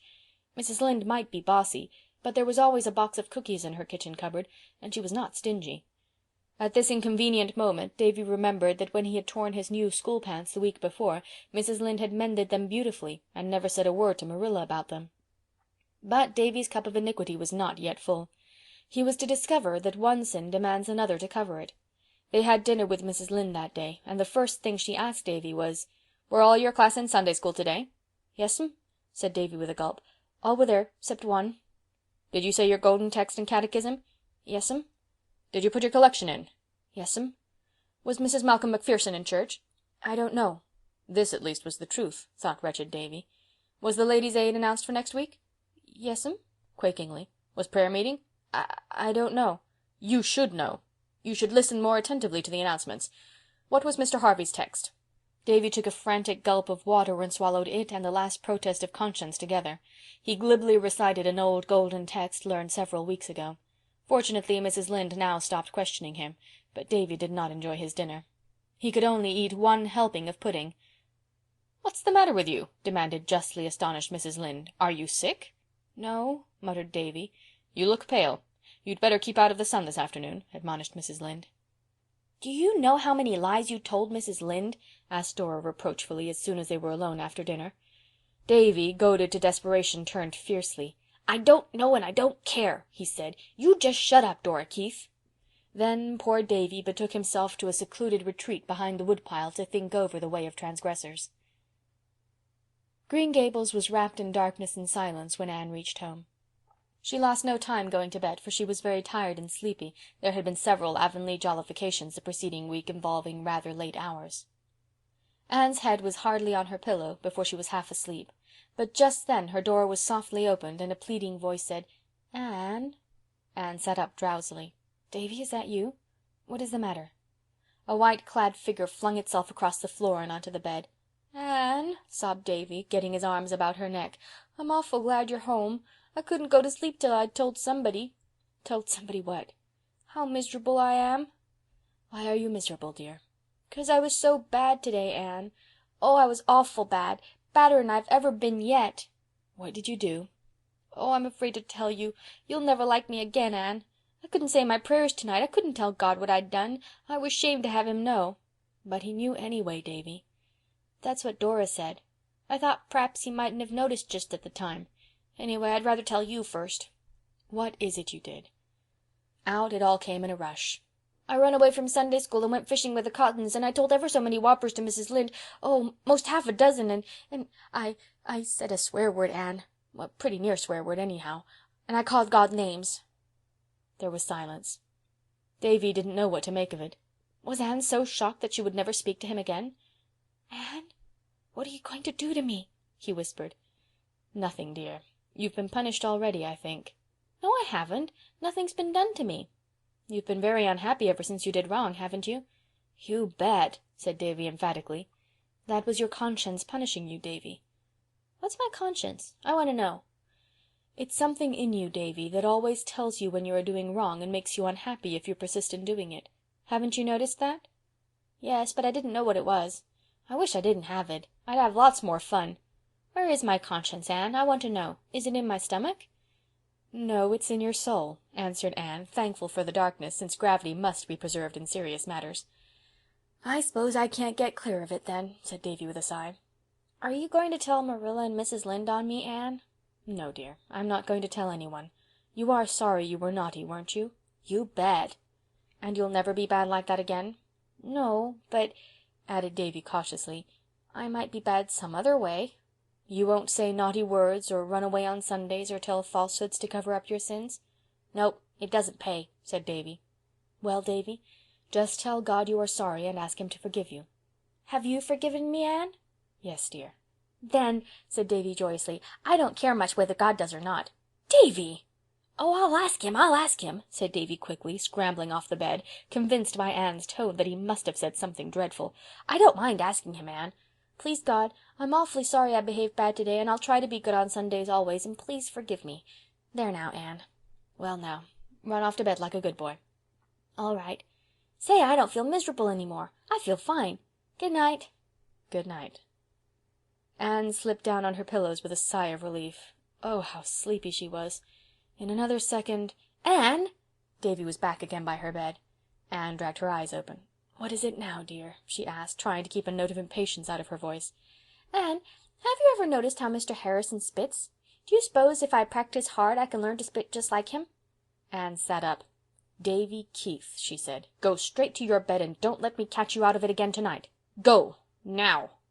Davy went, and stood not upon the order of his going. End of Chapter 13. Chapter 14. The Summons. Anne was sitting with Ruby Gillis in the Gillis's garden after the day had crept lingeringly through it and was gone. It had been a warm, smoky summer afternoon. The world was in a splendor of outflowering. The idle valleys were full of hazes. The woodways were pranked with shadows, and the fields with the purple of the asters. Anne had given up a moonlight drive to the White Sands beach that she might spend the evening with Ruby. She had so spent many evenings that summer, although she often wondered what good it did anyone, and sometimes went home deciding that she could not go again. Ruby grew paler as the summer waned. The White Sands school was given up. Her father thought it better that she shouldn't teach till New Year's, and the fancy work she loved oftener and oftener fell from hands grown too weary for it.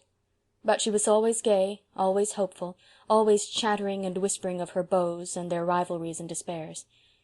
It was this that made Anne's visits hard for her. What had once been silly or amusing was gruesome now. It was death peering through a wilful mask of life. Yet Ruby seemed to cling to her, and never let her go until she had promised to come again soon. Mrs. Lynde grumbled about Anne's frequent visits, and declared she would catch consumption. Even Marilla was dubious. "Every time you go to see Ruby you come home looking tired out," she said. "It's so very sad and dreadful," said Anne in a low tone. "Ruby doesn't seem to realize her condition in the least, and yet I somehow feel she needs help, craves it, and I want to give it to her and can't. All the time I'm with her I feel as if I were watching her struggle with an invisible foe, trying to push it back with such feeble resistance as she has. That is why I come home tired." But tonight Anne did not feel this so keenly. Ruby was strangely quiet. She said not a word about parties and drives and dresses and fellows. She lay in the hammock with her untouched work beside her, and a white shawl wrapped about her thin shoulders. Her long yellow braids of hair, how Anne had envied those beautiful braids in old schooldays, lay on either side of her. She had taken the pins out. They made her head ache, she said. The hectic flush was gone for the time, leaving her pale and childlike. The moon rose in the silvery sky, empearling the clouds around her. Below, the pond shimmered in its hazy radiance. Just beyond the Gillis homestead was the church, with the old graveyard beside it. The moonlight shone on the white stones, bringing them out in clear-cut relief against the dark trees behind. "How strange the graveyard looks by moonlight," said Ruby suddenly. "How ghostly." She shuddered. "Anne, it won't be long now before I'll be lying over there. You and Diana and all the rest will be going about, full of life, and I'll be there, in the old graveyard, dead." The surprise of it bewildered Anne. For a few moments she could not speak. "You know it's so, don't you?" said Ruby insistently. "Yes, I know," answered Anne in a low tone. "Dear Ruby, I know." "Everybody knows it," said Ruby bitterly. "I know it. I've known it all summer, though I wouldn't give in. And oh, Anne," she reached out and caught Anne's hand pleadingly, impulsively, "I don't want to die. I'm afraid to die." "Why should you be afraid, Ruby?" asked Anne quietly. Because... oh, I'm not afraid but that I'll go to heaven, Anne. I'm a church member. But it'll all be so different. I think, and I get so frightened and homesick. Heaven must be very beautiful, of course. The Bible says so, but, Anne, it won't be what I've been used to." Through Anne's mind drifted an intrusive recollection of a funny story she had heard Philippa Gordon tell. The story of some old man who had said very much the same thing about the world to come. It had sounded funny then. She remembered how she and Priscilla had laughed over it. But it did not seem in the least humorous now, coming from Ruby's pale, trembling lips. It was sad, tragic, and true. Heaven could not be what Ruby had been used to. There had been nothing in her gay, frivolous life, her shallow ideals and aspirations, to fit her for that great change, or make the life to come seem to her anything but alien and unreal and undesirable. Anne wondered helplessly what she could say that would help her. Could she say anything? "I think, Ruby," she began hesitatingly, for it was difficult for Anne to speak to anyone of the deepest thoughts of her heart, or the new ideas that had vaguely begun to shape themselves in her mind, concerning the great mysteries of life here and hereafter, superseding her old childish conceptions, and it was hardest of all to speak of them to such as Ruby Gillis. "I think perhaps we have very mistaken ideas about heaven, what it is and what it holds for us. I don't think it can be so very different from life here as most people seem to think. I believe we'll just go on living, a good deal as we live here, and be ourselves just the same, only it will be easier to be good and to follow the highest. All the hindrances and perplexities will be taken away, and we shall see clearly. Don't be afraid, Ruby." "I can't help it," said Ruby pitifully. "Even if what you say about heaven is true, and you can't be sure, it may be only that imagination of yours. It won't be just the same. It can't be. I want to go on living here. I'm so young, Anne. I haven't had my life. I've fought so hard to live, and it isn't any use. I have to die, and leave everything I care for." Anne sat in a pain that was almost intolerable. She could not tell comforting falsehoods, and all that Ruby said was so horribly true. She was leaving everything she cared for. She had laid up her treasures on earth only.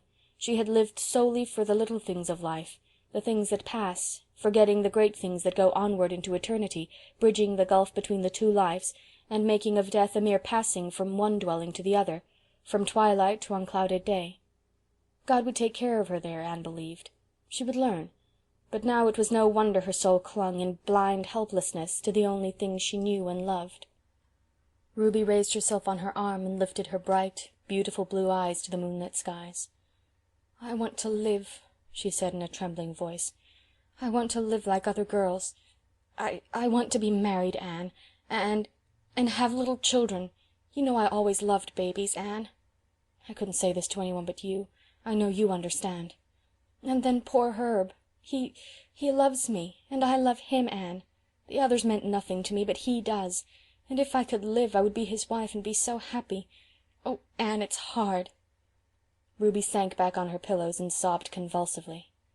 Anne pressed her hand in an agony of sympathy, silent sympathy, which perhaps helped Ruby more than broken, imperfect words could have done, for presently she grew calmer and her sobs ceased. "I'm glad I've told you this, Anne," she whispered. "It has helped me just to say it all out.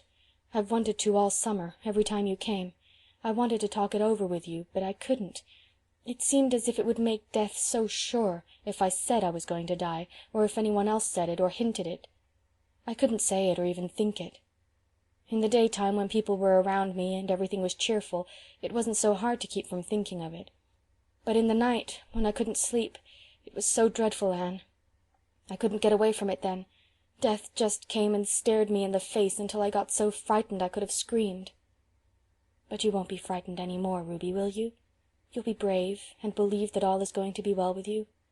I'll try. I'll think over what you have said and try to believe it. And you'll come up as often as you can, won't you, Anne? Yes, dear. It won't be very long now, Anne, I feel sure of that. And I'd rather have you than anyone else. I always liked you best of all the girls I went to school with. You were never jealous or mean like some of them were. Poor Em White was up to see me yesterday. You remember Em and I were such chums for 3 years when we went to school, and then we quarreled the time of the school concert. We've never spoken to each other since. Wasn't it silly? Anything like that seems silly now. But Em and I made up the old quarrel yesterday. She said she'd have spoken years ago, only she thought I wouldn't. And I never spoke to her because I was sure she wouldn't speak to me. Isn't it strange how people misunderstand each other, Anne?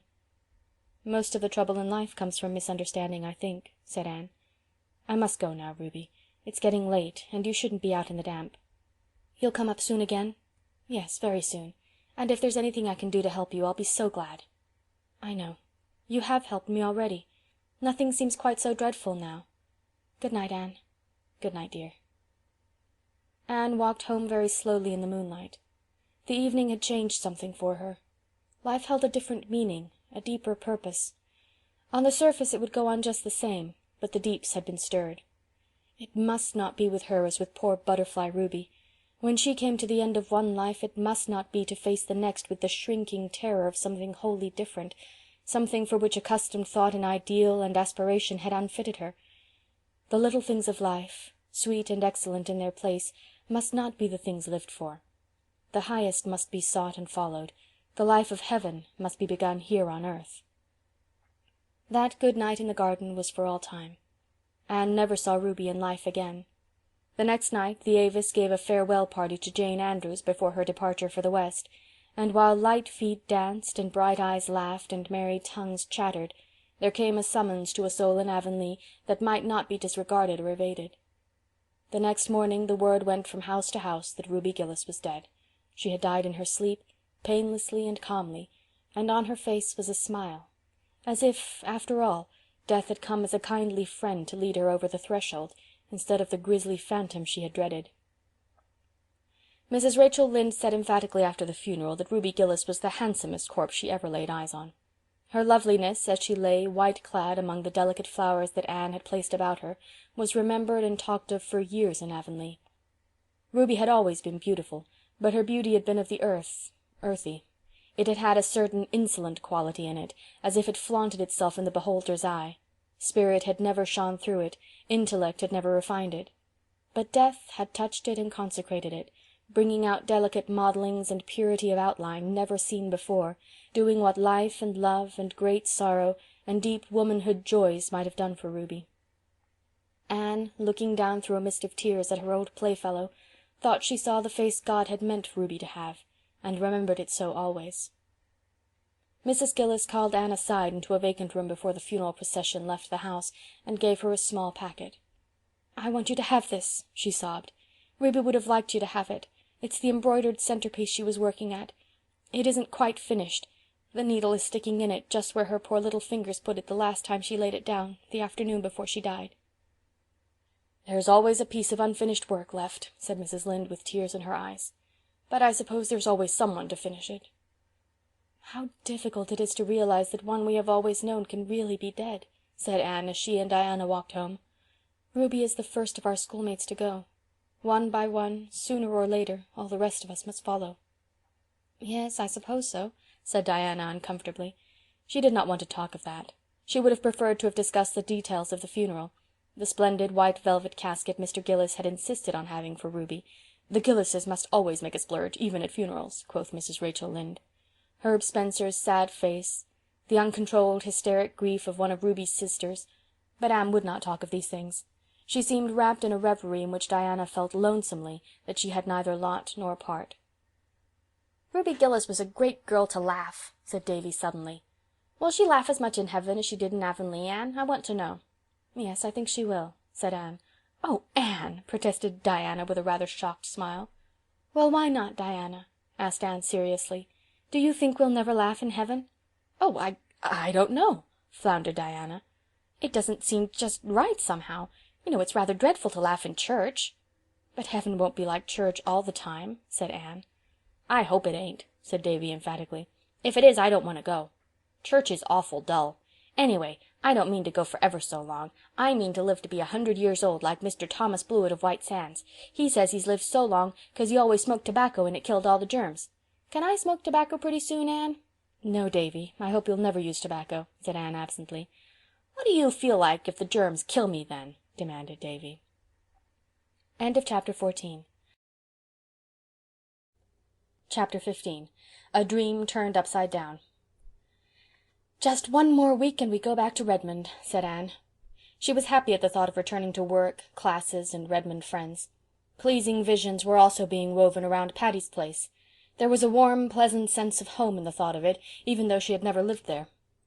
But the summer had been a very happy one, too. A time of glad living with summer suns and skies, a time of keen delight in wholesome things, a time of renewing and deepening of old friendships, a time in which she had learned to live more nobly, to work more patiently, to play more heartily. All life lessons are not learned at college, she thought. Life teaches them everywhere. But alas, the final week of that pleasant vacation was spoiled for Anne by one of those impish happenings which are like a dream turned upside down. "Been writing any more stories lately?" inquired Mr. Harrison genially one evening when Anne was taking tea with him and Mrs. Harrison. "No," answered Anne rather crisply. "Well, no offense meant. Mrs. Hiram Sloane told me the other day that a big envelope addressed to the Rawlings Reliable Baking Powder Company of Montreal had been dropped into the post office box a month ago, and she suspicioned that somebody was trying for the prize they'd offered for the best story that introduced the name of their baking powder. She said it wasn't addressed in your writing, but I thought maybe it was you." "Indeed, no. I saw the prize offer, but I'd never dream of competing for it. I think it would be perfectly disgraceful to write a story to advertise a baking powder.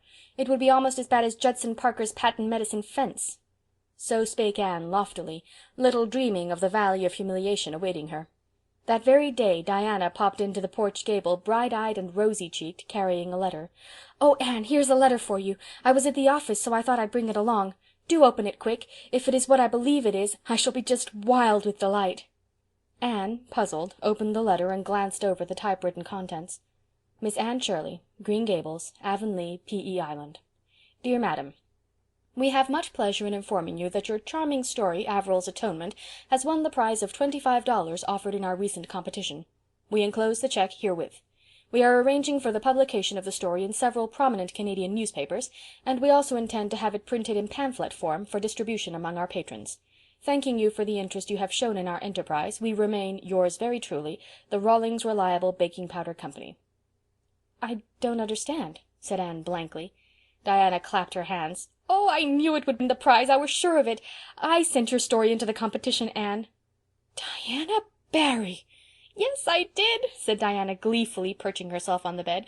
"When I saw the offer I thought of your story in a minute, and at first I thought I'd ask you to send it in, but then I was afraid you wouldn't, you had so little faith left in it, so I just decided I'd send the copy you gave me and say nothing about it. Then if it didn't win the prize you'd never know and you wouldn't feel badly over it, because the stories that failed were not to be returned, and if it did you'd have such a delightful surprise." Diana was not the most discerning of mortals, but just at this moment it struck her that Anne was not looking exactly overjoyed. The surprise was there, beyond doubt, but where was the delight? "Why, Anne, you don't seem a bit pleased," she exclaimed. Anne instantly manufactured a smile and put it on. "Of course, I couldn't be anything but pleased over your unselfish wish to give me pleasure," she said slowly. "But you know, I'm so amazed, I can't realize it, and I don't understand. There wasn't a word in my story about... Anne choked a little over the word. "Baking powder." "Oh, I put that in," said Diana, reassured. "It was as easy as wink, and of course my experience in our old story club helped me. You know the scene where Averil makes the cake? Well, I just stated that she used Rawlings Reliable in it, and that was why it turned out so well, and then in the last paragraph, where Percival clasps Averil in his arms and says, 'Sweetheart, the beautiful coming years will bring us the fulfillment of our home of dreams,' I added, 'in which we will never use any baking powder except Rawlings Reliable.'" "Oh," gasped poor Anne, as if someone had dashed cold water on her. "And you've won the $25, continued Diana jubilantly. "Why, I heard Priscilla say once that the Canadian woman only pays $5 for a story." Anne held out the hateful pink slip in shaking fingers. "I can't take it. It's yours by right, Diana. You sent the story in and made the alterations. I would certainly never have sent it, so you must take the check." "I'd like to see myself," said Diana scornfully. "Why, what I did wasn't any trouble. The honor of being a friend of the prize winner is enough for me. Well, I must go. I should have gone straight home from the post office, for we have company, but I simply had to come and hear the news. I'm so glad for your sake, Anne." Anne suddenly bent forward, put her arms about Diana, and kissed her cheek. "I think you are the sweetest and truest friend in the world, Diana," she said, with a little tremble in her voice, "and I assure you I appreciate the motive of what you've done." Diana, pleased and embarrassed, got herself away, and poor Anne, after flinging the innocent check into her bureau drawer as if it were blood money, cast herself on her bed and wept tears of shame and outraged sensibility. Oh, she could never live this down, never! Gilbert arrived at dusk, brimming over with congratulations, for he had called at Orchard Slope and heard the news. But his congratulations died on his lips at the sight of Anne's face. "Why, Anne, what is the matter? I expected to find you radiant over winning Rawlings Reliable prize. Good for you!" "Oh, Gilbert, not you," implored Anne in an et tu Brute tone. "I thought you would understand. Can't you see how awful it is?" "I must confess I can't. What is wrong?" "Everything," moaned Anne. "I feel as if I were disgraced forever. What do you think a mother would feel like if she found her child tattooed over with a baking powder advertisement? I feel just the same. I loved my poor little story, and I wrote it out of the best that was in me. And it is sacrilege to have it degraded to the level of a baking powder advertisement. Don't you remember what Professor Hamilton used to tell us in the literature class at Queen's? He said we were never to write a word for a low or unworthy motive, but always to cling to the very highest ideals. What will he think when he hears I've written a story to advertise Rawlings Reliable? And oh, when it gets out at Redmond, think how I'll be teased and laughed at." "That you won't," said Gilbert, wondering uneasily if it were that confounded junior's opinion in particular over which Anne was worried. "The Reds will think just as I thought, that you, being like 9 out of 10 of us, not overburdened with worldly wealth, had taken this way of earning an honest penny to help yourself through the year. I don't see that there's anything low or unworthy about that, or anything ridiculous either. One would rather write masterpieces of literature, no doubt, but meanwhile board and tuition fees have to be paid." This common-sense, matter-of-fact view of the case cheered Anne a little. At least it removed her dread of being laughed at, though the deeper hurt of an outraged ideal remained. End of chapter 15. Anne of the Island, chapter 16. Adjusted Relationships. "It's the homiest spot I ever saw. It's homier than home," avowed Philippa Gordon, looking about her with delighted eyes. They were all assembled at twilight in the big living-room at Patty's Place. Anne and Priscilla, Phil and Stella, Aunt Jamesina, Rusty, Joseph, the Sarah cat, and Gog and Magog.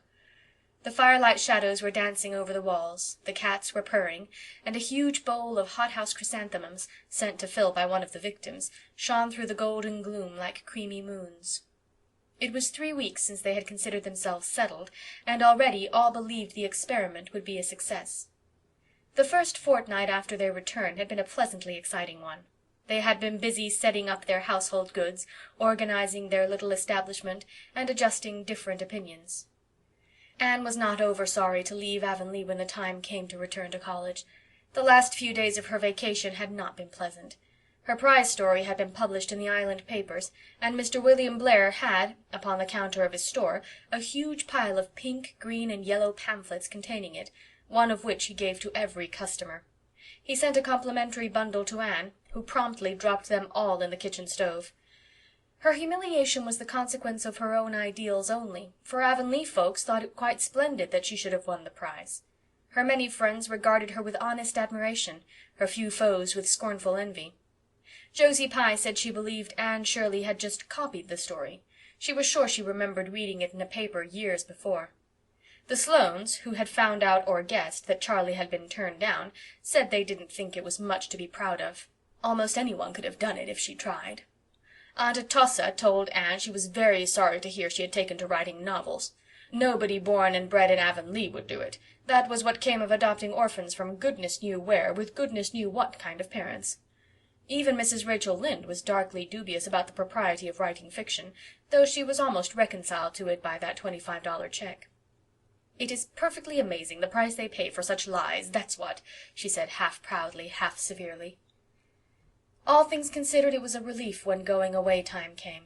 And it was very jolly to be back at Redmond, a wise, experienced soph, with hosts of friends to greet on the merry opening day. Pris and Stella and Gilbert were there, Charlie Sloane looking more important than ever a sophomore looked before, Phil with the Alec and Alonzo question still unsettled, and Moody Spurgeon Macpherson. Moody Spurgeon had been teaching school ever since leaving Queen's, but his mother had concluded it was high time he gave it up and turned his attention to learning how to be a minister. Poor Moody Spurgeon fell on hard luck at the very beginning of his college career.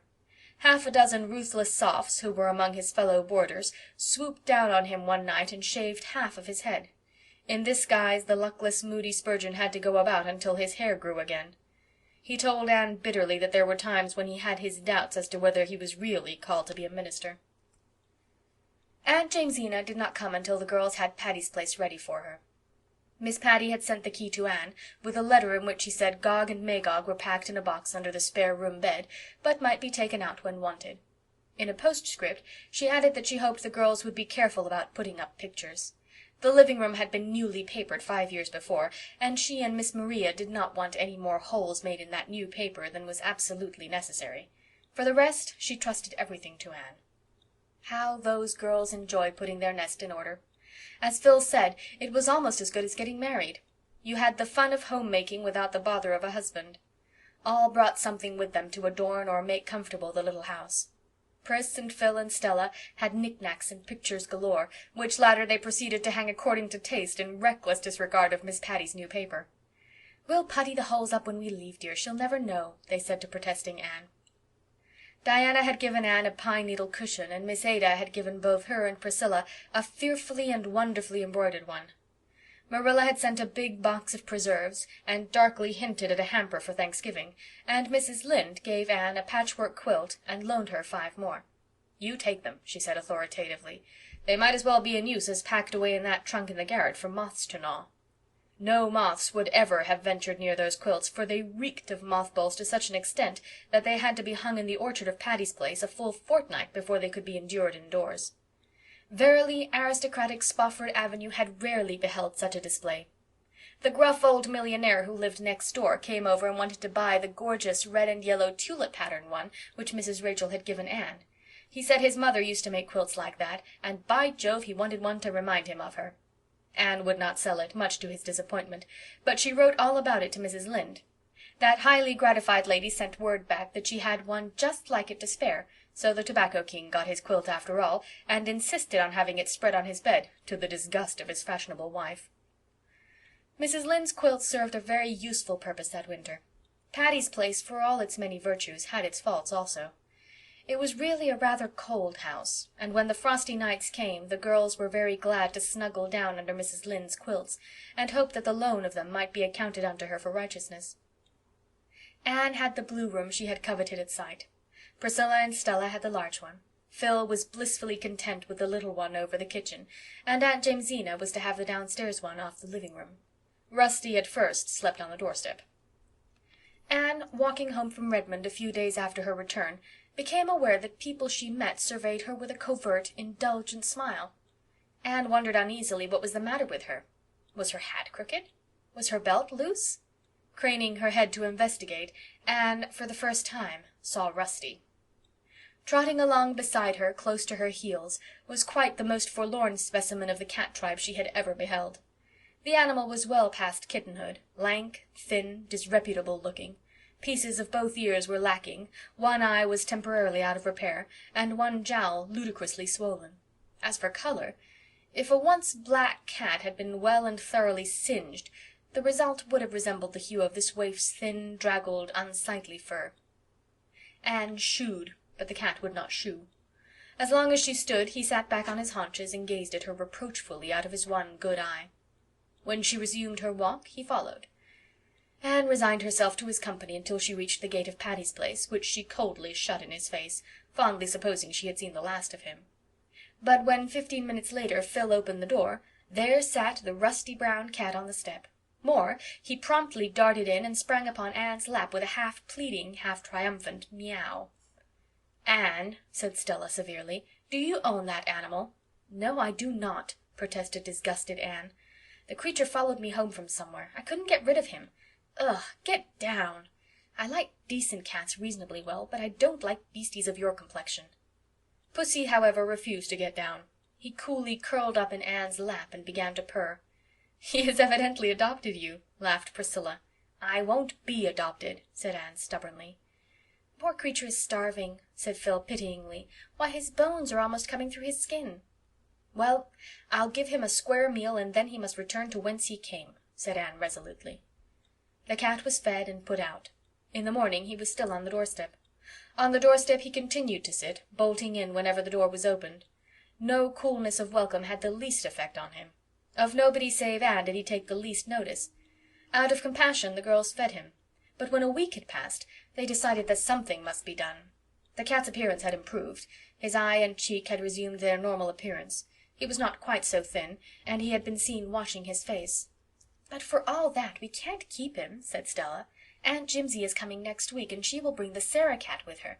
We can't keep 2 cats, and if we did, this rusty coat would fight all the time with the Sarah cat. He's a fighter by nature. He had a pitched battle last evening with the Tobacco King's cat and routed him, horse, foot, and artillery." "We must get rid of him," agreed Anne, looking darkly at the subject of their discussion, who was purring on the hearth-rug with an air of lamb-like meekness. "But the question is, how? How can 4 unprotected females get rid of a cat who won't be got rid of?" "We must chloroform him," said Phil briskly. "That is the most humane way." "Who of us knows anything about chloroforming a cat?" demanded Anne gloomily. "I do, honey. It's one of my few, sadly few, useful accomplishments. I've disposed of several at home. You take the cat in the morning and give him a good breakfast. Then you take an old burlap bag, there's one on the back porch, put the cat in it and turn him over a wooden box. Then take a 2-ounce bottle of chloroform, uncork it and slip it under the edge of the box. Put a heavy weight on top of the box and leave it till evening. The cat will be dead, curled up peacefully as if he were asleep. No pain, no struggle." "It sounds easy," said Anne dubiously. "It is easy. Just leave it to me. I'll see to it," said Phil reassuringly. Accordingly the chloroform was procured, and the next morning Rusty was lured to his doom.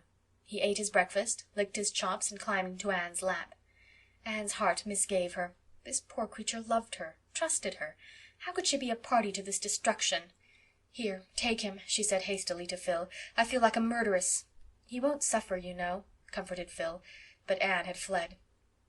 The fatal deed was done in the back porch. Nobody went near it that day, but at dusk Phil declared that Rusty must be buried.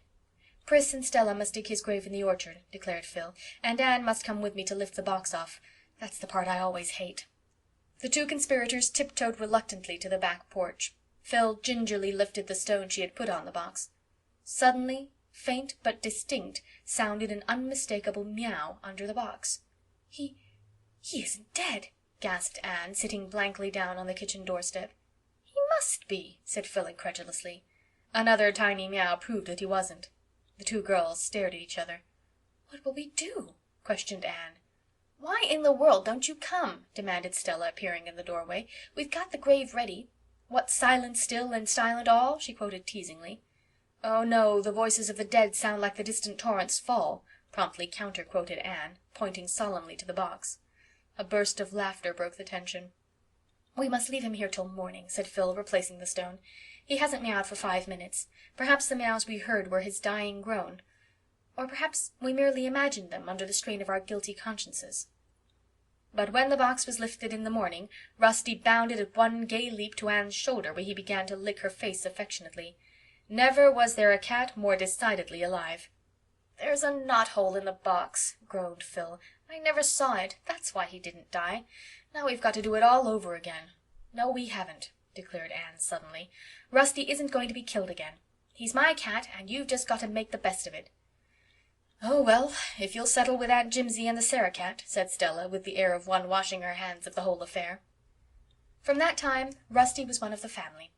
He slept o' nights on the scrubbing cushion in the back porch, and lived on the fat of the land.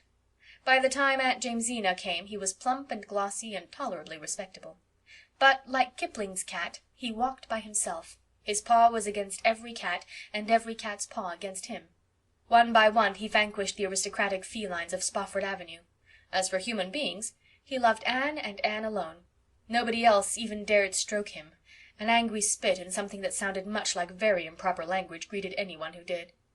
"The airs that cat puts on are perfectly intolerable," declared Stella. "Him was a nice old pussums, him was," vowed Anne, cuddling her pet defiantly.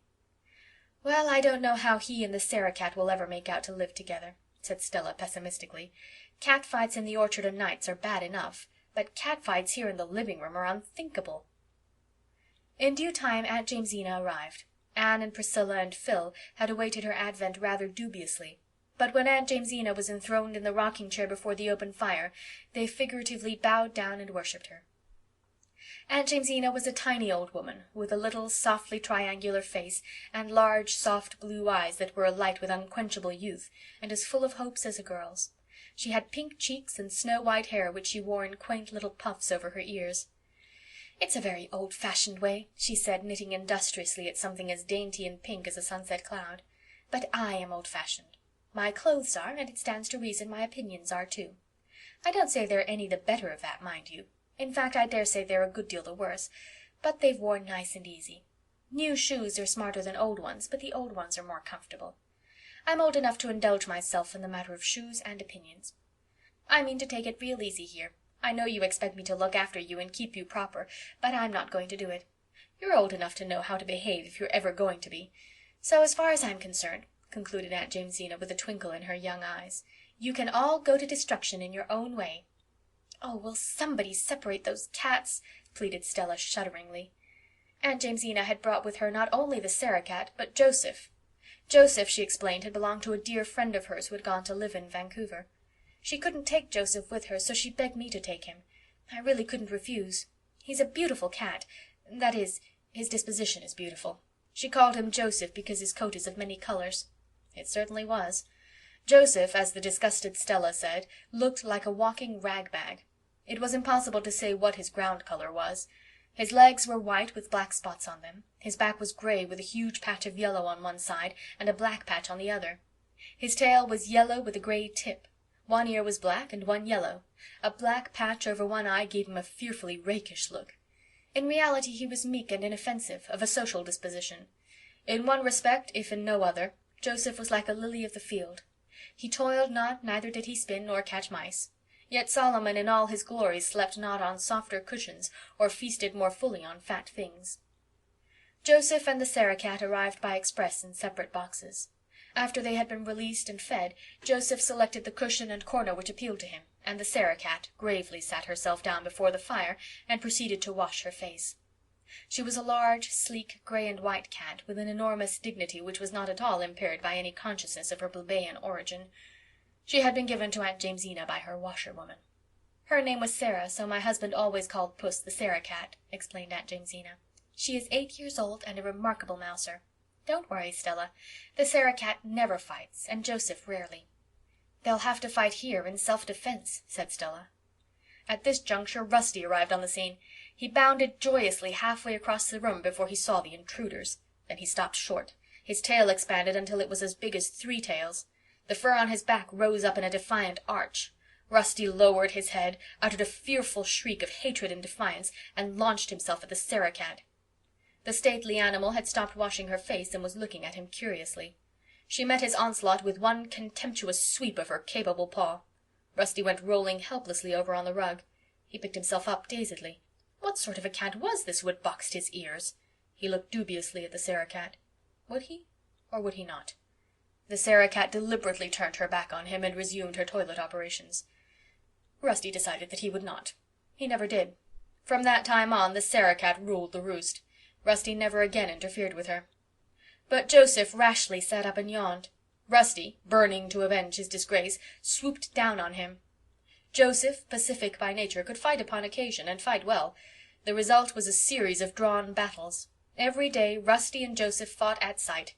Anne took Rusty's part and detested Joseph. Stella was in despair, but Aunt Jamesina only laughed. "Let them fight it out," she said tolerantly. "They'll make friends after a bit. Joseph needs some exercise. He was getting too fat. And Rusty has to learn he isn't the only cat in the world."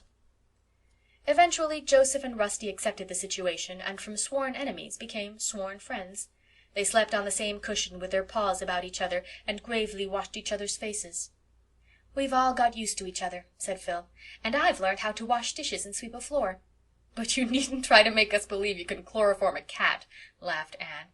"It was all the fault of the knot-hole," protested Phil. "It was a good thing the knot-hole was there," said Aunt Jamesina rather severely. "Kittens have to be drowned, I admit, or the world would be overrun, but no decent grown-up cat should be done to death unless he sucks eggs." "You wouldn't have thought Rusty very decent if you'd seen him when he came here," said Stella. "He positively looked like the old Nick." "I don't believe old Nick can be so very ugly," said Aunt Jamesina reflectively. "He wouldn't do so much harm if he was. I always think of him as a rather handsome gentleman." End of chapter 16. Chapter 17. A Letter from Davy. "It's beginning to snow, girls," said Phil, coming in one November evening, "and there are the loveliest little stars and crosses all over the garden walk. I never noticed before what exquisite things snowflakes really are. One has time to notice things like that in the simple life. Bless you all for permitting me to live it. It's really delightful to feel worried because butter has gone up 5 cents a pound." "Has it?" demanded Stella, who kept the household accounts. "It has, and here's your butter. I'm getting quite expert at marketing. It's better fun than flirting," concluded Phil gravely. "Everything is going up scandalously," sighed Stella. "Never mind. Thank goodness air and salvation are still free," said Aunt Jamesina. "And so is laughter," added Anne. "There's no tax on it yet, and that is well, because you're all going to laugh presently. I'm going to read you Davy's letter. His spelling has improved immensely this past year, though he's not strong on apostrophes, and he certainly possesses the gift of writing an interesting letter. Listen and laugh before we settle down to the evening's study grind. "Dear Anne," ran Davy's letter, "I take my pen to tell you that we are all pretty well and hope this will find you the same. It's snowing some today, and Marilla says the old woman in the sky is shaking her feather beds. Is the old woman in the sky God's wife, Anne? I want to know. Mrs. Lynde has been real sick, but she is better now. She fell down the cellar stairs last week. When she fell she grabbed hold of the shelf with all the milk pails and stew pans on it, and it gave way and went down with her and made a splendid crash. Marilla thought it was an earthquake at first. One of the stew pans was all dinged up, and Mrs. Lynde strained her ribs. The doctor came and gave her medicine to rub on her ribs, but she didn't understand him and took it all inside instead. The doctor said it was a wonder it didn't kill her, but it didn't, and it cured her ribs, and Mrs. Lynde says doctors don't know much anyhow. But we couldn't fix up the stew pan. Marilla had to throw it out. Thanksgiving was last week. There was no school, and we had a great dinner. I ate mince pie and roast turkey and fruit cake and doughnuts and cheese and jam and chocolate cake. Marilla said I'd die, but I didn't.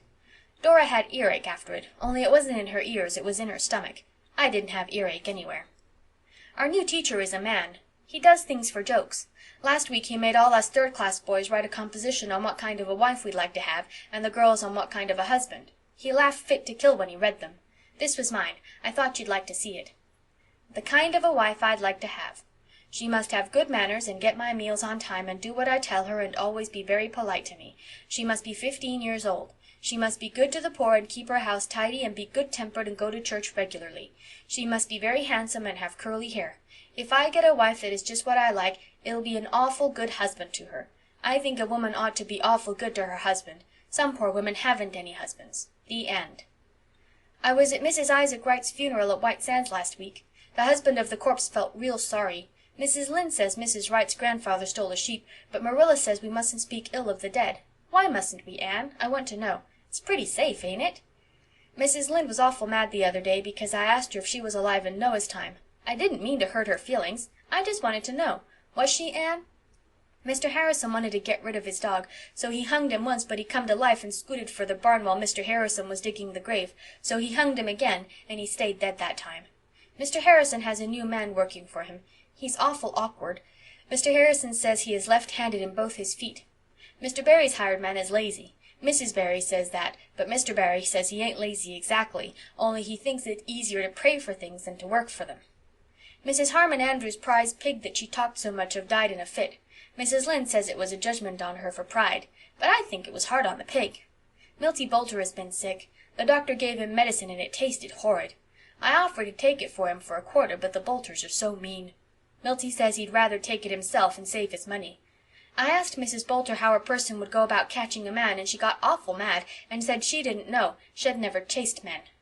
The Avis is going to paint the hall again. They're tired of having it blue. The new minister was here to tea last night. He took 3 pieces of pie. If I did that, Mrs. Lynde would call me Piggy. And he ate fast and took big bites, and Marilla is always telling me not to do that. Why can ministers do what boys can't? I want to know. I haven't any more news. Here are 6 kisses. XXXXXX. Dora sends 1. Here's hers. X. Your loving friend, David Keith. P.S. Anne, who was the devil's father? I want to know. End of chapter 17. Chapter 18. Miss Josephine Remembers the Anne Girl. When Christmas holidays came, the girls of Patty's Place scattered to their respective homes, but Aunt Jamesina elected to stay where she was. I couldn't go to any of the places I've been invited and take those 3 cats, she said, and I'm not going to leave the poor creatures here alone for nearly 3 weeks. If we had any decent neighbors who would feed them, I might, but there's nothing except millionaires on this street, so I'll stay here and keep Patty's Place warm for you. Anne went home with the usual joyous anticipations, which were not wholly fulfilled. She found Avonlea in the grip of such an early, cold, and stormy winter as even the oldest inhabitant could not recall. Green Gables was literally hemmed in by huge drifts. Almost every day of that ill-starred vacation it stormed fiercely, and even on fine days it drifted unceasingly.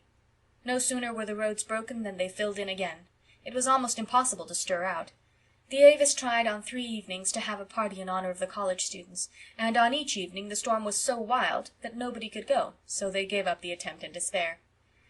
Anne, despite her love of and loyalty to Green Gables, could not help thinking longingly of Patty's Place, its cozy open fire, Aunt Jamesina's mirthful eyes, the 3 cats, the merry chatter of the girls, the pleasantness of Friday evenings when college friends dropped in to talk of grave and gay. Anne was lonely. Diana, during the whole of the holidays, was imprisoned at home with a bad attack of bronchitis. She could not come to Green Gables, and it was rarely Anne could get to Orchard Slope, for the old way through the haunted woods was impassable with drifts, and the long way over the frozen lake of Shining Waters was almost as bad. Ruby Gillis was sleeping in the white-heaped graveyard. Jane Andrews was teaching a school on western prairies. Gilbert, to be sure, was still faithful and waded up to Green Gables every possible evening, but Gilbert's visits were not what they once were. Anne almost dreaded them. It was very disconcerting to look up in the midst of a sudden silence and find Gilbert's hazel eyes fixed upon her, with a quite unmistakable expression in their grave depths. And it was still more disconcerting to find herself blushing hotly and uncomfortably under his gaze, just as if, well, it was very embarrassing. Anne wished herself back at Patty's Place, where there was always somebody else about to take the edge off a delicate situation. At Green Gables, Marilla went promptly to Mrs. Lynde's domain when Gilbert came, and insisted on taking the twins with her. The significance of this was unmistakable, and Anne was in a helpless fury over it. Davy, however, was perfectly happy. He revelled in getting out in the morning and shoveling out the paths to the well and the hen-house. He gloried in the Christmastide delicacies which Marilla and Mrs. Lynde vied with each other in preparing for Anne, and he was reading an enthralling tale in a school library book of a wonderful hero who seemed blessed with a miraculous faculty for getting into scrapes from which he was usually delivered by an earthquake or a volcanic explosion, which blew him high and dry out of his troubles, landed him in a fortune, and closed the story with proper éclat. "I tell you it's a bully story, Anne," he said ecstatically. "I'd ever so much read it than the Bible." "Would you?" smiled Anne. Davy peered curiously at her. "You don't seem a bit shocked, Anne. Mrs. Lynde was awful shocked when I said it to her." "No, I'm not shocked, Davy. I think it's quite natural that a 9-year-old boy would sooner read an adventure story than the Bible. But when you are older I hope and think that you will realize what a wonderful book the Bible is." "Oh, some parts of it are fine," conceded Davy. "That story about Joseph now, it's bully. But if I'd been Joseph I wouldn't have forgive the brothers. No, sirree, Anne. I'd have cut all their heads off. Mrs. Lynde was awful mad when I said that and shut the Bible up and said she'd never read me any more of it if I talked like that. So I don't talk now when she reads it Sunday afternoons. I just think things and say them to Milty Boulter next day in school. I told Milty the story about Elisha and the bears, and it scared him so he's never made fun of Mr. Harrison's bald head once. Are there any bears on P.E. Island, Anne? I want to know." "Not nowadays," said Anne absently, as the wind blew a scud of snow against the window. "Oh, dear, will it ever stop storming?" "God knows," said Davy airily, preparing to resume his reading. Anne was shocked this time. "Davy!" she exclaimed reproachfully. "Mrs. Lynde says that," protested Davy. "One night last week Marilla said, 'Will Ludovic Speed and Theodora Dix ever get married?' and Mrs. Lynde said, 'God knows,' just like that." "Well, it wasn't right for her to say it," said Anne, promptly deciding upon which horn of this dilemma to impale herself. "It isn't right for anybody to take that name in vain or speak it lightly, Davy. Don't ever do it again." "Not if I say it slow and solemn like the minister?" queried Davy gravely. "No, not even then." "Well, I won't. Ludovic Speed and Theodora Dix live in Middle Grafton, and Mrs. Rachel says he's been courting her for 100 years. Won't they soon be too old to get married, Anne? I hope Gilbert won't court you that long. When are you going to be married, Anne? Mrs. Lynde says it's a sure thing." "Mrs. Lynde is a—" began Anne hotly, then stopped. "Awful old gossip," completed Davy calmly. "That's what everyone calls her. But is it a sure thing, Anne? I want to know." "You're a very silly little boy, Davy," said Anne, stalking haughtily out of the room. The kitchen was deserted, and she sat down by the window in the fast-falling wintry twilight. The sun had set and the wind had died down. A pale, chilly moon looked out behind a bank of purple clouds in the west. The sky faded out, but the strip of yellow along the western horizon grew brighter and fiercer, as if all the stray gleams of light were concentrating in one spot. The distant hills, rimmed with priest-like firs, stood out in dark distinctness against it. Anne looked across the still, white fields, cold and lifeless in the harsh light of that grim sunset, and sighed. She was very lonely, and she was sad at heart, for she was wondering if she would be able to return to Redmond next year. It did not seem likely. The only scholarship possible in the sophomore year was a very small affair. She would not take Marilla's money, and there seemed little prospect of being able to earn enough in the summer vacation. "I suppose I'll just have to drop out next year," she thought drearily, "and teach a district school again until I earn enough to finish my course. And by that time all my old class will have graduated and Patty's place will be out of the question. But there, I'm not going to be a coward. I'm thankful I can earn my way through if necessary." "Here's Mr. Harrison waiting up the lane," announced Davy, running out. "I hope he's brought the mail. It's 3 days since we got it. I want to see what them pesky Grits are doing. I'm a conservative, Anne, and I tell you, you have to keep your eye on them Grits." Mr. Harrison had brought the mail, and merry letters from Stella and Priscilla and Phil soon dissipated Anne's blues. Aunt Jamesina, too, had written, saying that she was keeping the hearth fire alight, and that the cats were all well, and the house-plants doing fine. "The weather has been real cold," she wrote, "so I let the cats sleep in the house. Rusty and Joseph on the sofa in the living room, and the Sarah cat on the foot of my bed. It's real company to hear her purring when I wake up in the night and think of my poor daughter in the foreign field. If it was anywhere but in India I wouldn't worry, but they say the snakes out there are terrible. It takes all the Sarah cat's purring to drive away the thought of those snakes. I have enough faith for everything but the snakes. I can't think why Providence ever made them. Sometimes I don't think he did. I'm inclined to believe the old Harry had a hand in making them." Anne had left a thin typewritten communication till the last, thinking it unimportant. When she had read it, she sat very still, with tears in her eyes. "What is the matter, Anne?" asked Marilla. Miss Josephine Barry is dead," said Anne in a low tone. "So she is gone at last," said Marilla. "Well, she has been sick for over a year, and the Barrys have been expecting to hear of her death any time. It is well she is at rest, for she has suffered dreadfully, Anne. She was always kind to you." "She has been kind to the last, Marilla. This letter is from her lawyer. She has left me $1,000 in her will." "Gracious, ain't that an awful lot of money?" exclaimed Davy. "She's the woman you and Diana lit on when you jumped into the spare room bed, ain't she? Diana told me that story. Is that why she left you so much?" "Hush, Davy," said Anne gently. She slipped away to the porch gable with a full heart, leaving Marilla and Mrs. Lynde to talk over the news to their hearts' content. "Do you suppose Anne will ever get married now?" speculated Davy anxiously. "When Dorcas Sloane got married last summer she said if she'd had enough money to live on she'd never have been bothered with a man, but even a widower with 8 children was better than living with a sister-in-law." "Davy Keith, do hold your tongue," said Mrs. Rachel severely. "The way you talk is scandalous for a small boy, that's what." End of chapter 18. Chapter 19. An interlude. "To think that this is my 20th birthday, and that I've left my teens behind me forever," said Anne, who was curled up on the hearthrug with Rusty in her lap, to Aunt Jamesina, who was reading in her pet chair.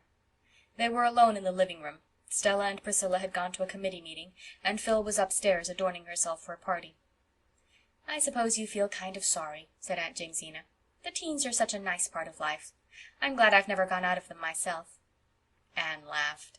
"You never will, Auntie. You'll be 18 when you should be 100. "Yes, I am sorry, and a little dissatisfied as well. Miss Stacy told me long ago that by the time I was 20 my character would be formed, for good or evil. I don't feel that it's what it should be. It's full of flaws." "So's everybody's," said Aunt Jamesina cheerfully. "Mine's cracked in 100 places.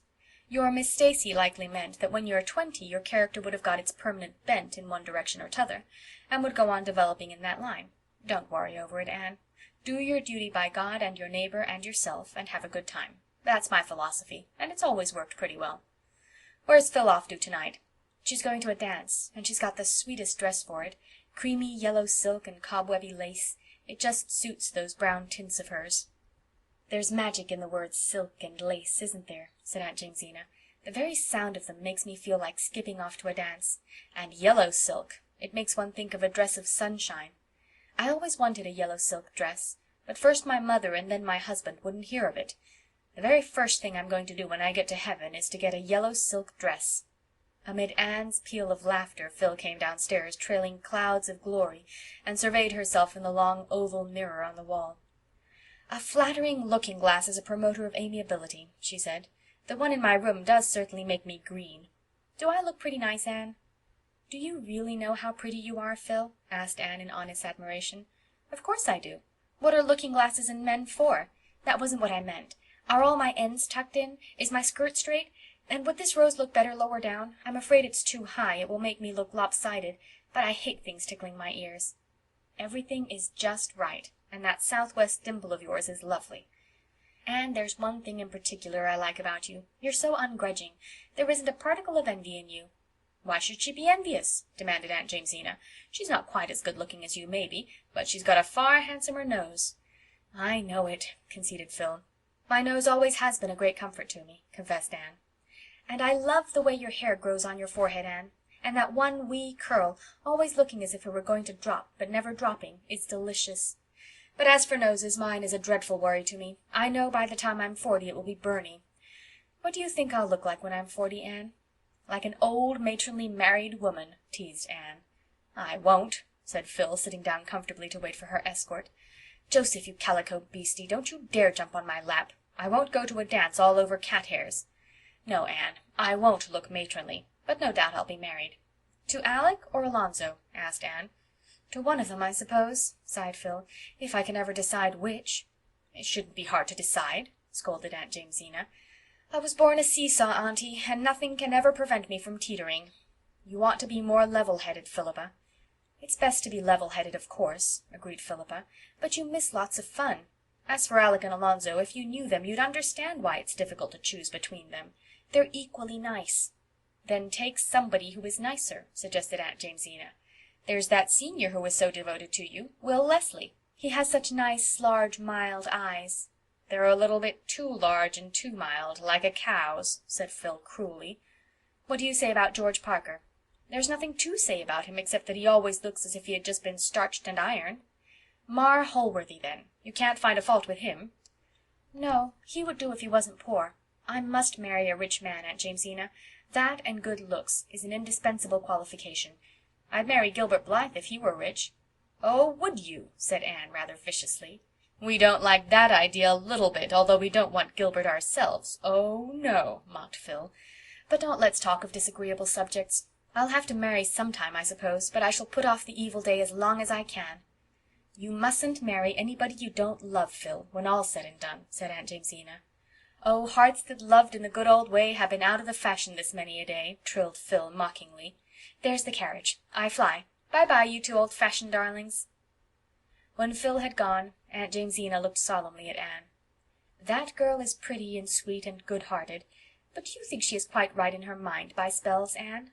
"Oh, I don't think there's anything the matter with Phil's mind," said Anne, hiding a smile. "It's just her way of talking." Aunt Jamesina shook her head. "Well, I hope so, Anne. I do hope so, because I love her. But I can't understand her. She beats me.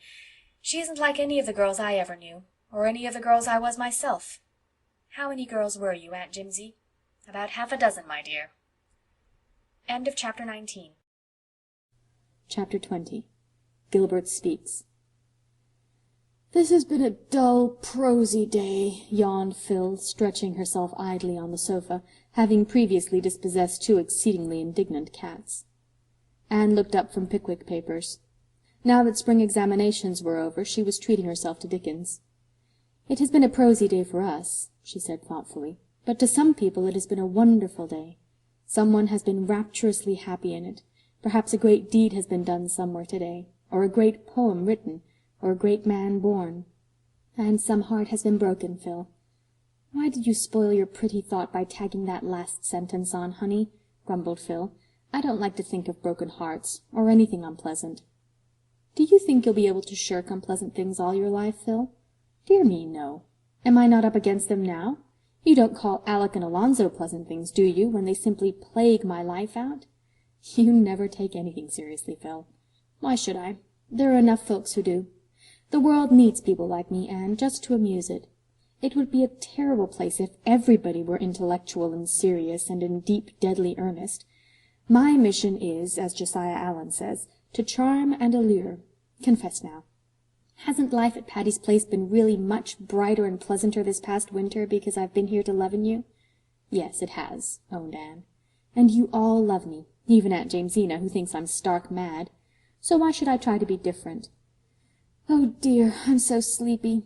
I was awake until 1 last night, reading a harrowing ghost story. I read it in bed, and after I had finished it, do you suppose I could get out of bed to put the light out? No. And if Stella had not fortunately come in late, that lamp would have burned good and bright till morning. When I heard Stella, I called her in, explained my predicament, and got her to put out the light. If I had got out myself to do it, I knew something would grab me by the feet when I was getting in again. By the way, Anne, has Aunt Jamesina decided what to do this summer?" "Yes, she's going to stay here. I know she's doing it for the sake of those blessed cats, although she says it's too much trouble to open her own house, and she hates visiting." "What are you reading?" "Pickwick." "That's a book that always makes me hungry," said Phil. "There's so much good eating in it. The characters seem always to be revelling on ham and eggs and milk punch. I generally go on a cupboard rummage after reading Pickwick. The mere thought reminds me that I'm starving. Is there any tidbit in the pantry, Queen Anne?" "I made a lemon pie this morning. You may have a piece of it." Phil dashed out to the pantry, and Anne betook herself to the orchard in company with Rusty. It was a moist, pleasantly odorous night in early spring. The snow was not quite all gone from the park. A little dingy bank of it yet lay under the pines of the harbour road, screened from the influence of April's suns. It kept the harbour road muddy and chilled the evening air. But grass was growing green in sheltered spots, and Gilbert had found some pale, sweet arbutus in a hidden corner. He came up from the park, his hands full of it. Anne was sitting on the big grey boulder in the orchard, looking at the poem of a bare birchen bough hanging against the pale red sunset with the very perfection of grace. She was building a castle in air, a wondrous mansion whose sunlit courts and stately halls were steeped in Araby's perfume, and where she reigned queen and chatelaine. She frowned as she saw Gilbert coming through the orchard. Of late she had managed not to be left alone with Gilbert, but he had caught her fairly now, and even Rusty had deserted her. Gilbert sat down beside her on the boulder and held out his mayflowers. "Don't these remind you of home and our old school-day picnics, Anne?" Anne took them and buried her face in them. "I'm in Mr. Silas Sloane's barrens this very minute," she said rapturously. "I suppose you will be there in reality in a few days." "No, not for a fortnight. I'm going to visit Phil in Bolingbroke before I go home. You'll be in Avonlea before I will." "No, I shall not be in Avonlea at all this summer, Anne. I've been offered a job in the Daily News office, and I'm going to take it." "Oh," said Anne vaguely. She wondered what a whole Avonlea summer would be like without Gilbert. Somehow she did not like the prospect. "Well," she concluded flatly, "it is a good thing for you, of course." "Yes, I've been hoping I would get it. It will help me out next year." "You mustn't work too hard," said Anne, without any very clear idea of what she was saying. She wished desperately that Phil would come out. "You've studied very constantly this winter. Isn't this a delightful evening? Do you know, I found a cluster of white violets under that old twisted tree over there today. I felt as if I had discovered a gold mine." "You're always discovering gold mines," said Gilbert, also absently. "Let us go and see if we can find some more," suggested Anne eagerly. "I'll call Phil and—" "Never mind Phil and the violets just now, Anne," said Gilbert quietly, taking her hand in a clasp from which she could not free it. "There is something I want to say to you." "Oh, don't say it," cried Anne pleadingly. "Don't, please, Gilbert." "I must. Things can't go on like this any longer. Anne, I love you. You know I do. I can't tell you how much. Will you promise me that someday you'll be my wife?" I can't," said Anne miserably. "Oh, Gilbert, you've spoiled everything." "Don't you care for me at all?" Gilbert asked after a very dreadful pause, during which Anne had not dared to look up. Not in that way. I do care a great deal for you as a friend, but I don't love you, Gilbert." "But can't you give me some hope that you will yet?" "No, I can't," exclaimed Anne desperately. "I never, never can love you in that way, Gilbert. You must never speak of this to me again." There was another pause, so long and so dreadful that Anne was driven at last to look up. Gilbert's face was white to the lips, and his eyes— but Anne shuddered and looked away. There was nothing romantic about this. Must proposals be either grotesque or horrible? Could she ever forget Gilbert's face? "Is there anybody else?" he asked at last in a low voice. "No, no," said Anne eagerly. "I don't care for anyone like that. And I like you better than anyone else in the world, Gilbert. And we must go on being friends, Gilbert." Gilbert gave a bitter little laugh. "Friends! Your friendship can't satisfy me, Anne. I want your love, and you tell me I can never have that." "I'm sorry. Forgive me, Gilbert," was all Anne could say. Where, oh where, were all the gracious and graceful speeches wherewith, in imagination, she had been wont to dismiss rejected suitors? Gilbert released her hand gently. "There isn't anything to forgive. There have been times when I thought you did care. I've deceived myself, that's all. Good-bye, Anne." Anne got herself to her room, sat down on her window-seat behind the pines, and cried bitterly. She felt as if something incalculably precious had gone out of her life. It was Gilbert's friendship, of course. Oh, why must she lose it after this fashion? "What is the matter, honey?" asked Phil, coming in through the moonlit gloom. Anne did not answer. At that moment she wished Phil were 1,000 miles away. "I suppose you've gone and refused Gilbert Blythe. You are an idiot, Anne Shirley." "Do you call it idiotic to refuse to marry a man I don't love?" said Anne coldly, goaded to reply. "You don't know love when you see it. You've tricked something out with your imagination that you think love, and you expect the real thing to look like that. There, that's the first sensible thing I've ever said in my life. I wonder how I managed it." "Phil," pleaded Anne, "please go away and leave me alone for a little while. My world has tumbled into pieces. I want to reconstruct it." "Without any Gilbert in it?" said Phil, going. "A world without any Gilbert in it." Anne repeated the words drearily. Would it not be a very lonely, forlorn place? Well, it was all Gilbert's fault. He had spoiled their beautiful comradeship. She must just learn to live without it. End of Chapter 20. Chapter 21. Roses of Yesterday. The fortnight Anne spent in Bolingbroke was a very pleasant one, with a little undercurrent of vague pain and dissatisfaction running through it whenever she thought about Gilbert. There was not, however, much time to think about him. Mount Holly, the beautiful old Gordon homestead, was a very gay place, overrun by Phil's friends of both sexes. There was quite a bewildering succession of drives, dances, picnics, and boating parties, all expressively lumped together by Phil under the head of jamborees. Alec and Alonzo were so constantly on hand that Anne wondered if they ever did anything but dance attendance on that will-o'-the-wisp of a Phil. They were both nice, manly fellows, but Anne would not be drawn into any opinion as to which was the nicer. "And I depended so on you to help me make up my mind which of them I should promise to marry," mourned Phil. "You must do that for yourself. You are quite expert at making up your mind as to whom other people should marry," retorted Anne rather caustically. "Oh, that's a very different thing," said Phil truly. But the sweetest incident of Anne's sojourn in Bolingbroke was the visit to her birthplace, the little shabby yellow house in an out-of-the-way street she had so often dreamed about. She looked at it with delighted eyes as she and Phil turned in at the gate. "It's almost exactly as I've pictured it," she said. "There's no honeysuckle over the windows, but there is a lilac tree by the gate. And yes, there are muslin curtains in the windows. How glad I am it is still painted yellow." A very tall, very thin woman opened the door.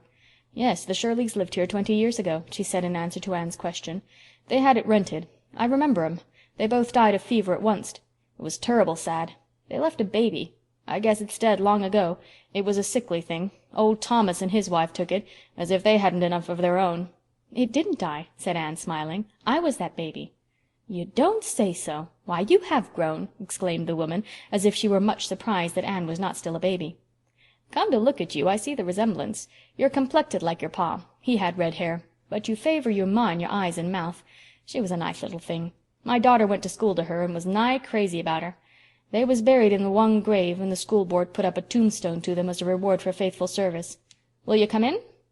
"Will you let me go all over the house?" asked Anne eagerly. "Laws, yes, you can if you like. 'Twon't take you long. There ain't much of it. I keep it my man to build a new kitchen, but he ain't one of your hustlers.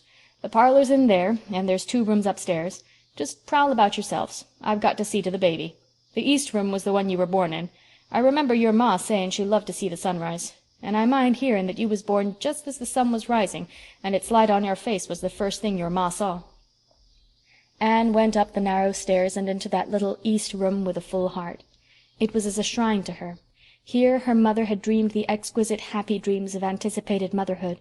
Here that red sunrise light had fallen over them both in the sacred hour of birth. Here her mother had died. Anne looked about her reverently, her eyes filled with tears. It was for her one of the jeweled hours of that life that gleam out radiantly forever in memory.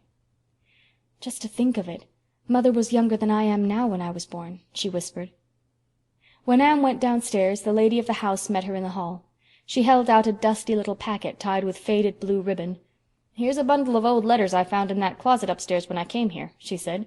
"I don't know what they are. I never bothered to look in 'em, but the address on the top one is Miss Bertha Willis, and that was your ma's maiden name. You can take 'em if you care to have 'em." "Oh, thank you," cried Anne, clasping the packet rapturously. "That was all that was in the house," said her hostess. "The furniture was all sold to pay the doctor bills, and Mrs. Thomas got your ma's clothes and little things. I reckon they didn't last long among that drove of Thomas youngsters. They was destructive young animals, as I mind 'em." "I haven't one thing that belonged to my mother," said Anne chokily. I can never thank you enough for these letters." "You're quite welcome. Laws, but your eyes is like your ma's. She could just about talk with hers. Your father was sort of homely, but awful nice. I mind hearing folks say when they was married that there never was 2 people more in love with each other. Poor creatures. They didn't live much longer, but they was awful happy while they was alive, and I suppose that counts for a good deal."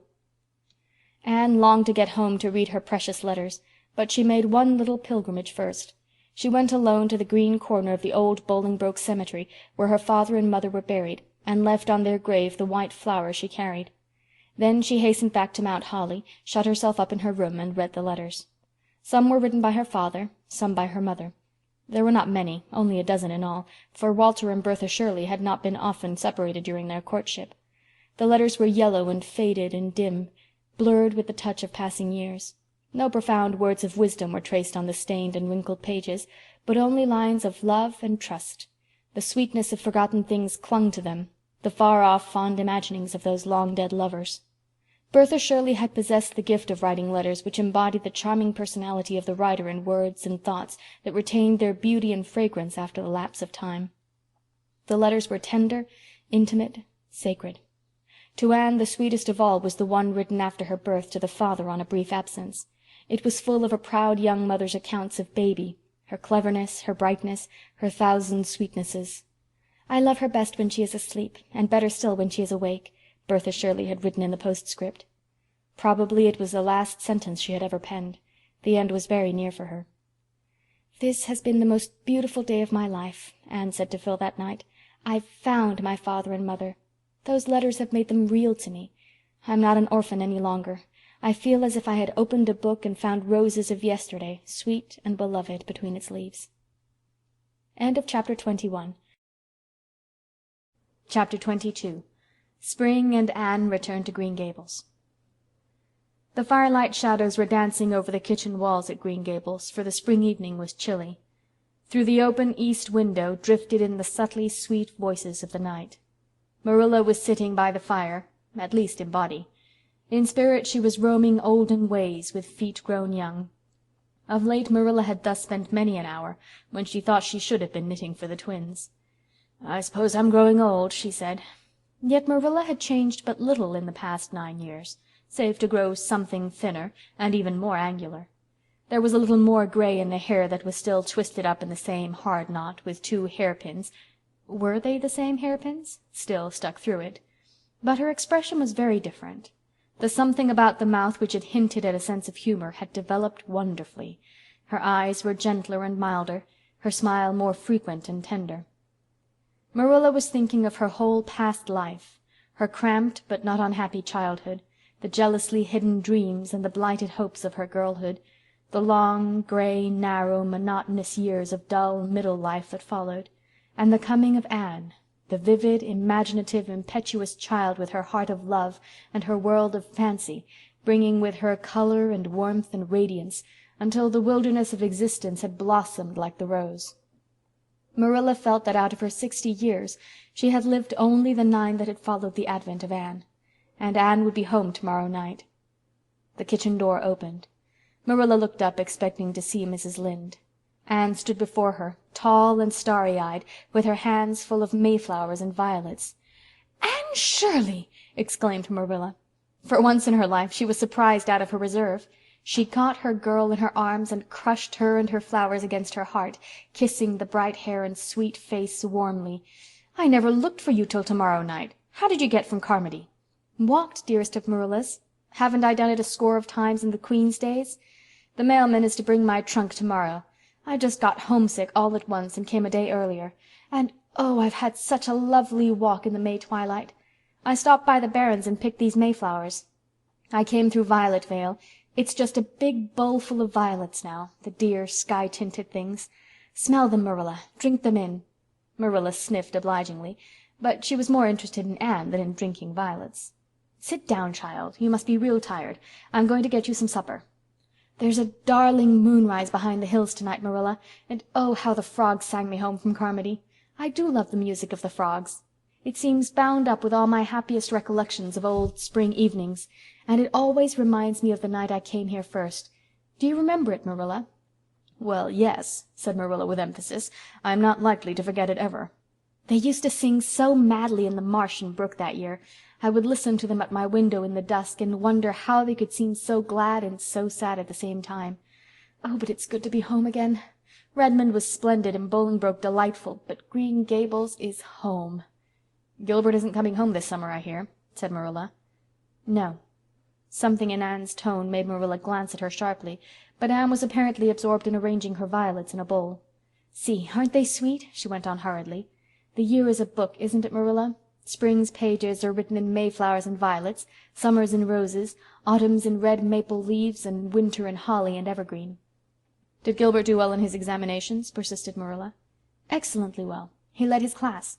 But where are the twins and Mrs. Lynde?"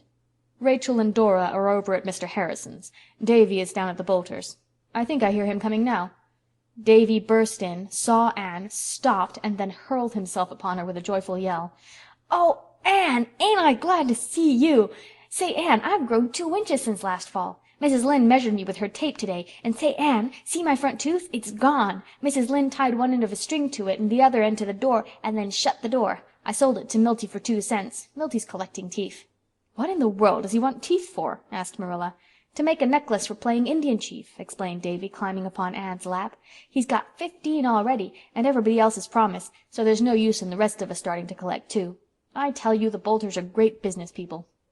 "Were you a good boy at Mrs. Boulter's?" asked Marilla severely.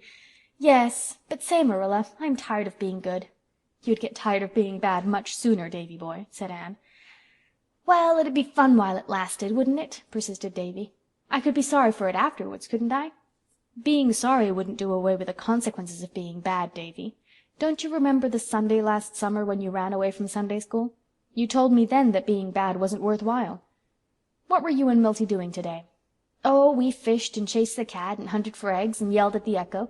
There's a great echo in the bush behind the Boulter barn. Say, what is Echo, Anne? I want to know." "Echo is a beautiful nymph, Davy, living far away in the woods and laughing at the world from among the hills."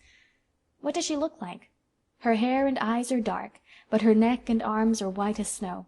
No mortal can ever see how fair she is. She is fleeter than a deer, and that mocking voice of hers is all we can know of her.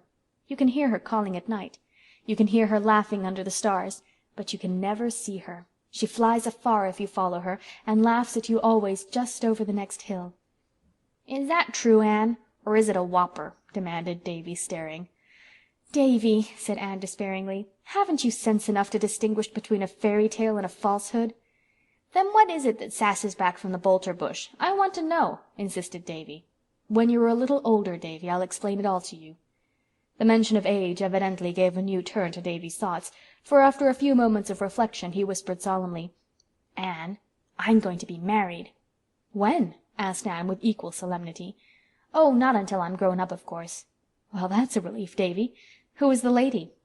"Stella Fletcher. She's in my class at school. And say, Anne, she's the prettiest girl you ever saw. If I die before I grow up you'll keep an eye on her, won't you?" "Davy Keefe, do stop talking such nonsense," said Marilla severely. "'Tisn't nonsense," protested Davy in an injured tone. "She's my promised wife, and if I was to die she'd be my promised widow, wouldn't she?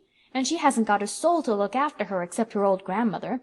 "Come and have your supper, Anne," said Marilla, "and don't encourage that child in his absurd talk." Chapter 23. Paul Cannot Find the Rock People. Life was very pleasant in Avonlea that summer, although Anne, amid all her vacation joys, was haunted by a sense of something gone which should be there. She would not admit, even in her inmost reflections, that this was caused by Gilbert's absence. But when she had to walk home alone from prayer meetings and Avis powwows, while Diana and Fred and many other gay couples loitered along the dusky, starlit country roads, there was a queer, lonely ache in her heart which she could not explain away. Gilbert did not even write to her, as she thought he might have done. She knew he wrote to Diana occasionally, but she would not inquire about him, and Diana, supposing that Anne heard from him, volunteered no information. Gilbert's mother, who was a gay, frank, light-hearted lady, but not overburdened with tact, had a very embarrassing habit of asking Anne, always in a painfully distinct voice and always in the presence of a crowd, if she had heard from Gilbert lately.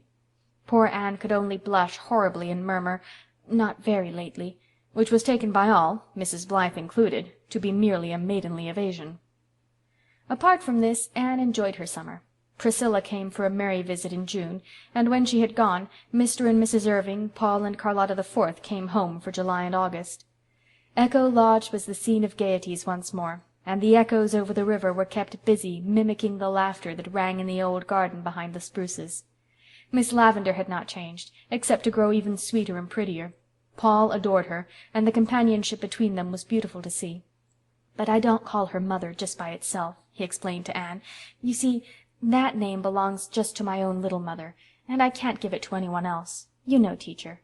But I call her Mother Lavendar, and I love her next best to Father. I even love her a little better than you, teacher." "Which is just as it ought to be," answered Anne. Paul was 13 now, and very tall for his years. His face and eyes were as beautiful as ever, and his fancy was still like a prism, separating everything that fell upon it into rainbows. He and Anne had delightful rambles to wood and field and shore. Never were there two more thoroughly kindred spirits. Charlotta the Fourth had blossomed out into young ladyhood. She wore her hair now in an enormous pompadour, and had discarded the blue ribbon bows of old lang syne, but her face was as freckled, her nose as snubbed, and her mouth and smiles as wide as ever. "You don't think I talk with a Yankee accent, do you, Miss Shirley, ma'am?" she demanded anxiously. "I don't notice it, Charlotta." "I'm real glad of that. They said I did at home, but I thought likely they just wanted to aggravate me. I don't want no Yankee accent. Not that I've a word to say against the Yankees, Miss Shirley, ma'am. They're real civilized. But give me old P.E. Island every time." Paul spent his first fortnight with his grandmother Irving in Avonlea. Anne was there to meet him when he came, and found him wild with eagerness to get to the shore. Nora and the Golden Lady and the twin sailors would be there. He could hardly wait to eat his supper. Could he not see Nora's elfin face peering around the point, watching for him wistfully? But it was a very sober Paul who came back from the shore in the twilight. "Didn't you find your rock people?" asked Anne. Paul shook his chestnut curls sorrowfully. "The twin sailors and the Golden Lady never came at all," he said. "Nora was there, but Nora's not the same teacher. She's changed." "Oh, Paul, it is you who are changed," said Anne. "You have grown too old for the rock people. They like only children for playfellows. I am afraid the twin sailors will never again come to you in the pearly, enchanted boat with the sail of moonshine, and the Golden Lady will play no more for you on her golden harp. Even Nora will not meet you much longer. You must pay the penalty of growing up, Paul. You must leave fairyland behind you." "You two talk as much foolishness as you ever did," said old Mrs. Irving, half indulgently, half reprovingly. "Oh, no, we don't," said Anne, shaking her head gravely. "We are getting very, very wise, and it is such a pity. We are never half so interesting when we have learned that language is given us to enable us to conceal our thoughts." "But it isn't. It is given us to exchange our thoughts," said Mrs. Irving seriously. She had never heard of Talleyrand, and did not understand epigrams. Anne spent a fortnight of halcyon days at Echo Lodge in the golden prime of August. While there she incidentally contrived to hurry Ludovic Speed in his leisurely courting of Theodora Dix, as related duly in another chronicle of her history. Arnold Sherman, an elderly friend of the Irvings, was there at the same time, and added not a little to the general pleasantness of life. "What a nice playtime this has been," said Anne. "I feel like a giant refreshed, and it's only a fortnight more till I go back to Kingsport and Redmond and Patty's Place. Patty's Place is the dearest spot, Miss Lavendar. I feel as if I had two homes, one at Green Gables and one at Patty's Place. But where has the summer gone? It doesn't seem a day since I came home that spring evening with the Mayflowers. When I was little I couldn't see from one end of the summer to the other. It stretched before me like an unending season. Now 'tis a handbreadth, 'tis a tale." "Anne, are you and Gilbert Blythe as good friends as you used to be?" asked Miss Lavendar quietly. "I am just as much Gilbert's friend as ever I was, Miss Lavendar." Miss Lavendar shook her head. "I see something's gone wrong, Anne. I'm going to be impertinent and ask what. Have you quarreled?" "No. It's only that Gilbert wants more than friendship, and I can't give him more." "Are you sure of that, Anne?" "Perfectly sure." "I'm very, very sorry." "I wonder why everybody seems to think I ought to marry Gilbert Blythe," said Anne petulantly. "Because you were made and meant for each other, Anne. That is why. You needn't toss that young head of yours. It's a fact." End of Chapter 23. Chapter 24. Enter Jonas. Prospect Point, August 20th. "Dear Anne, spelled with an E," wrote Phil. "I must prop my eyelids open long enough to write you. I've neglected you shamefully this summer, honey, but all my other correspondents have been neglected too. I have a huge pile of letters to answer, so I must gird up the loins of my mind and hoe in. Excuse my mixed metaphors. I'm fearfully sleepy. Last night Cousin Emily and I were calling at a neighbor's. There were several other callers there, and as soon as those unfortunate creatures left, our hostess and her 3 daughters picked them all to pieces. I knew they would begin on Cousin Emily and me as soon as the door shut behind us. When we came home, Mrs. Lilly informed us that the aforesaid neighbor's hired boy was supposed to be down with scarlet fever. You can always trust Mrs. Lilly to tell you cheerful things like that. I have a horror of scarlet fever. I couldn't sleep when I went to bed for thinking of it. I tossed and tumbled about, dreaming fearful dreams when I did snooze for a minute. And at 3 I wakened up with a high fever, a sore throat, and a raging headache. I knew I had scarlet fever. I got up in a panic and hunted up Cousin Emily's doctor book to read up the symptoms. And I had them all. So I went back to bed, and knowing the worst, slept like a top the rest of the night. Though why a top should sleep sounder than anything else I never could understand. But this morning I was quite well, so it couldn't have been the fever. I suppose if I did catch it last night, it couldn't have developed so soon. I can remember that in daytime, but at 3 o'clock at night I never can be logical. I suppose you wonder what I am doing at Prospect Point. Well, I always like to spend a month of summer at the shore, and Father insists that I come to his second cousin Emily's select boarding house at Prospect Point, so a fortnight ago I came as usual. And as usual, old Uncle Mark Miller brought me from the station with his ancient buggy and what he calls his generous purpose horse. He's a nice old man, and gave me a handful of pink peppermints. Peppermints always seemed to me such a religious sort of candy, I suppose because when I was a little girl Grandmother Gordon always gave them to me in church. Once I asked, referring to the smell of peppermints, "Is that the odor of sanctity?" I didn't like to eat Uncle Mark's peppermints because he just fished them loose out of his pocket and had to pick some rusty nails and other things from among them before he gave them to me. But I wouldn't hurt his dear old feelings for anything, so I carefully sowed them along the road at intervals. When the last one was gone, Uncle Mark said a little rebukingly, "You shouldn't 'a' ate all them candies to onct, Miss Phil. You'll likely have the stomach ache." Cousin Emily has only 5 boarders besides myself, 4 old ladies and 1 young man. My right-hand neighbor is Mrs. Lilly. She is one of those people who seem to take a gruesome pleasure in detailing all their many aches and pains and sicknesses. You cannot mention any ailment but she says, shaking her head, "Ah, I know too well what that is," and then you get all the details. Jonas declares he once spoke of locomotor ataxia and hearing, and she said she knew too well what that was. She suffered from it for 10 years and was finally cured by a traveling doctor. Who is Jonas? Just wait, Anne Shirley. You'll hear all about Jonas in the proper time and place. He is not to be mixed up with estimable old ladies. My left-hand neighbor at the table is Mrs. Finney. She always speaks with a wailing, dolorous voice. You are nervously expecting her to burst into tears every moment. She gives you the impression that life to her is indeed a vale of tears, and that a smile, never to speak of a laugh, is a frivolity truly reprehensible. She has a worse opinion of me than Aunt Jamesina, and she doesn't love me hard to atone for it as Auntie Jay does either. Miss Maria Grimsby sits catty-corner from me. The first day I came I remarked to Miss Maria that it looked a little like rain, and Miss Maria laughed. I said the road from the station was very pretty, and Miss Maria laughed. I said there seemed to be a few mosquitoes left yet, and Miss Maria laughed. I said that Prospect Point was as beautiful as ever, and Miss Maria laughed. If I were to say to Miss Maria, "My father has hanged himself, my mother has taken poison, my brother is in the penitentiary, and I am in the last stages of consumption," Miss Maria would laugh. She can't help it, she was born so, but it is very sad and awful. The 5th old lady is Mrs. Grant. She's a sweet old thing, but she never says anything but good of anybody, so she is a very uninteresting conversationalist. And now for Jonas, Anne.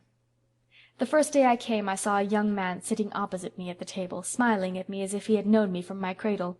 I knew, for Uncle Mark had told me, that his name was Jonas Blake, that he was a theological student from St. Columbia, and that he had taken charge of the Point Prospect Mission Church for the summer.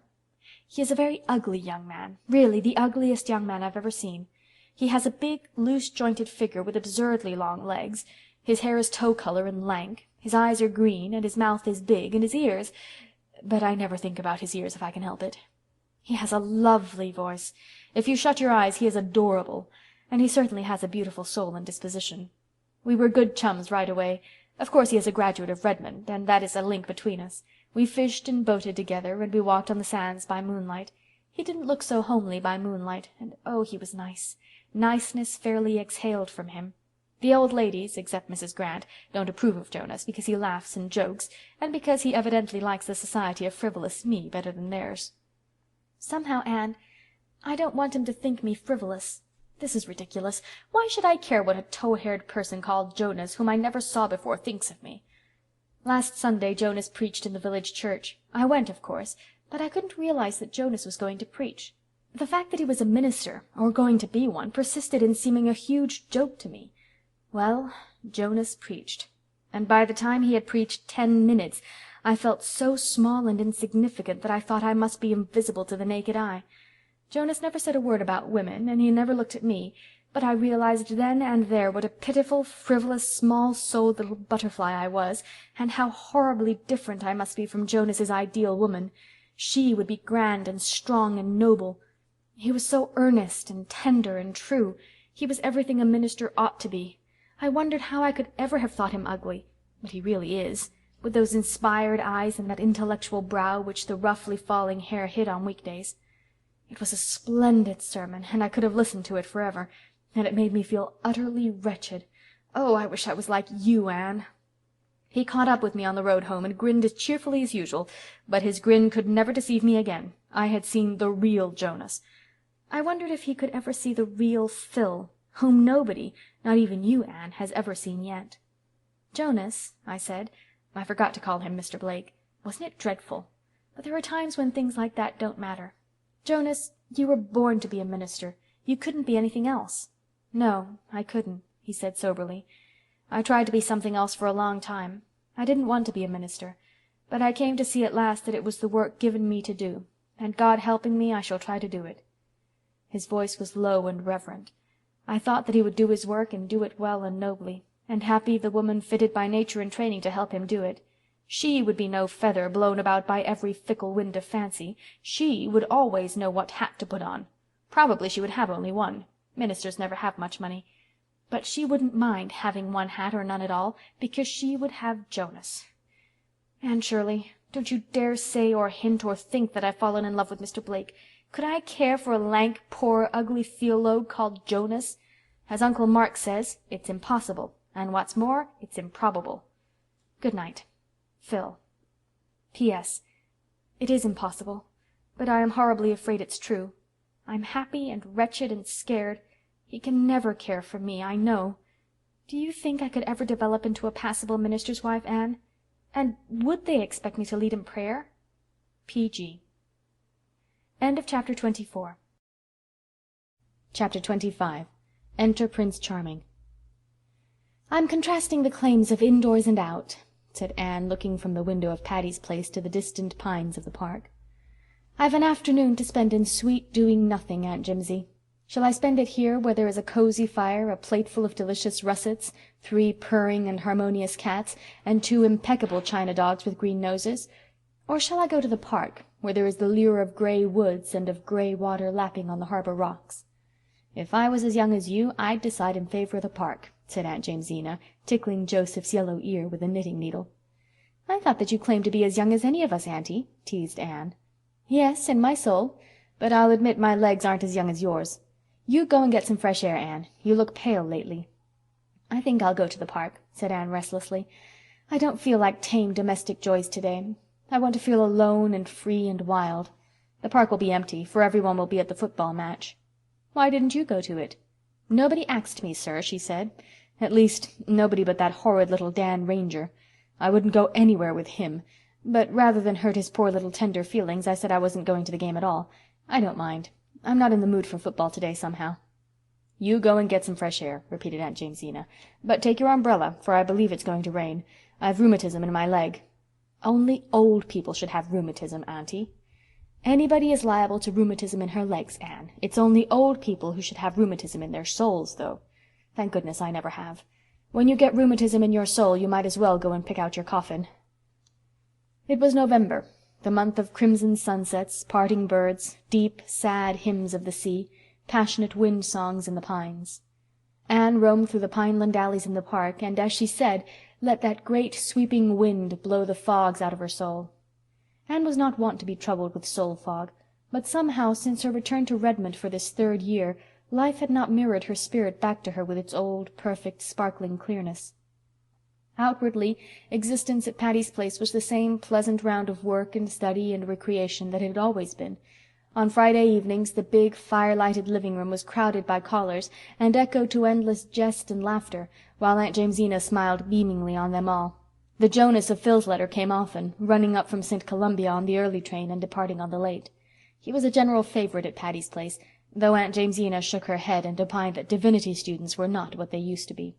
"He's very nice, my dear," she told Phil, "but ministers ought to be graver and more dignified." "Can't a man laugh and be a Christian still?" demanded Phil. "Oh, men, yes. But I was speaking of ministers, my dear," said Aunt Jamesina rebukingly. "And you shouldn't flirt so with Mr. Blake. You really shouldn't." "I'm not flirting with him," protested Phil. Nobody believed her, except Anne. The others thought she was amusing herself as usual, and told her roundly that she was behaving very badly. "Mr. Blake isn't of the Alec and Alonzo type, Phil," said Stella severely. "He takes things seriously. You may break his heart." "Do you really think I could?" asked Phil. "I'd love to think so." "Philippa Gordon, I never thought you were utterly unfeeling. The idea of you saying you'd love to break a man's heart!" "I didn't say so, honey. Quote me correctly. I said I'd like to think I could break it. I would like to know I had the power to do it. I don't understand you, Phil.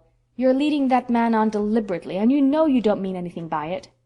"I mean to make him ask him to marry me if I can," said Phil calmly. "I give you up," said Stella hopelessly. Gilbert came occasionally on Friday evenings. He seemed always in good spirits, and held his own in the jests and repartee that flew about. He neither sought nor avoided Anne. When circumstances brought them in contact, he talked to her pleasantly and courteously, as to any newly made acquaintance. The old camaraderie was gone entirely. Anne felt it keenly, but she told herself she was very glad and thankful that Gilbert had got so completely over his disappointment in regard to her. She had really been afraid that April evening in the orchard that she had hurt him terribly, and that the wound would be long in healing. Now she saw that she need not have worried. Men have died and the worms have eaten them, but not for love. Gilbert evidently was in no danger of immediate dissolution. He was enjoying life, and he was full of ambition and zest. For him there was to be no wasting in despair because a woman was fair and cold. Anne, as she listened to the ceaseless badinage that went on between him and Phil, wondered if she had only imagined that look in his eyes when she had told him she could never care for him. There were not lacking those who would gladly have stepped into Gilbert's vacant place, but Anne snubbed them without fear and without reproach. If the real Prince Charming was never to come, she would have none of a substitute. So she sternly told herself that gray day in the windy park. Suddenly the rain of Aunt Jamesina's prophecy came with a swish and a rush. Anne put up her umbrella and hurried down the slope. As she turned out on the harbor road, a savage gust of wind tore along it. Instantly her umbrella turned wrong side out. Anne clutched at it in despair. And then there came a voice close to her. "Pardon me. May I offer you the shelter of my umbrella?" Anne looked up. Tall and handsome and distinguished-looking. Dark, melancholy, inscrutable eyes. Melting, musical, sympathetic voice. Yes, the very hero of her dreams stood before her in the flesh. He could not have more closely resembled her ideal if he had been made to order. "Thank you," she said confusedly. "We'd better hurry over to that little pavilion on the point," suggested the unknown. "We can wait there until the shower is over. It is not likely to rain so heavily very long." The words were commonplace, but oh, the tone! And the smile which accompanied them! Anne felt her heart beating strangely. Together they scurried to the pavilion and sat breathlessly down under its friendly roof. Anne laughingly held up her false umbrella. "It is when my umbrella turns inside out that I am convinced of the total depravity of inanimate things," she said gaily. The raindrops sparkled on her shining hair. Its loosened rings curled around her neck and forehead. Her cheeks were flushed, her eyes big and starry. Her companion looked down at her admiringly. She felt herself blushing under his gaze. Who could he be? Why, there was a bit of the Redmond white and scarlet pinned to his coat lapel. Yet she had thought she knew, by sight at least, all the Redmond students except the freshmen. And this courtly youth surely was no freshman. "We are schoolmates, I see," he said, smiling at Anne's colors. "That ought to be sufficient introduction. My name is Royal Gardner, and you are the Miss Shirley who read the Tennyson paper at the Philomathic the other evening, aren't you?" "Yes, but I cannot place you at all," said Anne frankly. "Please, where do you belong?" "I feel as if I didn't belong anywhere yet. I put in my freshman and sophomore years at Redmond 2 years ago. I've been in Europe ever since. Now I've come back to finish my arts course." "This is my junior year, too," said Anne. "So we are classmates as well as college mates. I am reconciled to the loss of the years that the locust has eaten," said her companion, with a world of meaning in those wonderful eyes of his. The rain came steadily down for the best part of an hour, but the time seemed really very short. When the clouds parted and a burst of pale November sunshine fell athwart the harbor and the pines, Anne and her companion walked home together. By the time they had reached the gate of Patty's Place, he had asked permission to call, and had received it. Anne went in with cheeks of flame and her heart beating to her fingertips. Rusty, who climbed into her lap and tried to kiss her, found a very absent welcome. Anne, with her soul full of romantic thrills, had no attention to spare just then for a crop-eared pussy-cat. That evening a parcel was left at Patty's Place for Miss Shirley. It was a box containing a dozen magnificent roses. Phil pounced impertinently on the card that fell from it, read the name and the poetical quotation written on the back. "Royal Gardner!" she exclaimed. "Why, Anne, I didn't know you were acquainted with Roy Gardner." "I met him in the park this afternoon in the rain," explained Anne hurriedly. "My umbrella turned inside out, and he came to my rescue with his." "Oh!" Phil peered curiously at Anne. "And is that exceedingly commonplace incident any reason why he should send us long-stemmed roses by the dozen, with a very sentimental rhyme? Or why we should blush divinest rosy red when we look at his card? Anne, thy face betrayeth thee." "Don't talk nonsense, Phil. Do you know Mr. Gardner?" "I've met his two sisters, and I know of him. So does everybody worthwhile in Kingsport. The Gardners are among the richest, bluest of blue noses. Roy is adorably handsome and clever. 2 years ago his mother's health failed and he had to leave college and go abroad with her. His father is dead. He must have been greatly disappointed to have to give up his class, but they say he was perfectly sweet about it." "Fee, fi, fo, fum, Anne. I smell romance." "Almost do I envy you, but not quite. After all, Roy Gardner isn't Jonas."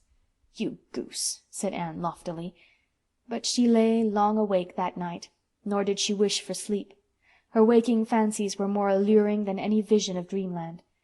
Had the real prince come at last? Recalling those glorious dark eyes which had gazed so deeply into her own, Anne was very strongly inclined to think he had. End of chapter 25. Chapter 26. Enter Christine. The girls at Patty's Place were dressing for the reception which the juniors were giving for the seniors in February. Anne surveyed herself in the mirror of the blue room with girlish satisfaction. She had a particularly pretty gown on. Originally it had been only a simple little slip of cream silk with a chiffon overdress, but Phil had insisted on taking it home with her in the Christmas holidays and embroidering tiny rosebuds all over the chiffon. Phil's fingers were deft, and the result was a dress which was the envy of every Redmond girl. Even Allie Boone, whose frocks came from Paris, was wont to look with longing eyes on that rosebud concoction as Anne trailed up the main staircase at Redmond in it. Anne was trying the effect of a white orchid in her hair. Roy Gardner had sent her white orchids for the reception, and she knew no other Redmond girl would have them that night, when Phil came in with admiring gaze. "Anne, this is certainly your night for looking handsome. 9 nights out of 10 I can easily outshine you. The 10th you blossom out suddenly into something that eclipses me altogether. How do you manage it?" "It's the dress, dear. Fine feathers." "'Tisn't. The last evening you flamed out into beauty you wore your old blue flannel shirtwaist that Mrs. Lynde made you. If Roy hadn't already lost head and heart about you, he certainly would tonight. But I don't like orchids on you, Anne. No, it isn't jealousy. Orchids don't seem to belong to you. They're too exotic, too tropical, too insolent. Don't put them in your hair, anyway." "Well, I won't. I admit I'm not fond of orchids myself. I don't think they're related to me. Roy doesn't often send them. He knows I like flowers I can live with. Orchids are only things you can visit with. Jonas sent me some dear pink rosebuds for the evening, but he isn't coming himself. He said he had to lead a prayer meeting in the slums. I don't believe he wanted to come. Anne, I'm horribly afraid Jonas doesn't really care anything about me, and I'm trying to decide whether I'll pine away and die or go on and get my B.A. and be sensible and useful." "You couldn't possibly be sensible and useful, Phil, so you'd better pine away and die," said Anne cruelly. "Heartless Anne." "Silly Phil. You know quite well that Jonas loves you." "But he won't tell me so, and I can't make him. He looks it, I'll admit. But speak to me only with thine eyes isn't a really reliable reason for embroidering doilies and hemstitching tablecloths. I don't want to begin such work until I'm really engaged. It would be tempting fate. Mr. Blake is afraid to ask you to marry him, Phil. He is poor and can't offer you a home such as you've always had. You know that is the only reason he hasn't spoken long ago." "I suppose so," agreed Phil dolefully. "Well," brightening up, "if he won't ask me to marry him, I'll ask him, that's all. So it's bound to come right. I won't worry. By the way, Gilbert Blythe is going about constantly with Christine Stuart. Did you know?" Anne was trying to fasten a little gold chain about her throat. She suddenly found the clasp difficult to manage. What was the matter with it? Or with her fingers? "No," she said carelessly. "Who is Christine Stuart?" "Ronald Stuart's sister. She's in Kingsport this winter studying music. I haven't seen her, but they say she's very pretty, and that Gilbert is quite crazy over her. How angry I was when you refused Gilbert, Anne. But Roy Gardner was foreordained for you. I can see that now. You were right after all." Anne did not blush, as she usually did when the girls assumed that her eventual marriage to Roy Gardner was a settled thing. All at once she felt rather dull. Phil's chatter seemed trivial, and the reception a bore. She boxed poor Rusty's ears. "Get off that cushion instantly, you cat, you! Why don't you stay down where you belong?" Anne picked up her orchids and went downstairs, where Aunt Jamesina was presiding over a row of coats hung before the fire to warm. Roy Gardner was waiting for Anne and teasing the Sarah cat while he waited. The Sarah cat did not approve of him. She always turned her back on him. But everybody else at Patty's Place liked him very much. Aunt Jamesina, carried away by his unfailing and deferential courtesy and the pleading tones of his delightful voice, declared he was the nicest young man she ever knew, and that Anne was a very fortunate girl. Such remarks made Anne restive. Anne's wooing had certainly been as romantic as girlish heart could desire, but she wished Aunt Jamesina and the girls would not take things so for granted. When Roy murmured a poetical compliment as he helped her on with her coat, she did not blush and thrill as usual, and he found her rather silent in their brief walk to Redmond. He thought she looked a little pale when she came out of the co-ed's dressing-room, but as they entered the reception-room her color and sparkles suddenly returned to her. She turned to Roy with her gayest expression. He smiled back at her with what Phil called his deep black velvety smile. Yet she really did not see Roy at all. She was acutely conscious that Gilbert was standing under the palms just across the room, talking to a girl who must be Christine Stuart. She was very handsome, in the stately style destined to become rather massive in middle life. A tall girl with large, dark blue eyes, ivory outlines, and a gloss of darkness on her smooth hair. "She looks just as I've always wanted to look," thought Anne miserably. Rose-leaf complexion, starry violet eyes, raven hair. Yes, she has them all. It's a wonder her name isn't Cordelia Fitzgerald into the bargain. But I don't believe her figure is as good as mine, and her nose certainly isn't. Anne felt a little comforted by this conclusion. End of Chapter 26. Chapter 27. Mutual Confidences. March came in that winter like the meekest and mildest of lambs, bringing days that were crisp and golden and tingling, each followed by a frosty pink twilight which gradually lost itself in an elfland of moonshine. Over the girls at Patty's Place was falling the shadow of April examinations. They were studying hard. Even Phil had settled down to text and notebooks with a doggedness not to be expected of her. "I'm going to take the Johnson Scholarship in Mathematics," she announced calmly. "I could take the one in Greek easily, but I'd rather take the mathematical one because I want to prove to Jonas that I'm really enormously clever." "Jonas likes you better for your big brown eyes and your crooked smile than for all the brains you carry under your curls," said Anne. "When I was a girl it wasn't considered ladylike to know anything about mathematics," said Aunt Jamesina. "But times have changed. I don't know that it's all for the better. Can you cook, Phil?" "No, I never cooked anything in my life except a gingerbread, and it was a failure. Flat in the middle and hilly round the edges. You know the kind. But, Auntie, when I begin in good earnest to learn to cook, don't you think the brains that enable me to win a mathematical scholarship will also enable me to learn cooking just as well?" "Maybe," said Aunt Jamesina cautiously. "I am not decrying the higher education of women. My daughter is an M.A. She can cook, too, but I taught her to cook before I let a college professor teach her mathematics."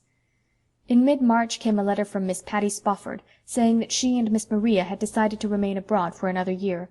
"So you may have Patty's Place next winter, too," she wrote. "Maria and I are going to run over Egypt. I want to see the Sphinx once before I die." "Fancy those two dames running over Egypt. I wonder if they'll look up at the Sphinx and knit," laughed Priscilla. "I'm so glad we can keep Patty's Place for another year," said Stella. "I was afraid they'd come back, and then our jolly little nest here would be broken up, and we poor callow nestlings thrown out on the cruel world of boarding-houses again." "I'm off for a tramp in the park," announced Phil, tossing her book aside. "I think when I'm 80 I'll be glad I went for a walk in the park tonight." "What do you mean?" asked Anne. "Come with me and I'll tell you, honey." They captured in their ramble all the mysteries and magics of a March evening. Very still and mild it was, wrapped in a great, white, brooding silence, a silence which was yet threaded through with many little silvery sounds which you could hear if you hearkened as much with your soul as with your ears. The girls wandered down a long pineland aisle that seemed to lead right out into the heart of a deep red, overflowing winter sunset. "I'd go home and write a poem this blessed minute if only I knew how," declared Phil, pausing in an open space where a rosy light was staining the green tips of the pines. "It's all so wonderful here, this great white stillness and those dark trees that always seem to be thinking." "The woods were God's first temples," quoted Anne softly. "One can't help feeling reverent and adoring in such a place. I always feel so near him when I walk among the pines." "Anne, I'm the happiest girl in the world," confessed Phil suddenly. "So Mr. Blake has asked you to marry him at last?" said Anne calmly. "Yes, and I sneezed 3 times while he was asking me. Wasn't that horrid? But I said yes almost before he finished. I was so afraid he might change his mind and stop. I'm besottedly happy. I couldn't really believe before that Jonas would ever care for frivolous me." "Phil, you're not really frivolous," said Anne gravely. "Way down underneath that frivolous exterior of yours you've got a dear, loyal, womanly little soul. Why do you hide it so?" "I can't help it, Queen Anne. You are right, I'm not frivolous at heart. But there's a sort of frivolous skin over my soul and I can't take it off. As Mrs. Poyser says, I'd have to be hatched over again and hatched different before I could change it. But Jonas knows the real me and loves me, frivolity and all, and I love him. I never was so surprised in my life as I was when I found out I loved him. I'd never thought it possible to fall in love with an ugly man. Fancy me coming down to one solitary beau, and one named Jonas! But I mean to call him Joe. That's such a nice, crisp little name. I couldn't nickname Alonzo." "What about Alec and Alonzo?" "Oh, I told them at Christmas that I never could marry either of them. It seems so funny now to remember that I ever thought it possible that I might. They felt so badly I just cried over both of them. Howled. But I knew there was only one man in the world I could ever marry. I had made up my own mind for once, and it was real easy, too. It's very delightful to feel so sure, and to know it's your own sureness and not somebody else's." "Do you suppose you'll be able to keep it up?" "Making up my mind, you mean? I don't know. But Joe has given me a splendid rule. He says when I'm perplexed just to do what I would wish I had done when I shall be 80. Anyhow, Joe can make up his mind quickly enough, and it would be uncomfortable to have too much mind in the same house." "What will your father and mother say?"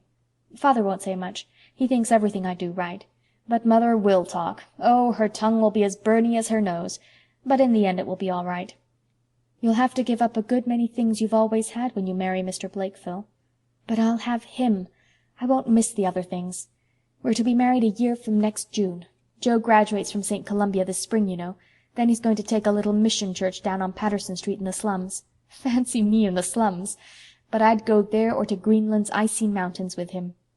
"And this is the girl who would never marry a man who wasn't rich," commented Anne to a young pine tree. "Oh, don't cast up the follies of my youth to me. I shall be poor as gaily as I've been rich. You'll see. I'm going to learn how to cook and make over dresses. I've learned how to market since I've lived at Patty's Place, and once I taught a Sunday school class for a whole summer. Aunt Jamesina says I'll ruin Joe's career if I marry him, but I won't. I know I haven't much sense or sobriety, but I've got what is ever so much better, the knack of making people like me. There's a man in Bolingbroke who lisps and always testifies in prayer meeting. He says, 'If you can't shine like an electric star, shine like a candlestick.' I'll be Joe's little candlestick." "Phil, you're incorrigible. Well, I love you so much that I can't make nice, light, congratulatory little speeches. But I'm heart glad of your happiness." "I know. Those big gray eyes of yours are brimming over with real friendship, Anne. Some day I'll look the same way at you. You're going to marry Roy, aren't you, Anne? My dear Philippa, did you ever hear of the famous Betty Baxter who refused a man before he'd axed her? I am not going to emulate that celebrated lady by either refusing or accepting anyone before he axes me." "All Redmond knows that Roy is crazy about you," said Phil candidly. "And you do love him, don't you, Anne?" I suppose so," said Anne reluctantly. She felt that she ought to be blushing while making such a confession, but she was not. On the other hand, she always blushed hotly when anyone said anything about Gilbert Blythe or Christine Stuart in her hearing. Gilbert Blythe and Christine Stuart were nothing to her, absolutely nothing. But Anne had given up trying to analyze the reason of her blushes. As for Roy, of course she was in love with him, madly so. How could she help it? Was he not her ideal? Who could resist those glorious dark eyes and that pleading voice? Were not half the Redmond girls wildly envious? And what a charming sonnet he had sent her, with a box of violets, on her birthday. Anne knew every word of it by heart. It was very good stuff of its kind, too. Not exactly up to the level of Keats or Shakespeare, even Anne was not so deeply in love as to think that, but it was very tolerable magazine verse, and it was addressed to her, not to Laura or Beatrice or the Maid of Athens, but to her, Anne Shirley. To be told in rhythmical cadences that her eyes were stars of the morning, that her cheek had the flush it stole from the sunrise, that her lips were redder than the roses of paradise, was thrillingly romantic. Gilbert would never have dreamed of writing a sonnet to her eyebrows. But then Gilbert could see a joke. She had once told Roy a funny story, and he had not seen the point of it. She recalled the chummy laugh she and Gilbert had had together over it, and wondered uneasily if life with a man who had no sense of humor might not be somewhat uninteresting in the long run. But who could expect a melancholy, inscrutable hero to see the humorous side of things? It would be flatly unreasonable. End of chapter 27. Chapter 28. A June Evening.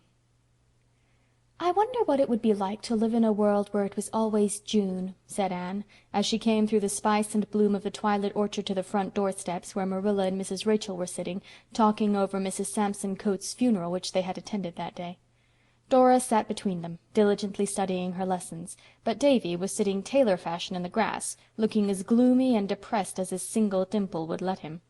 "You'd get tired of it," said Marilla with a sigh. "I dare say. But just now I feel that it would take me a long time to get tired of it, if it were all as charming as today. Everything loves June. Davy boy, why this melancholy November face in blossom time?" "I'm just sick and tired of living," said the youthful pessimist. "At 10 years? Dear me, how sad." "I'm not making fun," said Davy with dignity. "I'm discouraged," bringing out the big word with a valiant effort. "Why and wherefore?" asked Anne, sitting down beside him. "'Cause the new teacher that come when Mr. Holmes got sick gave me 10 sums to do for Monday. It'll take me all day tomorrow to do them. It isn't fair to have to work Saturdays. Milty Boulter said he wouldn't do them, but Marilla says I've got to. I don't like Miss Carson a bit." "Don't talk like that about your teacher, Davy Keith," said Mrs. Rachel severely. "Miss Carson is a very fine girl. There is no nonsense about her." "That doesn't sound very attractive," laughed Anne. "I like people to have a little nonsense about them. But I'm inclined to have a better opinion of Miss Carson than you have. I saw her in prayer meeting last night, and she has a pair of eyes that can't always look sensible. Now, Davy boy, take heart of grace. Tomorrow will bring another day, and I'll help you with the sums as far as in me lies. Don't waste this lovely hour 'twixt light and dark worrying over arithmetic." "Well, I won't," said Davy, brightening up. "If you help me with the sums, I'll have 'em done in time to go fishing with Milty. I wish old Aunt Atossa's funeral was tomorrow instead of today. I wanted to go to it 'cause Milty said his mother said Aunt Atossa would be sure to rise up in her coffin and say sarcastic things to the folks that come to see her buried. But Marilla said she didn't." "Poor Atossa laid in her coffin peaceful enough," said Mrs. Lynde solemnly. "I never saw her look so pleasant before, that's what. Well, there weren't many tears shed over her, poor old soul. The Elisha Wrights are thankful to be rid of her, and I can't say I blame them a mite." "It seems to me a most dreadful thing to go out of the world and not leave one person behind you who is sorry you are gone," said Anne, shuddering. "Nobody except her parents ever loved poor Atossa, that's certain. Not even her husband," averred Mrs. Lynde. "She was his 4th wife. He'd sort of got into the habit of marrying. He only lived a few years after he married her. The doctor said he died of dyspepsia, but I shall always maintain that he died of Atossa's tongue, that's what. Poor soul, she always knew everything about her neighbors, but she never was very well acquainted with herself. Well, she's gone anyhow, and I suppose the next excitement will be Diana's wedding." "It seems funny and horrible to think of Diana's being married," sighed Anne, hugging her knees and looking through the gap in the haunted wood to the light that was shining in Diana's room. "I don't see what's horrible about it when she's doing so well," said Mrs. Lynde emphatically. "Fred Wright has a fine farm and he is a model young man." "He certainly isn't the wild, dashing, wicked young man Diana once wanted to marry," smiled Anne. "Fred is extremely good. That's just what he ought to be. Would you want Diana to marry a wicked man? Or marry one yourself?" "Oh, no, I wouldn't want to marry anybody who was wicked, but I think I'd like it if he could be wicked and wouldn't. Now Fred is hopelessly good." "You'll have more sense someday, I hope," said Marilla. Marilla spoke rather bitterly. She was grievously disappointed. She knew Anne had refused Gilbert Blythe. Avonlea gossip buzzed over the fact, which had leaked out nobody knew how. Perhaps Charlie Sloane had guessed and told his guesses for truth. Perhaps Diana had betrayed it to Fred, and Fred had been indiscreet. At all events, it was known. Mrs. Blythe no longer asked Anne, in public or private, if she had heard lately from Gilbert, but passed her by with a frosty bow. Anne, who had always liked Gilbert's merry, young-hearted mother, was grieved in secret over this. Marilla said nothing, but Mrs. Lynde gave Anne many exasperated digs about it, until fresh gossip reached that worthy lady, through the medium of Moody Spurgeon Macpherson's mother, that Anne had another beau at college, who was rich and handsome and good all in one. After that Mrs. Rachel held her tongue, though she still wished in her inmost heart that Anne had accepted Gilbert. Riches were all very well, but even Mrs. Rachel, practical soul though she was, did not consider them the one essential. If Anne liked the handsome unknown better than Gilbert, there was nothing more to be said. But Mrs. Rachel was dreadfully afraid that Anne was going to make the mistake of marrying for money. Marilla knew Anne too well to fear this, but she felt that something in the universal scheme of things had gone sadly awry. "What is to be will be," said Mrs. Rachel gloomily, "and what isn't to be happens sometimes. I can't help believing it's going to happen in Anne's case if Providence doesn't interfere, that's what." Mrs. Rachel sighed. She was afraid Providence wouldn't interfere, and she didn't dare to. Anne had wandered down to the Dryad's Bubble, and was curled up among the ferns at the root of the big white birch where she and Gilbert had so often sat in summers gone by. He had gone into the newspaper office again when college closed, and Avonlea seemed very dull without him. He never wrote to her, and Anne missed the letters that never came. To be sure, Roy wrote twice a week. His letters were exquisite compositions which would have read beautifully in a memoir or biography. Anne felt herself more deeply in love with him than ever when she read them, but her heart never gave the queer, quick, painful bound at sight of his letters, which it had given one day when Mrs. Hiram Sloane had handed her out an envelope addressed in Gilbert's black, upright handwriting. Anne had hurried home to the east gable and opened it eagerly, to find a typewritten copy of some college society report, only that and nothing more. Anne flung the harmless screed across her room and sat down to write an especially nice epistle to Roy. Diana was to be married in 5 more days. The gray house at Orchard Slope was in a turmoil of baking and brewing and boiling and stewing, for there was to be a big old-timey wedding. Anne, of course, was to be bridesmaid, as had been arranged when they were 12 years old, and Gilbert was coming home from Kingsport to be best man. Anne was enjoying the excitement of the various preparations, but under it all she carried a little heartache. She was, in a sense, losing her dear old chum. Diana's new home would be 2 miles from Green Gables, and the old, constant companionship could never be theirs again. Anne looked up at Diana's light and thought how it had beaconed to her for many years, but soon it would shine through the summer twilights no more. 2 big, painful tears welled up in her gray eyes. Oh, she thought, how horrible it is that people have to grow up and marry and change. End of chapter 28. Chapter 29. Diana's Wedding. "After all, the only real roses are the pink ones," said Anne, as she tied white ribbon around Diana's bouquet in the westward-looking gable at Orchard Slope. "They are the flowers of love and faith." Diana was standing nervously in the middle of the room, arrayed in her bridal white, her black curls frosted over with the film of her wedding veil.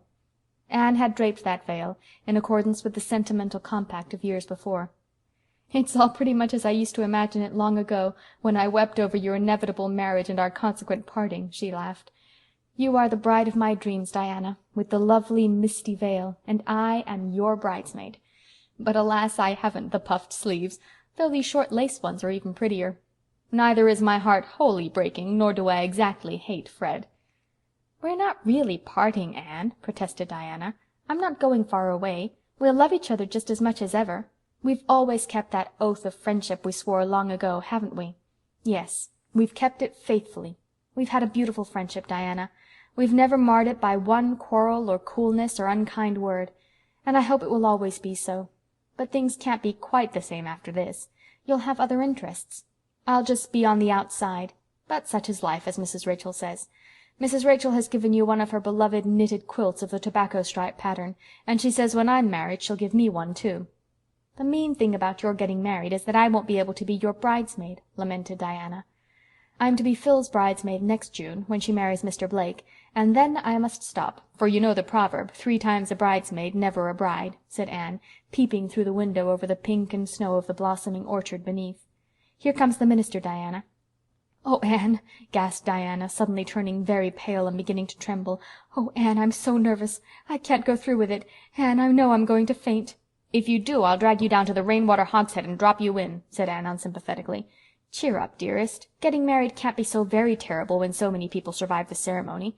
See how cool and composed I am, and take courage. Wait till your turn comes, Miss Anne. Oh, Anne, I hear father coming upstairs. Give me my bouquet.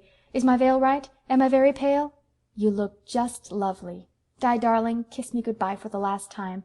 Diana Barry will never kiss me again. Diana Wright will, though. There. Mother's calling. Come."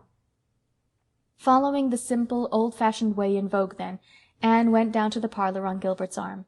They met at the top of the stairs, for the first time since they had left Kingsport, for Gilbert had arrived only that day. Gilbert shook hands courteously. He was looking very well, though, as Anne instantly noted, rather thin. He was not pale. There was a flush on his cheek that had burned into it as Anne came along the hall towards him, in her soft white dress with lilies of the valley in the shining masses of her hair. As they entered the crowded parlor together, a little murmur of admiration ran around the room. "What a fine-looking pair they are," whispered the impressible Mrs. Rachel to Marilla. Fred ambled in alone with a very red face, and then Diana swept in on her father's arm. She did not faint, and nothing untoward occurred to interrupt the ceremony. Feasting and merry-making followed. Then, as the evening waned, Fred and Diana drove away through the moonlight to their new home, and Gilbert walked with Anne to Green Gables. Something of their old comradeship had returned during the informal mirth of the evening. Oh, it was nice to be walking over that well-known road with Gilbert again. The night was so very still that one should have been able to hear the whisper of roses in blossom, the laughter of daisies, the piping of grasses, many sweet sounds all tangled up together. The beauty of moonlight on familiar fields irradiated the world. "Can't we take a ramble up Lover's Lane before you go in?" asked Gilbert as they crossed the bridge over the Lake of Shining Waters, in which the moon lay like a great drowned blossom of gold. Anne assented readily. Lover's Lane was a veritable path in a fairyland that night, a shimmering, mysterious place, full of wizardry in the white-woven enchantment of moonlight. There had been a time when such a walk with Gilbert through Lover's Lane would have been far too dangerous, but Roy and Christine had made it very safe now. Anne found herself thinking a good deal about Christine as she chatted lightly to Gilbert. She had met her several times before leaving Kingsport, and had been charmingly sweet to her. Christine had also been charmingly sweet. Indeed, they were a most cordial pair. But for all that, their acquaintance had not ripened into friendship. Evidently Christine was not a kindred spirit. "Are you going to be in Avonlea all summer?" asked Gilbert. "No, I'm going down east to Valley Road next week. Esther Haythorne wants me to teach for her through July and August. They have a summer term in that school, and Esther isn't feeling well, so I'm going to substitute for her. In one way I don't mind. Do you know, I'm beginning to feel a little bit like a stranger in Avonlea now. It makes me sorry, but it's true. It's quite appalling to see the number of children who have shot up into big boys and girls, really young men and women, these past 2 years. Half of my pupils are grown up. It makes me feel awfully old to see them in the places you and I or our mates used to fill." Anne laughed and sighed. She felt very old and mature and wise, which showed how young she was. She told herself that she longed greatly to go back to those dear merry days when life was seen through a rosy mist of hope and illusion, and possessed an indefinable something that had passed away forever. Where was it now, the glory and the dream? "So wags the world away," quoted Gilbert practically and a trifle absently. Anne wondered if he were thinking of Christine. Oh, Avonlea was going to be so lonely now, with Diana gone. End of Chapter 29. Chapter 30. Mrs. Skinner's Romance. Anne stepped off the train at Valley Road station and looked about to see if anyone had come to meet her. She was to board with a certain Miss Janet Sweet, but she saw no one who answered in the least to her preconception of that lady, as formed from Esther's letter. The only person in sight was an elderly woman, sitting in a wagon with mail bags piled around her. 200 would have been a charitable guess at her weight. Her face was as round and red as a harvest moon, and almost as featureless. She wore a tight black cashmere dress made in the fashion of 10 years ago, a little dusty black straw hat trimmed with bows of yellow ribbon, and faded black lace mitts. "Here, you," she called, waving her whip at Anne. "Are you the new Valley Road schoolma'am?" "Yes." "Well, I thought so. Valley Road is noted for its good-looking schoolma'ams, just as Millersville is noted for its humly ones. Janet Sweet asked me this morning if I could bring you out. I said sartin I kin, if she don't mind being scrunched up some. This rig of mine's kinder small for the mail bags, and I'm some heftier than Thomas. Just wait, miss, till I shift these bags a bit, and I'll tuck you in somehow. It's only 2 miles to Janet's. Her next-door neighbor's hired boy's comin' for your trunk tonight. My name is Skinner, Amelia Skinner." Anne was eventually tucked in, exchanging amused smiles with herself during the process. "Jog along, black mare," commanded Mrs. Skinner, gathering up the reins in her pudgy hands. "This is my first trip on the mail route. Thomas wanted to hoe his turnips today, so he asked me to come. So I just sot down and took a standing-up snack and started. I sort of like it. Of course it's rather tedious. Part of the time I sits and thinks, and the rest I just sits. Jog along, black mare. I want to get home early. Thomas is terrible lonesome when I'm away. You see, we haven't been married very long." "Oh," said Anne politely. Just a month. Thomas courted me for quite a spell, though. It was real romantic." Anne tried to picture Mrs. Skinner on speaking terms with romance and failed. "Oh?" she said again. "Yes. You see, there was another man after me. Jog along, Black Mare. I'd been a widder so long, folks had given up expecting me to marry again. But when my daughter, she's a schoolma'am like you, went out west to teach, I felt real lonesome, and wasn't nowise sot against the idea. By Thomas began to come up, and so did the other feller, William Obadiah Seaman, his name was. For a long time I couldn't make up my mind which of them to take, and they kept coming, and I kept worrying. You see, W.O. was rich. He had a fine place and carried considerable style. He was by far the best match. Jog along, Black Mare." "Why didn't you marry him?" asked Anne. "Well, you see, he didn't love me," answered Mrs. Skinner solemnly. Anne opened her eyes widely and looked at Mrs. Skinner, but there was not a glint of humor on that lady's face. Evidently Mrs. Skinner saw nothing amusing in her own case. "He'd been a widder man for 3 years, and his sister kept house for him. Then she got married, and he just wanted someone to look after his house. It was worth looking after, too, mind you that. It's a handsome house. Jog along, Black Mare." As for Thomas, he was poor, and if his house didn't leak in dry weather it was about all that could be said for it, though it looks kind of picturesque. But you see, I loved Thomas, and I didn't care 1 red cent for W.O., so I argued it out with myself. "Sarah Crowe," say I, my first was a crow, "you can marry your rich man if you like, but you won't be happy. Folks can't get along together in this world without a bit of love. You'd just better tie up to Thomas, for he loves you and you love him, and nothing else ain't gonna do you. Jog along, Black Mare." So I told Thomas I'd take him. All the time I was getting ready I never dared drive past W.O.'s place for fear the sight of that fine house of his would put me back in the Swithers again. But now I never think of it at all, and I'm just that comfortable and happy with Thomas. Jog along, Black Mare." "How did William Obadiah take it?" queried Anne. "Oh, he rumpused a bit. But he's going to see a skinny old maid in Millersville now, and I guess she'll take him fast enough. She'll make him a better wife than his first did. W.O. never wanted to marry her. He just asked her to marry him 'cause his father wanted him to, never dreaming but that she'd say no. But mind you, she said yes. There was a predicament for you. Jog along, Black Mare." She was a great housekeeper, but most awful mean. She wore the same bonnet for 18 years. Then she got a new one, and W.O. met her on the road and didn't know her. Jog along, Black Mare. I feel that I'd a narrower escape. I might have married him and been most awful miserable, like my poor cousin Jane Ann. Jane Ann married a rich man she didn't care anything about, and she hasn't the life of a dog. She come to see me last week and says she, "Sarah Skinner, I envy you. I'd rather live in a little hut on the side of the road with a man I was fond of than in my big house with the one I've got." Jane Ann's man ain't such a bad sort, nuther, though he's so contrary that he wears his fur coat when the thermometer's at 90. The only way to get him to do anything is to coax him to do the opposite. But there ain't any love to smooth things down, and it's a poor way of living. Jog along, Black Mare. There's Janet's place in the hollow. Wayside, she calls it. Quite picturesque, ain't it? I guess you'll be glad to get out of this with all them mail bags jamming round you. "Yes, but I've enjoyed my drive with you very much," said Anne sincerely.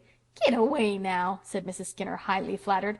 "Wait till I tell Thomas that. He always feels dreadful tickled when I get a compliment. Jog along, Black Mare. Well, here we are. I hope you'll get on well in the school, miss. There's a short cut to it through the marsh back at Janet's. If you take that way, be awful keerful.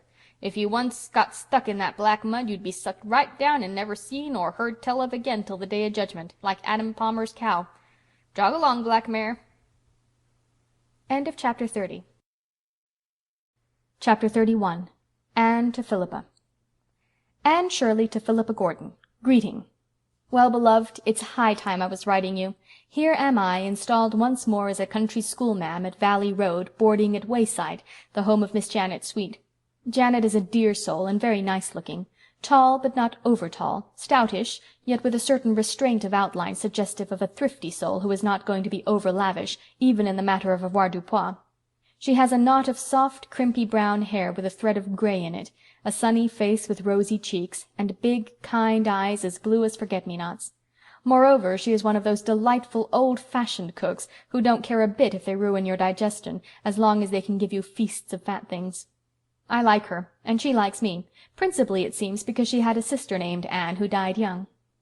"I'm real glad to see you," she said briskly, when I landed in her yard. "My, you don't look a mite like I expected. I was sure you'd be dark. My sister Anne was dark, and here you are red-headed." For a few minutes I thought I wasn't going to like Janet as much as I had expected at first sight. Then I reminded myself that I really must be more sensible than to be prejudiced against anyone simply because she called my hair red. Probably the word auburn was not in Janet's vocabulary at all. Wayside is a dear sort of little spot. The house is small and white, set down in a delightful little hollow that drops away from the road. Between road and house is an orchard and flower garden all mixed up together. The front door walk is bordered with quahog clamshells, cowhawks, Janet calls them. There is Virginia creeper over the porch and moss on the roof. My room is a neat little spot off the parlor, just big enough for the bed and me. Over the head of my bed there is a picture of Robbie Burns standing at Highland Mary's grave, shadowed by an enormous weeping willow tree. Robert's face is so lugubrious that it is no wonder I have had bad dreams. Why, the first night I was here I dreamed I couldn't laugh. The parlor is tiny and neat. Its one window is so shaded by a huge willow that the room has a grotto-like effect of emerald gloom. There are wonderful tidies on the chairs, and gay mats on the floor, and books and cards carefully arranged on a round table, and vases of dried grass on the mantelpiece. Between the vases is a cheerful decoration of preserved coffin plates, pertaining respectively to Janet's father and mother, a brother, her sister Anne, and a hired man who died here once. If I go suddenly insane some of these days, know all men by these presents that those coffin plates have caused it. But it's all delightful, and I said so. Janet loved me for it, just as she detested poor Esther because Esther had said so much shade was unhygienic and had objected to sleeping on a feather bed. Now I glory in feather beds, and the more unhygienic and feathery they are, the more I glory. Janet says it is a comfort to see me eat. She had been so afraid I would be like Miss Haythorne, who wouldn't eat anything but fruit and hot water for breakfast, and tried to make Janet give up frying things.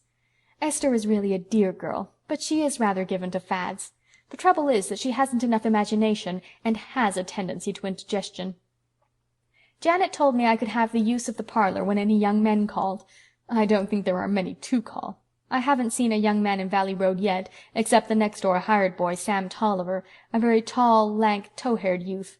He came over one evening recently and sat for an hour on the garden fence near the front porch where Janet and I were doing fancy work. The only remarks he volunteered in all that time were, "Have a peppermint, miss? Do now. Fine thing for catarrh, peppermints." And, "Powerful lot of jump grasses round here tonight." "Yep." But there is a love affair going on here. It seems to be my fortune to be mixed up more or less actively with elderly love affairs.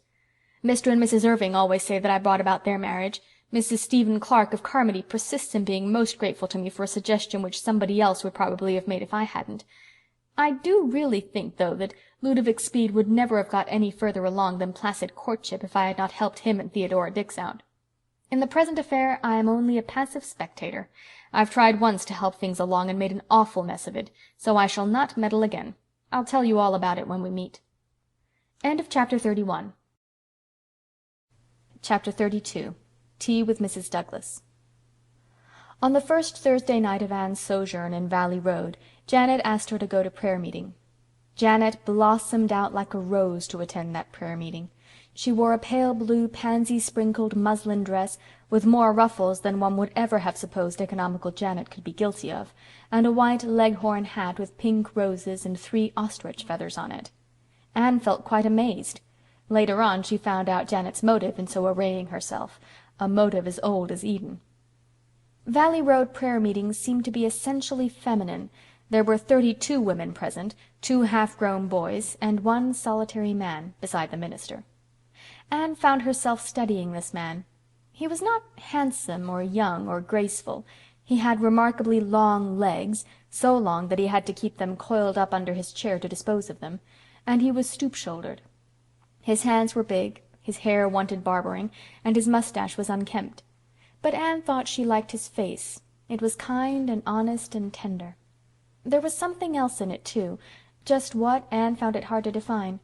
She finally concluded that this man had suffered and been strong, and it had been made manifest in his face.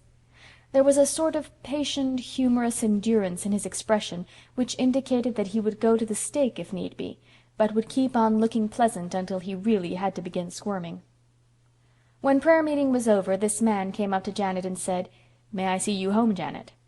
Janet took his arm, as primly and shyly as if she were no more than 16, having her first escort home, Anne told the girls at Patty's Place later on.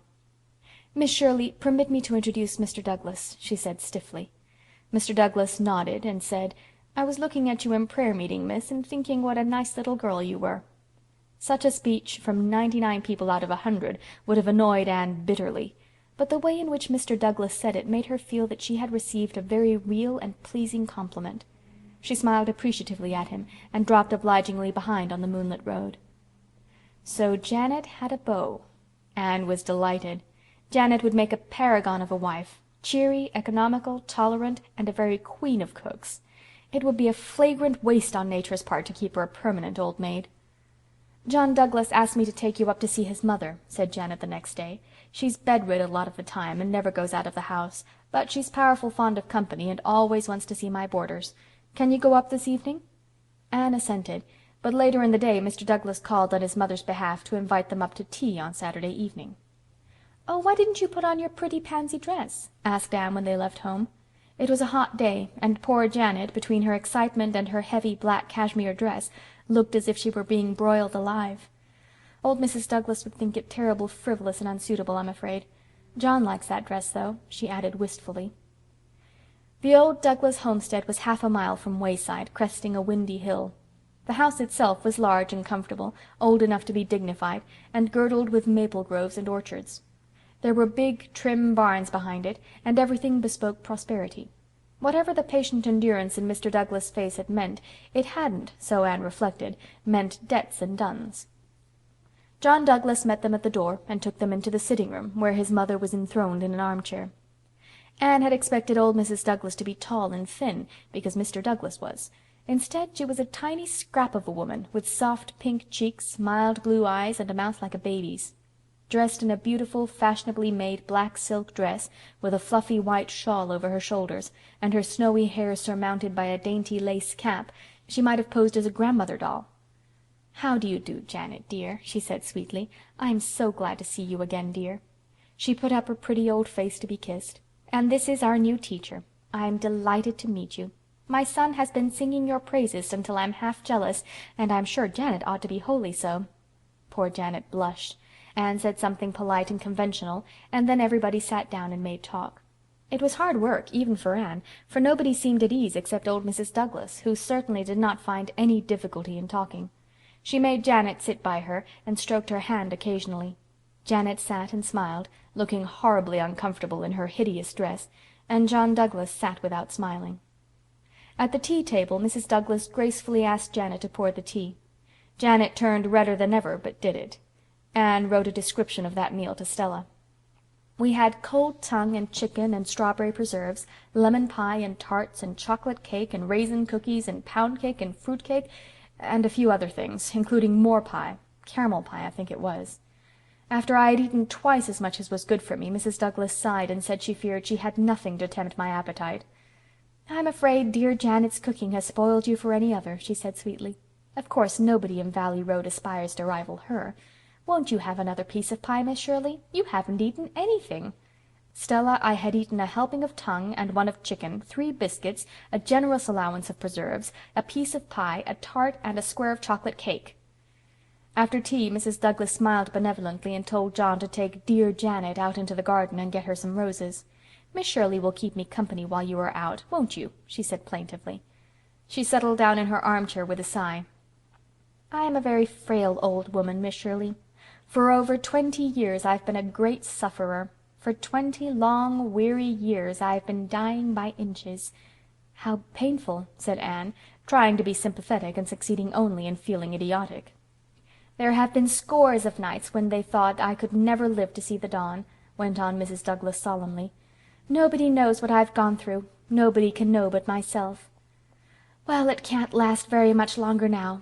My weary pilgrimage will soon be over, Miss Shirley. It is a great comfort to me that John will have such a good wife to look after him when his mother is gone. A great comfort, Miss Shirley." "Janet is a lovely woman," said Anne warmly. "Lovely! A beautiful character," assented Mrs. Douglas.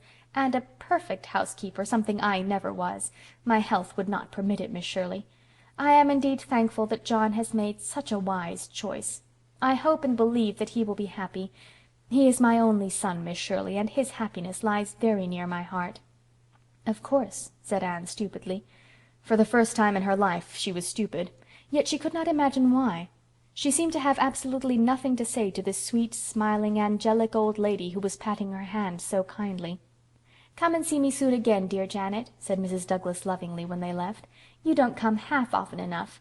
But then I suppose John will be bringing you here to stay all the time one of these days."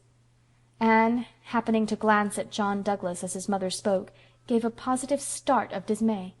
He looked as a tortured man might look when his tormentors gave the rack the last turn of possible endurance. She felt sure he must be ill, and hurried poor blushing Janet away. "Isn't old Mrs. Douglas a sweet woman?" asked Janet as they went down the road. Answered Anne absently. She was wondering why John Douglas had looked so. "She's been a terrible sufferer," said Janet feelingly. "She takes terrible spells. It keeps John all worried up. He's scared to leave home for fear his mother will take a spell and nobody there but the hired girl." End of Chapter 32. Chapter 33.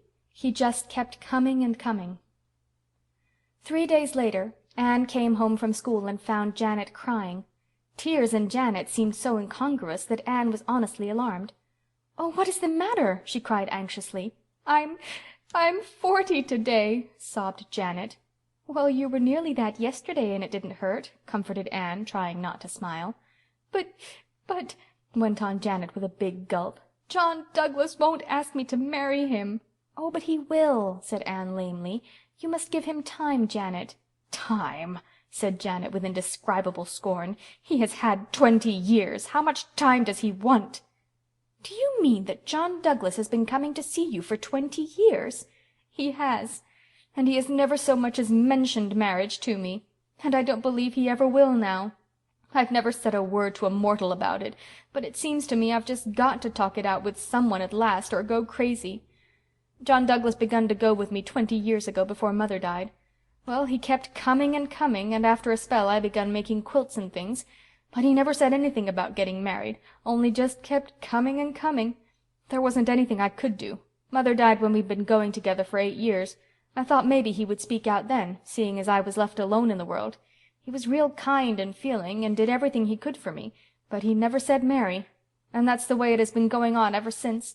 People blame me for it. They say I won't marry him because his mother is so sickly and I don't want the bother of waiting on her. Why, I'd love to wait on John's mother, but I let them think so. I'd rather they blame me than pity me. It's so dreadful humiliating that John won't ask me. And why won't he? Seems to me if I only knew his reason I wouldn't mind it so much." "Perhaps his mother doesn't want him to marry anybody," suggested Anne. "Oh, she does. She told me time and again that she'd love to see John settled before her time comes. She's always giving him hints. You heard her yourself the other day. I thought I'd 'a' gone through the floor." "It's beyond me," said Anne helplessly. She thought of Ludovic's speed, but the cases were not parallel. John Douglas was not a man of Ludovic's type. "You should show more spirit, Janet," she went on resolutely. "Why didn't you send him about his business long ago?" "I couldn't," said poor Janet pathetically. "You see, Anne, I've always been awful fond of John. He might just as well keep coming as not, for there was never anybody else I'd want, so it didn't matter." "But it might have made him speak out like a man," urged Anne. Janet shook her head. "No, I guess not. I was afraid to try anyway, for fear he'd think I meant it and just go. I suppose I'm a poor-spirited creature, but that is how I feel, and I can't help it." "Oh, you could help it, Janet. It isn't too late yet. Take a firm stand. Let that man know you are not going to endure his shilly-shallying any longer. I'll back you up." "I don't know," said Janet hopelessly. "I don't know if I could ever get up enough spunk. Things have drifted so long. But I'll think it over." Anne felt that she was disappointed in John Douglas. She had liked him so well, and she had not thought him the sort of man who would play fast and loose with a woman's feelings for 20 years. He certainly should be taught a lesson, and Anne felt vindictively that she would enjoy seeing the process. Therefore she was delighted when Janet told her, as they were going to prayer meeting the next night, that she meant to show some spirit. "I'll let John Douglas see I'm not going to be trodden on any longer." "You are perfectly right," said Anne emphatically. When prayer meeting was over, John Douglas came up with his usual request. Janet looked frightened but resolute. "No, thank you," she said icily. "I know the road home pretty well alone. I ought to, seeing I've been traveling it for 40 years, so you needn't trouble yourself, Mr. Douglas." Anne was looking at John Douglas, and in that brilliant moonlight she saw the last twist of the rack again. Without a word he turned and strode down the road. "Stop! Stop!" Anne called wildly after him, not caring in the least for the other dumbfounded onlookers. "Mr. Douglas, stop! Come back!" John Douglas stopped, but he did not come back. Anne flew down the road, caught his arm, and fairly dragged him back to Janet. "You must come back," she said imploringly. "It's all a mistake, Mr. Douglas, all my fault. I made Janet do it. She didn't want to, but it's all right now, isn't it, Janet?" Without a word, Janet took his arm and walked away. Anne followed them meekly home and slipped in by the back door. "Well, you are a nice person to back me up," said Janet sarcastically. "I couldn't help it, Janet," said Anne repentantly. "I just felt as if I had stood by and seen murder done. I had to run after him." "Oh, I'm just as glad you did. When I saw John Douglas making off down that road, I just felt as if every little bit of joy and happiness that was left in my life was going with him. It was an awful feeling." "Did he ask you why you did it?" asked Anne. "No, he never said a word about it," replied Janet dully. End of Chapter 33. Chapter 34. John Douglas Speaks at Last. Anne was not without a feeble hope that something might come of it after all. But nothing did. John Douglas came and took Janet driving, and walked home from prayer-meeting with her, as he had been doing for 20 years, and as he seemed likely to do for 20 years more. The summer waned. Anne taught her school and wrote letters and studied a little. Her walks to and from school were pleasant. She always went by way of the swamp. It was a lovely place, a boggy soil, green with the greenest of mossy hillocks. A silvery brook meandered through it, and spruces stood erectly, their boughs a trail with gray-green mosses, their roots overgrown with all sorts of woodland lovelinesses. Nevertheless, Anne found life in Valley Road a little monotonous. To be sure, there was one diverting incident. She had not seen the lank, tow-headed Samuel of the Peppermints since the evening of his call, save for chance meetings on the road. But one warm August night he appeared, and solemnly seated himself on the rustic bench by the porch. He wore his usual working habiliments, consisting of very-patched trousers, a blue jean shirt out of the elbows, and a ragged straw hat. He was chewing a straw, and he kept on chewing it while he looked solemnly at Anne. Anne laid her book aside with a sigh and took up her doily. Conversation with Sam was really out of the question. After a long silence, Sam suddenly spoke. "I'm leaving over there," he said abruptly, waving his straw in the direction of the neighboring house. "Oh, are you?" said Anne politely. "Yep." "And where are you going now?" "Well, I've been thinking some of getting a place of my own. There's one that'd suit me over at Millersville, but if I rents it I'll want a woman." "I suppose so," said Anne vaguely. "Yep." There was another long silence. Finally Sam removed his straw again and said, "Will you have me?" "What?" gasped Anne. "Will you have me?" "Do you mean marry you?" queried poor Anne feebly. "Yep." "Why, I'm hardly acquainted with you," cried Anne indignantly. "But you'd get acquainted with me after we was married," said Sam. Anne gathered up her poor dignity. "Certainly I won't marry you," she said haughtily. "Well, you might do worse," expostulated Sam. "I'm a good worker, and I've got some money in the bank." "Don't speak of this to me again. Whatever put such an idea into your head?" said Anne, her sense of humor getting the better of her wrath. It was such an absurd situation. "You're a likely-looking girl, and you have a right smart way of stepping," said Sam. "I don't want no lazy woman. Think it over. I won't change my mind yet a while. Well, I must be getting. Gotta milk the cows." Anne's illusions concerning proposals had suffered so much of late years that there were few of them left, so she could laugh wholeheartedly over this one, not feeling any secret sting. She mimicked poor Sam to Janet that night, and both of them laughed immoderately over his plunge into sentiment. One afternoon, when Anne's sojourn in Valley Road was drawing to a close, Alec Ward came driving down to Wayside in hot haste for Janet.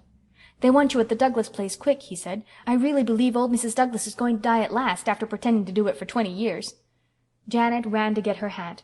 Anne asked if Mrs. Douglas was worse than usual. "She's not half as bad," said Alec solemnly, "and that's what makes me think it's serious. Other times she'd be screaming and throwing herself all over the place. This time she's lying still and mum. When Mrs. Douglas is mum, she is pretty sick, you bet." "You don't like old Mrs. Douglas?" said Anne curiously. "I like cats as is cats. I don't like cats as is women," was Alec's cryptic reply. Janet came home in the twilight. "Mrs. Douglas is dead," she said wearily. "She died soon after I got there. She just spoke to me once. "I suppose you'll marry John now," she said. "It cut me to the heart, Anne, to think John's own mother thought I wouldn't marry him because of her. I couldn't say a word either. There were other women there. I was thankful John had gone out." Janet began to cry drearily, but Anne brewed her a hot drink of ginger tea to her comforting.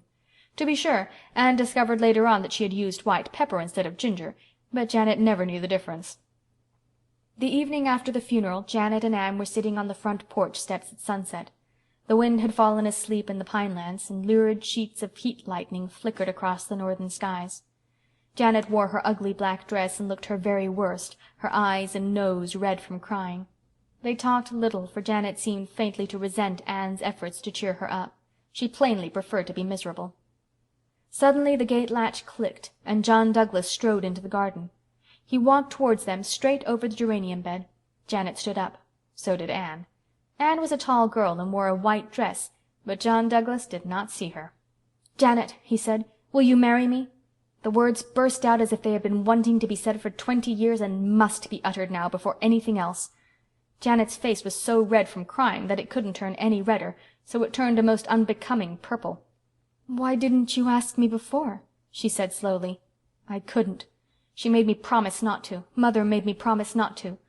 19 years ago she took a terrible spell. We thought she couldn't live through it. She implored me to promise not to ask you to marry me while she was alive. I didn't want to promise such a thing, even though we all thought she couldn't live very long. The doctor only gave her 6 months. But she begged it on her knees, sick and suffering. I had to promise." "What had your mother against me?" cried Janet. "Nothing, nothing. She just didn't want another woman, any woman, there while she was living. She said if I didn't promise she'd die right there and I'd have killed her. So I promised. And she's held me to that promise ever since, though I've gone on my knees to her in my turn to beg her to let me off." "Why didn't you tell me this?" asked Janet chokingly. "If I'd only known! Why didn't you just tell me?" "She made me promise I wouldn't tell a soul," said John hoarsely. "She swore me to it on the Bible. Janet, I'd never have done it if I dreamed it was to be for so long. Janet, you'll never know what I've suffered these 19 years. I know I've made you suffer too, but you'll marry me for all, won't you, Janet? Oh, Janet, won't you? I've come as soon as I could to ask you." At this moment the stupefied Anne came to her senses and realized that she had no business to be there. She slipped away and did not see Janet until the next morning, when the latter told her the rest of the story. "That cruel, relentless, deceitful old woman!" cried Anne. "Hush, she's dead," said Janet solemnly. "If she wasn't— but she is, so we mustn't speak evil of her. But I'm happy at last, Anne, and I wouldn't have minded waiting so long a bit if I'd only known why. When are you to be married?" "Next month. Of course it will be very quiet. I suppose people will talk terrible. They'll say I made haste enough to snap John up as soon as his poor mother was out of the way. John wanted to let them know the truth, but I said no, John. After all, she was your mother, and we'll keep the secret between us, and not cast any shadow on her memory. I don't mind what people say, now that I know the truth myself. It don't matter a mite. Let it all be buried with the dead, says I to him. So I coaxed him round to agree with me." "You're much more forgiving than I could ever be," said Anne rather crossly. "You'll feel differently about a good many things when you get to be my age," said Janet tolerantly. "That's one of the things we learn as we grow older, how to forgive. It comes easier at 40 than it did at 20. End of Chapter 34. Chapter 35. The last Redmond year opens. "Here we are, all back again, nicely sunburned and rejoicing as a strong man to run a race," said Phil, sitting down on a suitcase with a sigh of pleasure. "Isn't it jolly to see this dear old Patty's Place again, and Auntie, and the cats? Rusty has lost another piece of ear, hasn't he?" "Rusty would be the nicest cat in the world if he had no ears at all," declared Anne loyally from her trunk, while Rusty writhed about her lap in a frenzy of welcome. "Aren't you glad to see us back, Auntie?" demanded Phil. "Yes, but I wish you'd tidy things up," said Aunt Jamesina plaintively, looking at the wilderness of trunks and suitcases by which the 4 laughing, chattering girls were surrounded. "You can talk just as well later on. Work first and then play used to be my motto when I was a girl. Oh, we've just reversed that in this generation, Auntie. Our motto is play your play and then dig in. You can do your work so much better if you've had a good bout of play first." "If you're going to marry a minister," said Aunt Jamesina, picking up Joseph and her knitting and resigning herself to the inevitable with a charming grace that made her the queen of housemothers, "you will have to give up such expressions as dig in." "Why?" moaned Phil. Oh, why must a minister's wife be supposed to utter only prunes and prisms? I shan't. Everybody on Patterson Street uses slang, that is to say, metaphorical language, and if I didn't they would think me insufferably proud and stuck up." "Have you broken the news to your family?" asked Priscilla, feeding the Sarah cat bits from her lunch basket. Phil nodded. "How did they take it?" "Oh, Mother rampaged, but I stood rock firm, even I, Philippa Gordon, who never before could hold fast to anything. Father was calmer. Father's own daddy was a minister, so you see he has a soft spot in his heart for the cloth. I had Joe up to Mount Holly after Mother grew calm, and they both loved him. But Mother gave him some frightful hints in every conversation regarding what she had hoped for me. Oh, my vacation pathway hasn't been exactly strewn with roses, girls dear. But I've won out, and I've got Joe. Nothing else matters." "To you," said Aunt Jamesina darkly. "Nor to Joe either," retorted Phil. "You keep on pitying him. Why, pray? I think he's to be envied. He's getting brains, beauty, and a heart of gold in me." "It's well we know how to take your speeches," said Aunt Jamesina patiently. "I hope you don't talk like that before strangers. What would they think?" "Oh, I don't want to know what they think. I don't want to see myself as others see me. I'm sure it would be horribly uncomfortable most of the time. I don't believe Burns was really sincere in that prayer either." "Oh, I dare say we all pray for some things that we really don't want, if we were only honest enough to look into our hearts," owned Aunt Jamesina candidly. "I've a notion that such prayers don't rise very far. I used to pray that I might be enabled to forgive a certain person, but I know now I really didn't want to forgive her. When I finally got that I did want to, I forgave her without having to pray about it." "I can't picture you as being unforgiving for long," said Stella. "Oh, I used to be. But holding spite doesn't seem worthwhile when you get along in years." "That reminds me," said Anne, and told the tale of John and Janet. "And now tell us about that romantic scene you hinted so darkly at in one of your letters," demanded Phil.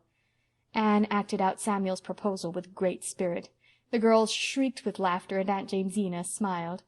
"It isn't in good taste to make fun of your beaux," she said severely. "But," she added calmly, "I always did it myself." "Tell us about your beaux, Aunty," entreated Phil. "You must have had any number of them." "They're not in the past tense," retorted Aunt Jamesina. "I've got them yet. There are 3 old widowers at home who have been casting sheep's eyes at me for some time. You children needn't think you own all the romance in the world." "Widowers and sheep's eyes don't sound very romantic, Aunty." "Well, no, but young folks aren't always romantic either. Some of my beaux certainly weren't. I used to laugh at them scandalous, poor boys. There was Jim Elwood. He was always in a sort of daydream, never seemed to sense what was going on. He didn't wake up to the fact that I'd said no till a year after I'd said it. When he did get married, his wife fell out of the sleigh one night when they were driving home from church, and he never missed her. Then there was Dan Winston. He knew too much. He knew everything in this world and most of what is in the next. He could give you an answer to any question, even if you asked him when the Judgment Day was to be.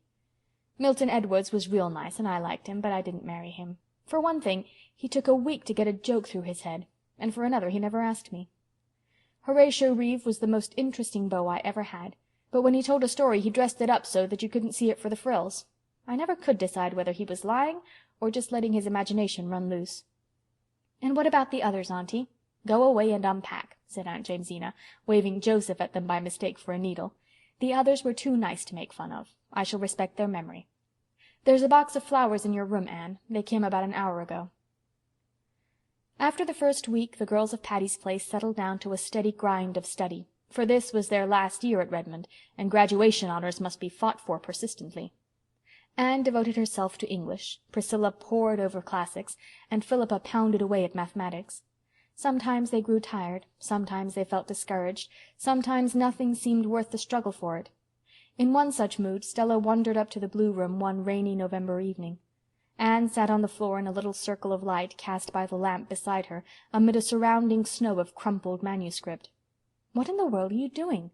"Just looking over some old Story Club yarns. I wanted something to cheer and inebriate.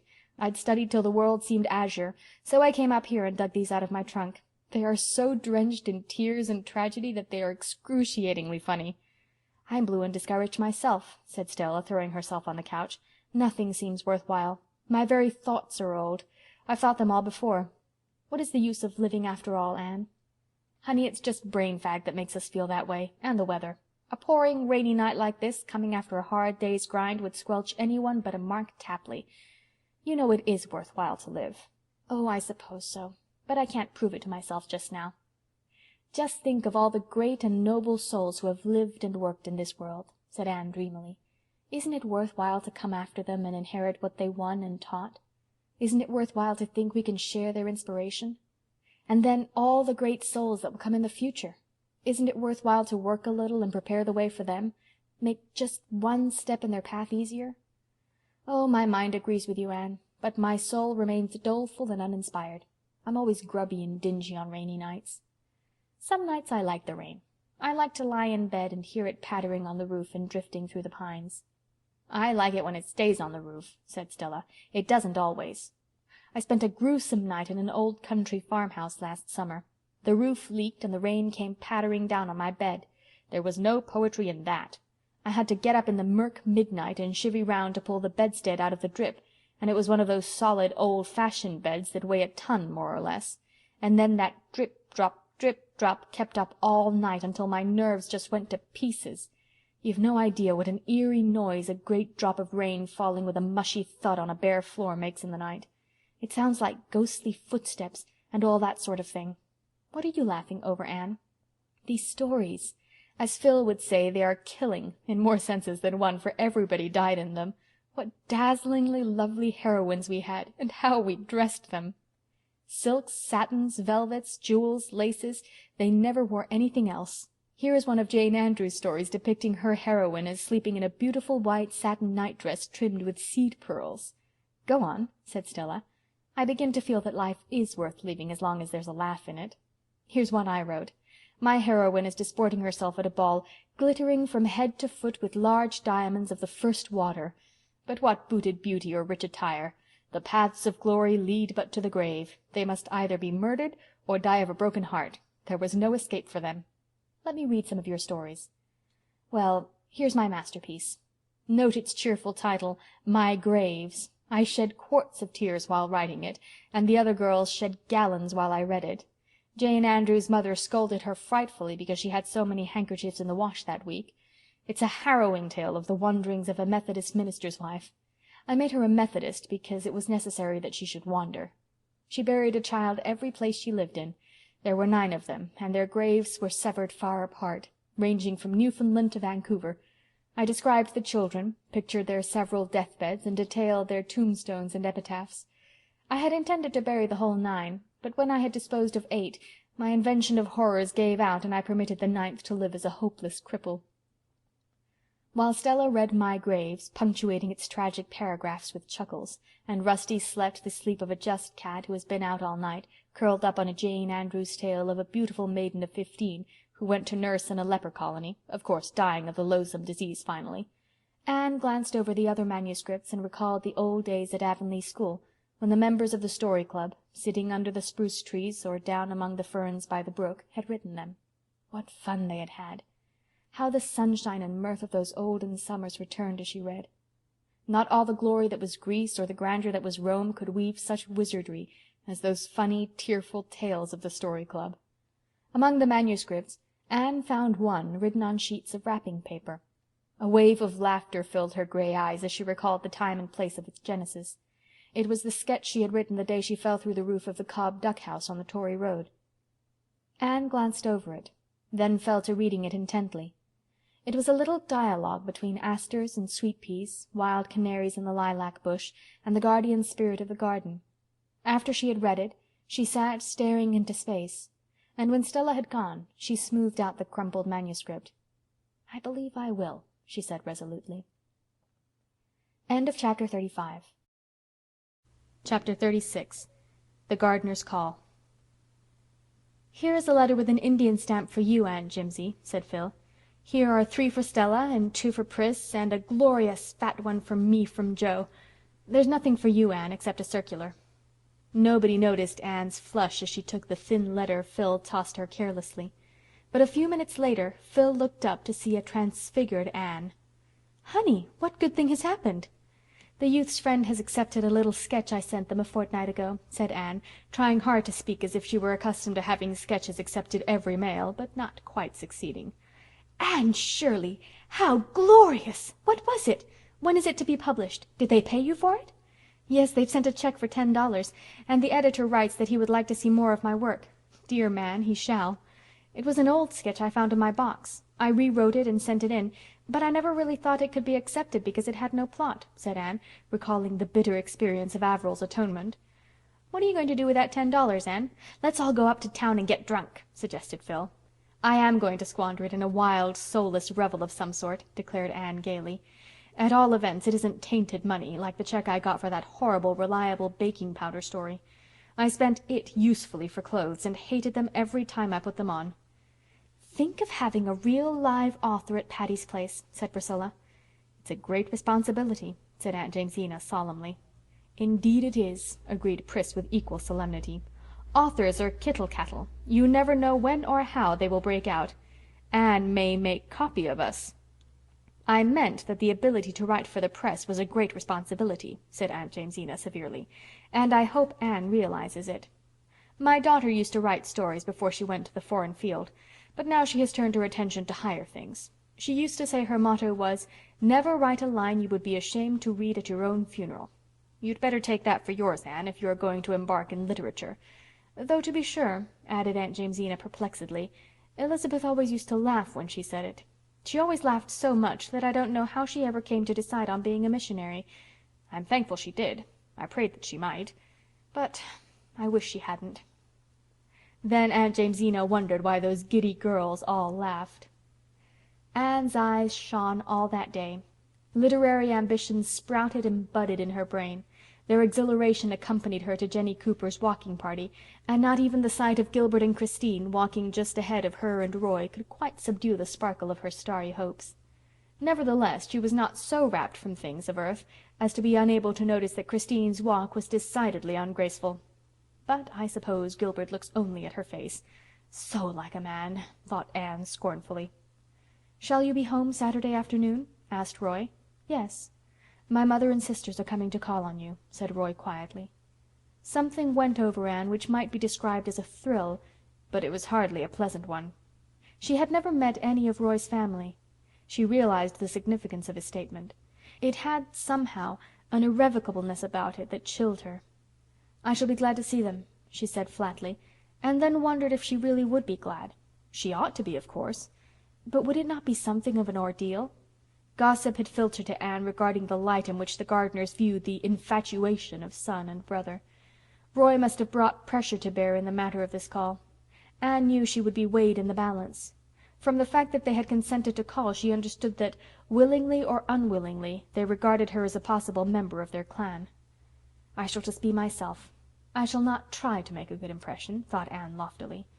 But she was wondering what dress she would better wear Saturday afternoon, and if the new style of high hair-dressing would suit her better than the old, and the walking party was rather spoiled for her. By night she had decided that she would wear her brown chiffon on Saturday, but would do her hair low. Friday afternoon none of the girls had classes at Redmond.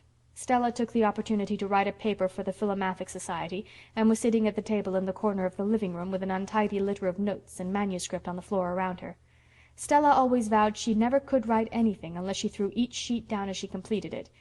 Anne, in her flannel blouse and serge skirt, with her hair rather blown from her windy walk home, was sitting squarely in the middle of the floor, teasing the Sarah cat with a wishbone.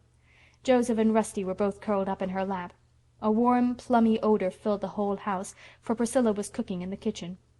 Presently she came in, enshrouded in a huge work apron, with a smudge of flour on her nose, to show Aunt Jamesina the chocolate cake she had just iced. At this auspicious moment the knocker sounded. Nobody paid any attention to it save Phil, who sprang up and opened it, expecting a boy with the hat she had bought that morning. On the doorstep stood Mrs. Gardner and her daughters. Anne scrambled to her feet somehow, emptying 2 indignant cats out of her lap as she did so, and mechanically shifting her wishbone from her right hand to her left. Priscilla, who would have had to cross the room to reach the kitchen door, lost her head, wildly plunged the chocolate cake under a cushion on the Inglenook sofa, and dashed upstairs. Stella began feverishly gathering up her manuscript. Only Aunt Jamesina and Phil remained normal. Thanks to them, everybody was soon sitting at ease, even Anne. Priscilla came down, apronless and smudgeless, Stella reduced her corner to decency, and Phil saved the situation by a stream of ready small talk. Mrs. Gardner was tall and thin and handsome. exquisitely gowned, cordial with a cordiality that seemed a trifle forced. Aline Gardner was a younger edition of her mother, lacking the cordiality. She endeavored to be nice, but succeeded only in being haughty and patronizing. Dorothy Gardner was slim and jolly and rather tomboyish. Anne knew she was Roy's favorite sister and warmed to her. She would have looked very much like Roy if she had had dreamy dark eyes instead of roguish hazel ones. Thanks to her and Phil, the call really went off very well, except for a slight sense of strain in the atmosphere and two rather untoward incidents. Rusty and Joseph, left to themselves, began a game of chase, and sprang madly into Mrs. Gardner's silken lap and out of it in their wild career. Mrs. Gardner lifted her lorgnette and gazed after their flying forms as if she had never seen cats before, and Anne, choking back slightly nervous laughter, apologized as best she could. "You are fond of cats?" said Mrs. Gardner, with a slight intonation of tolerant wonder. Anne, despite her affection for Rusty, was not especially fond of cats, but Mrs. Gardner's tone annoyed her. Inconsequently, she remembered that Mrs. John Blythe was so fond of cats that she kept as many as her husband would allow. "They are adorable animals, aren't they?" she said wickedly. "I have never liked cats," said Mrs. Gardner remotely. "I love them," said Dorothy. "They're so nice and selfish. Dogs are too good and unselfish. They make me feel uncomfortable. But cats are gloriously human." "You have two delightful old china dogs there. May I look at them closely?" said Aline, crossing the room towards the fireplace, and thereby becoming the unconscious cause of the other accident. Picking up Magog, she sat down on the cushion under which was secreted Priscilla's chocolate cake. Priscilla and Anne exchanged agonized glances, but could do nothing. The stately Aline continued to sit on the cushion and discuss china dogs until the time of departure. Dorothy lingered behind a moment to squeeze Anne's hand and whisper impulsively, "I know you and I are going to be chums. Oh, Roy has told me all about you. I'm the only one of the family he tells things to, poor boy. Nobody could confide in Mama and Aline, you know. What glorious times you girls must have here. Won't you let me come often and have a share in them?" "Come as often as you like," Anne responded heartily, thankful that one of Roy's sisters was likable. She would never like Aline, so much was certain, and Aline would never like her, though Mrs. Gardner might be one. Altogether, Anne sighed with relief when the ordeal was over. "Of all sad words of tongue or pen, the saddest are 'it might have been,'" quoted Priscilla tragically, lifting the cushion. "This cake is now what you might call a flat failure, and the cushion is likewise ruined. Never tell me that Friday isn't unlucky." "People who send word they are coming on Saturday shouldn't come on Friday," said Aunt Jamesina. "I fancy it was Roy's mistake," said Phil. "That boy isn't really responsible for what he says when he talks to Anne. Where is Anne?" Anne had gone upstairs. She felt oddly like crying, but she made herself laugh instead. Rusty and Joseph had been too awful, and Dorothy was a dear. End of Chapter 36. Chapter 37. Full-fledged B.A.'s. "I wish I were dead, or that it were tomorrow night," groaned Phil. "If you live long enough, both wishes will come true," said Anne calmly. "It's easy for you to be serene. You're at home in philosophy. I'm not, and when I think of that horrible paper tomorrow, I quail. If I should fail in it, what would Jo say?" "You won't fail. How did you get on in Greek today?" "I don't know. Perhaps it was a good paper, and perhaps it was bad enough to make Homer turn over in his grave. I've studied and mulled over notebooks until I'm incapable of forming an opinion of anything. How thankful little Phil will be when all this examinating is over." "Examinating? I never heard such a word." "Well, haven't I as good a right to make a word as anyone else?" demanded Phil. "Words aren't made, they grow," said Anne. "Never mind. I begin faintly to discern clear water ahead where no examination breakers loom. Girls, can you realize that our Redmond life is almost over?" "I can't," said Anne sorrowfully. "It seemed just yesterday that Pris and I were alone in that crowd of freshmen at Redmond, and now we are seniors in our final examinations." "'Potent, wise, and reverend seniors,'" quoted Phil. "Do you suppose we really are any wiser than when we came to Redmond?" "You don't act as if you were by times," said Aunt Jamesina severely. "Oh, Aunt Jimsie, haven't we been pretty good girls, take us by and large, these 3 winters you've mothered us?" pleaded Phil. "You've been 4 of the dearest, sweetest, goodest girls that ever went together through college," averred Aunt Jamesina, who never spoiled a compliment by misplaced economy. "But I mistrust you haven't any too much sense yet. It's not to be expected, of course. Experience teaches sense. You can't learn it in a college course. You've been to college 4 years, and I never was. But I know heaps more than you do, young ladies." "There are lots of things that never go by rule. There's a powerful pile of knowledge that you never get at college. There are heaps of things you never learn at school," quoted Stella. "Have you learned anything at Redmond except dead languages and geometry and such trash?" queried Aunt Jamesina. "Oh, yes, I think we have, Aunty," protested Anne. "We've learned the truth of what Professor Woodley told us last Philomathic," said Phil. "He said, 'Humor is the spiciest condiment in the feast of existence. Laugh at your mistakes, but learn from them. Joke over your troubles, but gather strength from them. Make a jest of your difficulties, but overcome them.' Isn't that worth learning, Aunt Jimsie?" "Yes, it is, dearie. When you've learned to laugh at the things that should be laughed at, and not to laugh at those that shouldn't, you've got wisdom and understanding." "What have you got out of your Redmond course, Anne?" murmured Priscilla aside. "I think," said Anne slowly, "that I really have learned to look upon each little hindrance as a jest, and each great one as a foreshadowing of victory. Summing up, I think that is what Redmond has given me." "I shall have to fall back on another Professor Woodley quotation to express what it has done for me," said Priscilla. "You remember that he said in his address, 'There is so much in the world for us all if we only have the eyes to see it, and the heart to love it, and the hand to gather it to ourselves.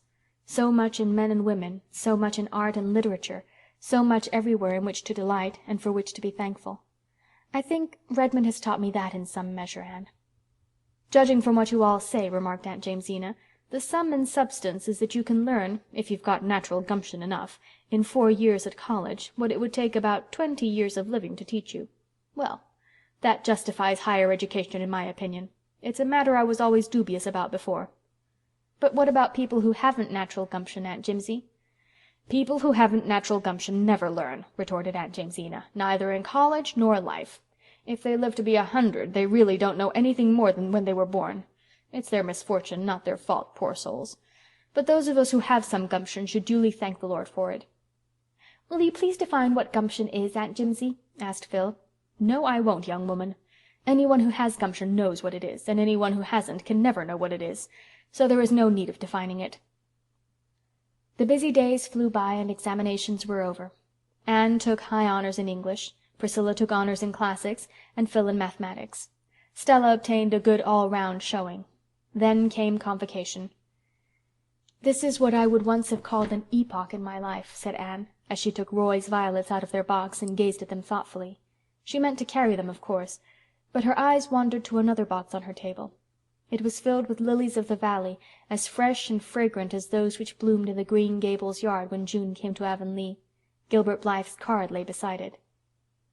Anne wondered why Gilbert should have sent her flowers for convocation. She had seen very little of him during the past winter. He had come to Patty's Place only one Friday evening since the Christmas holidays, and they rarely met elsewhere. She knew he was studying very hard, aiming at high honors and the Cooper Prize, and he took little part in the social doings of Redmond. Anne's own winter had been quite gay socially. She had seen a good deal of the Gardners. She and Dorothy were very intimate. College circles expected the announcement of her engagement to Roy any day. Anne expected it herself, yet just before she left Patty's Place for convocation, she flung Roy's violets aside and put Gilbert's lilies of the valley in their place. She could not have told why she did it. Somehow, old Avonlea days and dreams and friendships seemed very close to her in this attainment of her long-cherished ambitions. She and Gilbert had once pictured out merrily the day on which they should be capped and gowned graduates in arts. The wonderful day had come, and Roy's violets had no place in it. Only her old friend's flowers seemed to belong to this fruition of old blossoming hopes which he had once shared. For years this day had beckoned and allured to her, but when it came the one single, keen, abiding memory it left with her was not that of the breathless moment when the stately president of Redmond gave her cap and diploma and hailed her B.A. It was not of the flash in Gilbert's eyes when he saw her lilies, nor the puzzled, pained glance Roy gave her as he passed her on the platform. It was not of Aline Gardner's condescending congratulations, or Dorothy's ardent, impulsive good wishes. It was of one strange, unaccountable pang that spoiled this long-expected day for her, and left in it a certain faint but enduring flavor of bitterness. The arts graduates gave a graduation dance that night. When Anne dressed for it, she tossed aside the pearl beads she usually wore, and took from her trunk the small box that had come to Green Gables on Christmas Day. In it was a thread-like gold chain with a tiny pink enamel heart as a pendant. On the accompanying card was written, "With all good wishes from your old chum, Gilbert." Anne, laughing over the memory the enamel heart conjured up of the fatal day when Gilbert had called her carrots and vainly tried to make his peace with a pink candy heart, had written him a nice little note of thanks, but she had never worn the trinket. Tonight she fastened it about her white throat with a dreamy smile. She and Phil walked to Redmond together. Anne walked in silence. Phil chattered of many things. Suddenly she said, "I heard today that Gilbert Blythe's engagement to Christine Stuart was to be announced as soon as Convocation was over. Did you hear anything of it?" "No," said Anne. "I think it's true," said Phil lightly. Anne did not speak. In the darkness she felt her face burning. She slipped her hand inside her collar and caught at the gold chain. One energetic twist and it gave way. Anne thrust the broken trinket into her pocket. Her hands were trembling and her eyes were smarting. But she was the gayest of all the gay revelers that night, and told Gilbert unregretfully that her card was full when he came to ask her for a dance. Afterwards, when she sat with the girls before the dying embers at Patty's Place, removing the spring chilliness from their satin skins, none chatted more blithely than she of the day's events. "Moody Spurgeon Macpherson called here tonight after you left," said Aunt Jamesina, who had sat up to keep the fire on. "He didn't know about the graduation dance. That boy ought to sleep with a rubber band around his head to train his ears not to stick out. I had a beau once who did that, and it improved him immensely. It was I who suggested it to him, and he took my advice, but he never forgave me for it." "Moody Spurgeon is a very serious young man," yawned Priscilla. "He is concerned with graver matters than his ears. He is going to be a minister, you know." "Well, I suppose the Lord doesn't regard the ears of a man," said Aunt Jamesina gravely, dropping all further criticism of Moody Spurgeon. Aunt Jamesina had a proper respect for the cloth, even in the case of an unfledged parson. Chapter 37. Chapter 38. False Dawn. "Just imagine. This night week I'll be in Avonlea. Delightful thought," said Anne, bending over the box in which she was packing Mrs. Rachel Lynde's quilts. "But just imagine, this night week I'll be gone forever from Patty's Place. Horrible thought." "I wonder if the ghost of all our laughter will echo through the maiden dreams of Miss Patty and Miss Maria," speculated Phil. Miss Patty and Miss Maria were coming home, after having trotted over most of the habitable globe. "We'll be back the second week in May," wrote Miss Patty. "I expect Patty's Place will seem rather small after the Hall of the Kings at Karnak, but I never did like big places to live in, and I'll be glad enough to be home again. When you start traveling late in life you're apt to do too much of it because you know you haven't much time left, and it's a thing that grows on you. I'm afraid Maria will never be contented again." "I shall leave here my fancies and dreams to bless the next comer," said Anne, looking around the blue room wistfully, her pretty blue room where she had spent 3 such happy years. She had knelt at its window to pray and had bent from it to watch the sunset behind the pines. She had heard the autumn raindrops beating against it, and had welcomed the spring robins at its sill. She wondered if old dreams could haunt rooms, if, when one left forever the room where she had joyed and suffered and laughed and wept, something of her, intangible and invisible, yet none the less real, did not remain behind like a voiceful memory. "I think," said Phil, "that a room where one dreams and grieves and rejoices and lives becomes inseparably connected with those processes and acquires a personality of its own. I am sure if I came into this room 50 years from now it would say 'Anne, Anne' to me. What nice times we've had here, honey. What chats and jokes and good chummy jamborees. Oh, dear me. I'm to marry Joe in June, and I know I will be rapturously happy, but just now I feel as if I wanted this lovely Redmond life to go on forever." "I'm unreasonable enough just now to wish that too," admitted Anne. "No matter what deeper joys may come to us later on, we'll never again have just the same delightful, irresponsible existence we've had here. It's over forever, Phil." "What are you going to do with Rusty?" asked Phil, as that privileged pussy padded into the room. "I am going to take him home with me and Joseph and the Sarah-cat," announced Aunt Jamesina, following Rusty. "It would be a shame to separate those cats now that they have learned to live together. It's a hard lesson for cats and humans to learn." "I'm sorry to part with Rusty," said Anne regretfully, "but it would be no use to take him to Green Gables. Marilla detests cats, and Davy would tease his life out. Besides, I don't suppose I'll be home very long. I've been offered the principalship of the Summerside High School." "Are you going to accept it?" asked Phil. I haven't decided yet," answered Anne with a confused flush. Phil nodded understandingly. Naturally, Anne's plans could not be settled until Roy had spoken. He would soon, there was no doubt of that. And there was no doubt that Anne would say yes when he said, "Will you please?" Anne herself regarded the state of affairs with a seldom ruffled complacency. She was deeply in love with Roy. True, it was not just what she had imagined love to be, but was anything in life, Anne asked herself wearily, like one's imagination of it? It was the old diamond disillusion of childhood repeated, the same disappointment she had felt when she had first seen the chill sparkle instead of the purple splendor she had anticipated. "That's not my idea of a diamond," she had said. But Roy was a dear fellow, and they would be very happy together, even if some indefinable zest was missing out of life. When Roy came down that evening and asked Anne to walk in the park, every one at Patty's Place knew what he had come to say, and every one knew, or thought they knew, what Anne's answer would be. "Anne is a very fortunate girl," said Aunt Jamesina. "I suppose so," said Stella, shrugging her shoulders. "Roy's a nice fellow and all that, but there's really nothing in him."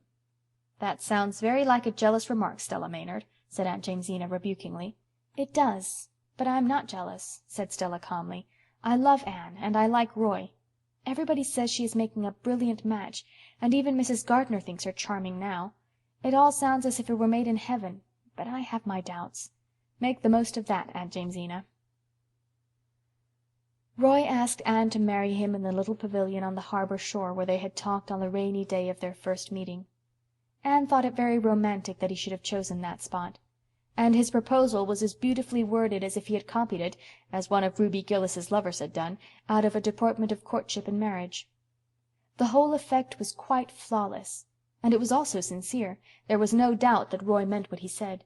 There was no false note to jar the symphony. Anne felt that she ought to be thrilling from head to foot, but she wasn't. She was horribly cool. When Roy paused for his answer she opened her lips to say her fateful yes, and then she found herself trembling as if she were reeling back from a precipice. To her came one of those moments when we realize as by a blinding flash of illumination more than all our previous years have taught us. She pulled her hand from Roy's. "Oh, I can't marry you! I can't!" she cried wildly. Roy turned pale, and also looked rather foolish.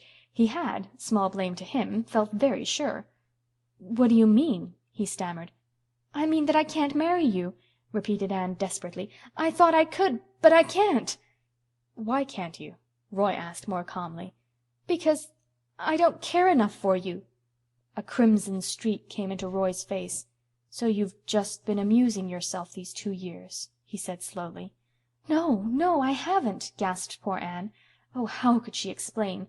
She couldn't explain. There are some things that cannot be explained. "I did think I cared, truly I did, but I know now I don't." "You have ruined my life," said Roy bitterly. "Forgive me," pleaded Anne miserably, with hot cheeks and stinging eyes. Roy turned away and stood for a few minutes looking out seaward. When he came back to Anne he was very pale again. "You can give me no hope?" he said. Anne shook her head mutely.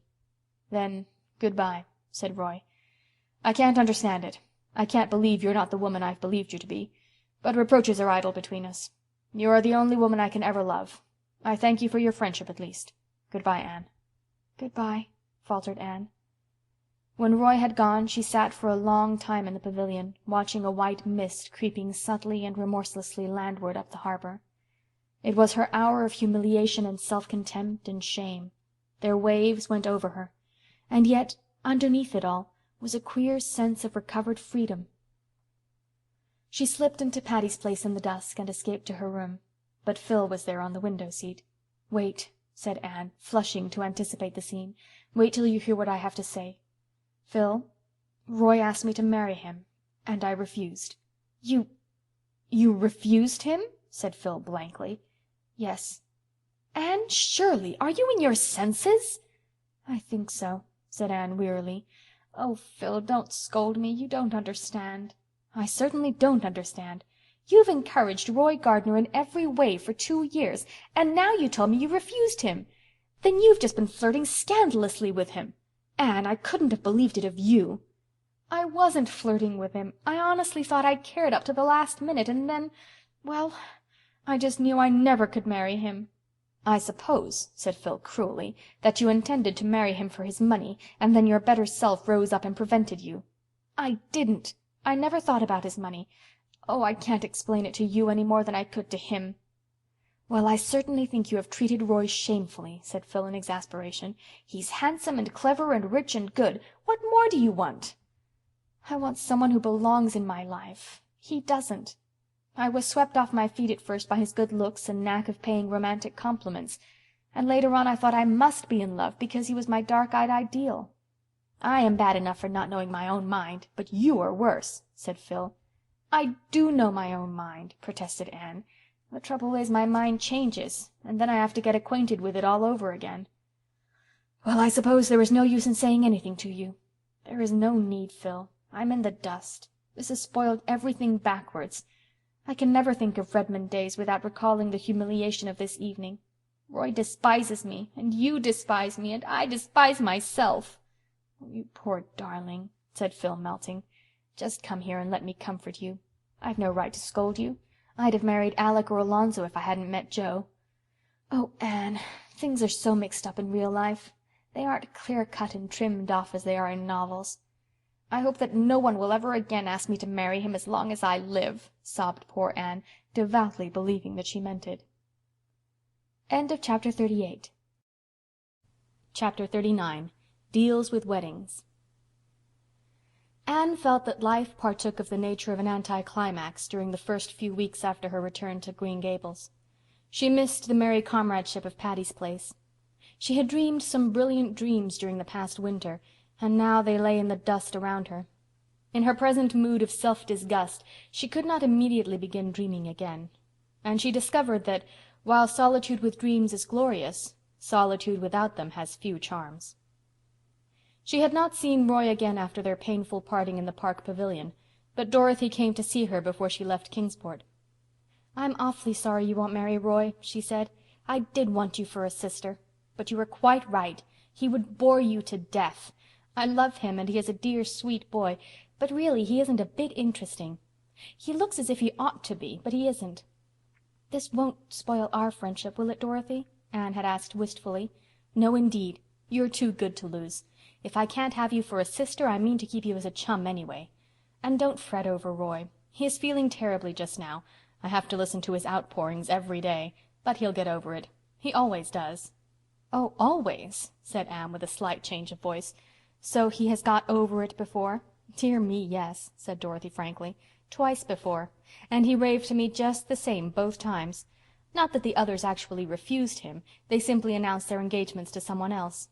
Of course, when he met you, he vowed to me that he had never really loved before, that the previous affairs had been merely boyish fancies. But I don't think you need worry." Anne decided not to worry. Her feelings were a mixture of relief and resentment. Roy had certainly told her she was the only one he had ever loved. No doubt he believed it. But it was a comfort to feel that she had not, in all likelihood, ruined his life. There were other goddesses, and Roy, according to Dorothy, must needs be worshipping at some shrine. Nevertheless, life was stripped of several more illusions, and Anne began to think drearily that it seemed rather bare. She came down from the porch gable on the evening of her return with a sorrowful face. "What has happened to the old Snow Queen, Marilla?" "Oh, I knew you'd feel bad over that," said Marilla. "I felt bad myself. That tree was there ever since I was a young girl. It blew down in the big gale we had in March. It was rotten at the core." "I'll miss it so," grieved Anne. "The porch gable doesn't seem the same room without it. I'll never look from its window again without a sense of loss. And oh, I never came home to Green Gables before that Diana wasn't here to welcome me." "Diana has something else to think of just now," said Mrs. Lynde significantly. "Well, tell me all the Avonlea news," said Anne, sitting down on the porch steps where the evening sunshine fell over her hair in a fine golden rain. "There isn't much news except what we wrote you," said Mrs. Lynde. "I suppose you haven't heard that Simon Fletcher broke his leg last week. It's a great thing for his family. They're getting 100 things done that they've always wanted to do but couldn't as long as he was about, the old crank." "He came of an aggravating family," remarked Marilla. "Aggravating? Well, rather. His mother used to get up in prayer meetings and tell all her children's shortcomings and ask prayers for them. Of course it made them mad and worse than ever." "You haven't told Anne the news about Jane," suggested Marilla. "Oh, Jane," sniffed Mrs. Lynde. "Well," she conceded grudgingly, "Jane Andrews is home from the West. Came last week. And she's going to be married to a Winnipeg millionaire. You may be sure Mrs. Harmon lost no time in telling it far and wide." "Dear old Jane, I'm so glad," said Anne heartily. "She deserves the good things of life." "Oh, I ain't saying anything against Jane. She's a nice enough girl. But she isn't in the millionaire class, and you'll find there's not much to recommend that man but his money, that's what. Mrs. Harmon says he's an Englishman who has made his money in mines, but I believe he'll turn out to be a Yankee. He certainly must have money, for he has just showered Jane with jewelry. Her engagement ring is a diamond cluster so big that it looks like a plaster on Jane's fat paw." Mrs. Lynde could not keep some bitterness out of her tone. Here was Jane Andrews, that plain little plodder, engaged to a millionaire, while Anne, it seemed, was not yet bespoken by anyone, rich or poor. And Mrs. Harmon Andrews did brag insufferably. "What has Gilbert Blythe been doing to at college?" asked Marilla. "I saw him when he came home last week, and he is so pale and thin I hardly knew him." "He studied very hard last winter," said Anne. "You know he took high honors in classes and the Cooper Prize. It hasn't been taken for 5 years. So I think he's rather run down. We're all a little tired." "Anyhow, you're a B.A. and Jane Andrews isn't and never will be," said Mrs. Lynde with gloomy satisfaction. A few evenings later Anne went down to see Jane, but the latter was away in Charlottetown, "getting sewing done," Mrs. Harmon informed Anne proudly. "Of course, an Avonlea dressmaker wouldn't do for Jane under the circumstances." "I've heard something very nice about Jane," said Anne. "Yes, Jane has done pretty well, even if she isn't a B.A.," said Mrs. Harmon with a slight toss of her head. "Mr. Inglis is worth millions, and they're going to Europe on their wedding tour. When they come back they'll live in a perfect mansion of marble in Winnipeg. Jane has only one trouble. She can cook so well and her husband won't let her cook. He is so rich he hires his cooking done. They're going to keep a cook and 2 other maids, and a coachman and a man of all work. But what about you, Anne? I don't hear anything of your being married after all your college going." "Oh," laughed Anne, "I'm going to be an old maid. I really can't find anyone to suit me." It was rather wicked of her. She deliberately meant to remind Mrs. Andrews that if she became an old maid it was not because she had not had at least one chance of marriage. But Mrs. Harmon took swift revenge. "Well, the over-particular girls generally get left, I notice. And what's this I hear about Gilbert Blythe being engaged to a Miss Stewart? Charlie Sloane tells me she is perfectly beautiful. Is it true?" "I don't know if it is true that he is engaged to Miss Stewart," replied Anne with Spartan composure, "but it is certainly true that she is very lovely." "I once thought you and Gilbert would have made a match of it," said Mrs. Harmon. "If you don't take care, Anne, all of your beaux will slip through your fingers." Anne decided not to continue her duel with Mrs. Harmon. You could not fence with an antagonist who met rapier thrust with blow of battle-axe. "Since Jane is away," she said, rising haughtily, "I don't think I can stay longer this morning. I'll come down when she comes home." "Do," said Mrs. Harmon effusively. "Jane isn't a bit proud. She just means to associate with her old friends the same as ever. She'll be real glad to see you." Jane's millionaire arrived the last of May and carried her off in a blaze of splendor. Mrs. Lynde was spitefully gratified to find that Mr. Inglis was every day of 40 and short and thin and grayish. Mrs. Lynde did not spare him in her enumeration of his shortcomings, you may be sure. "It will take all his gold to gild a pill like him, that's what," said Mrs. Rachel solemnly. "He looks kind and good-hearted," said Anne loyally, "and I'm sure he thinks the world of Jane." "Humph," said Mrs. Rachel. Phil Gordon was married the next week, and Anne went over to Bolingbroke to be her bridesmaid. Phil made a dainty fairy of a bride, and the Reverend Jo was so radiant in his happiness that nobody thought him plain. "We're going for a lover's saunter through the land of Evangeline," said Phil, "and then we'll settle down on Patterson Street. Mother thinks it is terrible. She thinks Jo might at least take a church in a decent place. But the wilderness of the Patterson slums will blossom like the rose for me if Jo is there. Oh, Anne, I'm so happy my heart aches with it." Anne was always glad in the happiness of her friends. But it is sometimes a little lonely to be surrounded everywhere by a happiness that is not your own. And it was just the same when she went back to Avonlea. This time it was Diana who was bathed in the wonderful glory that comes to a woman when her firstborn is laid beside her. Anne looked at the white young mother with a certain awe that had never entered into her feelings for Diana before. Could this pale woman with the rapture in her eyes be the little black-curled, rosy-cheeked Diana she had played with in vanished schooldays?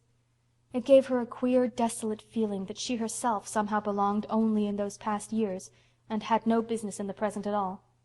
"Isn't he perfectly beautiful?" said Diana proudly. The little fat fellow was absurdly like Fred, just as round, just as red. Anne really could not conscientiously say that she thought him beautiful, but she vowed sincerely that he was sweet and kissable and altogether delightful. "Before he came I wanted a girl, so that I could call her Anne," said Diana. "But now that little Fred is here I wouldn't exchange him for a million girls. He just couldn't have been anything but his own precious self." "Every little baby is the sweetest and the best," quoted Mrs. Allan gaily. "If little Anne had come you'd have felt just the same about her." Mrs. Allan was visiting in Avonlea for the first time since leaving it. She was as gay and sweet and sympathetic as ever. Her old girlfriends had welcomed her back rapturously. The reigning minister's wife was an estimable lady, but she was not exactly a kindred spirit. "I can hardly wait till he gets old enough to talk," sighed Diana. "I just long to hear him say mother. And oh, I'm determined that his first memory of me shall be a nice one. The first memory I have of my mother is of her slapping me for something I had done. I'm sure I deserved it, and mother was always a good mother, and I love her dearly, but I do wish my first memory of her was nicer." "I have just one memory of my mother, and it is the sweetest of all my memories," said Mrs. Allan. "I was 5 years old, and I had been allowed to go to school one day with my 2 older sisters. When school came out, my sisters went home in different groups, each supposing I was with the other. Instead, I had run off with the little girl I had played with at recess. We went to her home, which was near the school, and began making mud pies. We were having a glorious time when my older sister arrived, breathless and angry. "You naughty girl!" she cried, snatching my reluctant hand and dragging me along with her. "Come home this minute! Oh, you're going to catch it! Mother is awful cross. She's going to give you a good whipping." I had never been whipped. Dread and terror filled my poor little heart. I have never been so miserable in my life as I was on that walk home. I had not meant to be naughty. Phemy Cameron had asked me to go home with her, and I had not known it was wrong to go. And now I was to be whipped for it. When we got home, my sister dragged me into the kitchen where Mother was sitting by the fire in the twilight. My poor wee legs were trembling so that I could hardly stand. And Mother just took me up in her arms without one word of rebuke or harshness, kissed me and held me close to her heart. "I was so frightened you were lost, darling," she said tenderly. I could see the love shining in her eyes as she looked down on me. She never scolded or reproached me for what I had done, only told me I must never go away again without asking permission.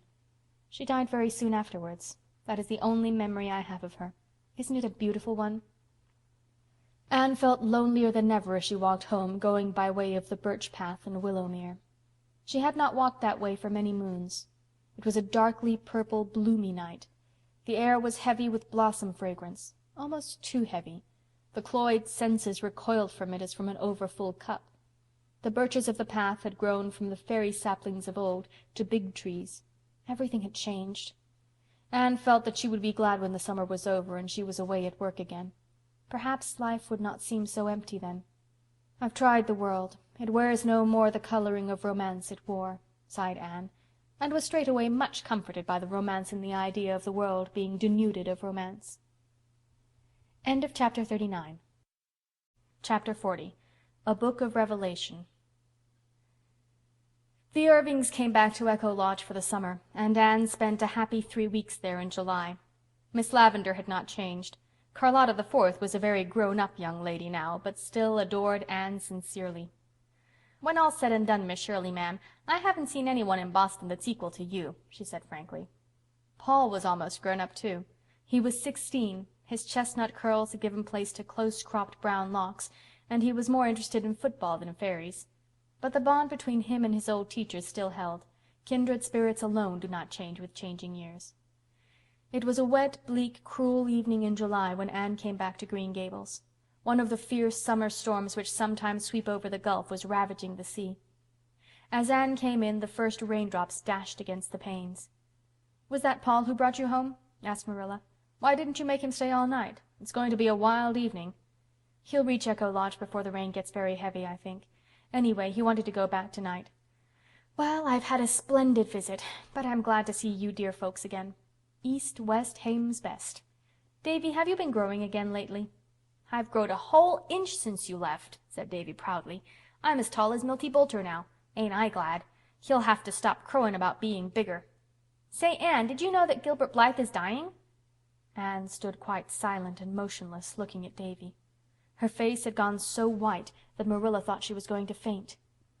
"Davy, hold your tongue," said Mrs. Rachel angrily. "Anne, don't look like that. Don't look like that. We didn't mean to tell you so suddenly." "Is it true?" asked Anne in a voice that was not hers. "Gilbert is very ill," said Mrs. Lynde gravely. "He took down with typhoid fever just after you left for Echo Lodge. Did you never hear of it?" "No," said that unknown voice. "It was a very bad case from the start. The doctor said he'd been terribly run down. They've a trained nurse and everything's been done." "Don't look like that, Anne. While there's life, there's hope." "Mr. Harrison was here this evening and he said they had no hope of him," reiterated Davy.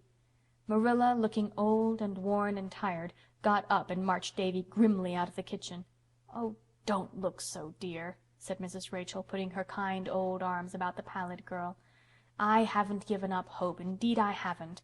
He's got the Blythe constitution in his favor, that's what." Anne gently put Mrs. Lynde's arms away from her, walked blindly across the kitchen, through the hall, up the stairs to her old room. At its window she knelt down, staring out unseeingly. It was very dark. The rain was beating down over the shivering fields.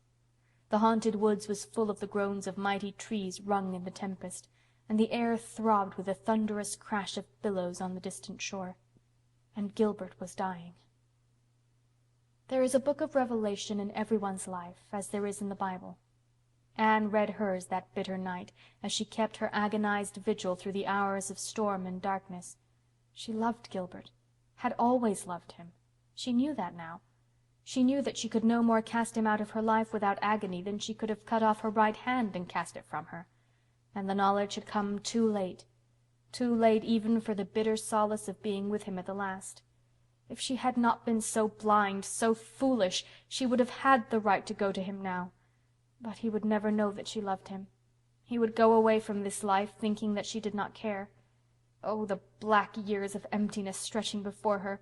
She could not live through them. She could not. She cowered down by her window and wished, for the first time in her gay young life, that she could die too. If Gilbert went away from her without one word or sign or message, she could not live. Nothing was of any value without him. She belonged to him and he to her. In her hour of supreme agony she had no doubt of that. He did not love Christine Stuart, never had loved Christine Stuart. Oh, what a fool she had been not to realize what the bond was that had held her to Gilbert, to think that the flattered fancy she had felt for Roy Gardner had been love. And now she must pay for her folly as for a crime. Mrs. Lynde and Marilla crept to her door before they went to bed, shook their heads doubtfully at each other over the silence, and went away. The storm raged all night, but when the dawn came it was spent. Anne saw a fairy fringe of light on the skirts of darkness. Soon the eastern hilltops had a fire-shot ruby rim. The clouds rolled themselves away into great, soft, white masses on the horizon. The sky gleamed blue and silvery. A hush fell over the world. Anne rose from her knees and crept downstairs. The freshness of the rain wind blew against her white face as she went out into the yard and cooled her dry, burning eyes. A merry, rollicking whistle was lilting up the lane. A moment later Pacifique Butte came in sight. Anne's physical strength suddenly failed her. If she had not clutched at a low willow bough she would have fallen. Pacifique was George Fletcher's hired man, and George Fletcher lived next door to the Blythes. Mrs. Fletcher was Gilbert's aunt. Pacifique would know Pacifique would know what there was to be known. Pacifique strode sturdily on along the red lane, whistling. He did not see Anne. She made 3 futile attempts to call him. He was almost past before she succeeded in making her quivering lips call, "Pacifique?" Pacifique turned with a grin and a cheerful good morning. "Pacifique," said Anne faintly, "did you come from George Fletcher's this morning?" "Sure," said Pacifique amiably. "I got the word last night that my father he was sick. It was so stormy that I couldn't go den, so I start very early this morning.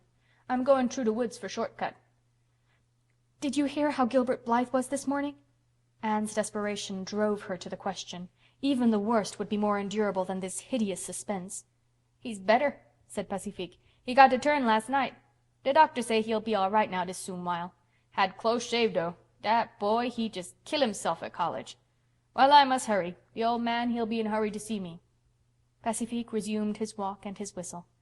Anne gazed after him with eyes where joy was driving out the strained anguish of the night.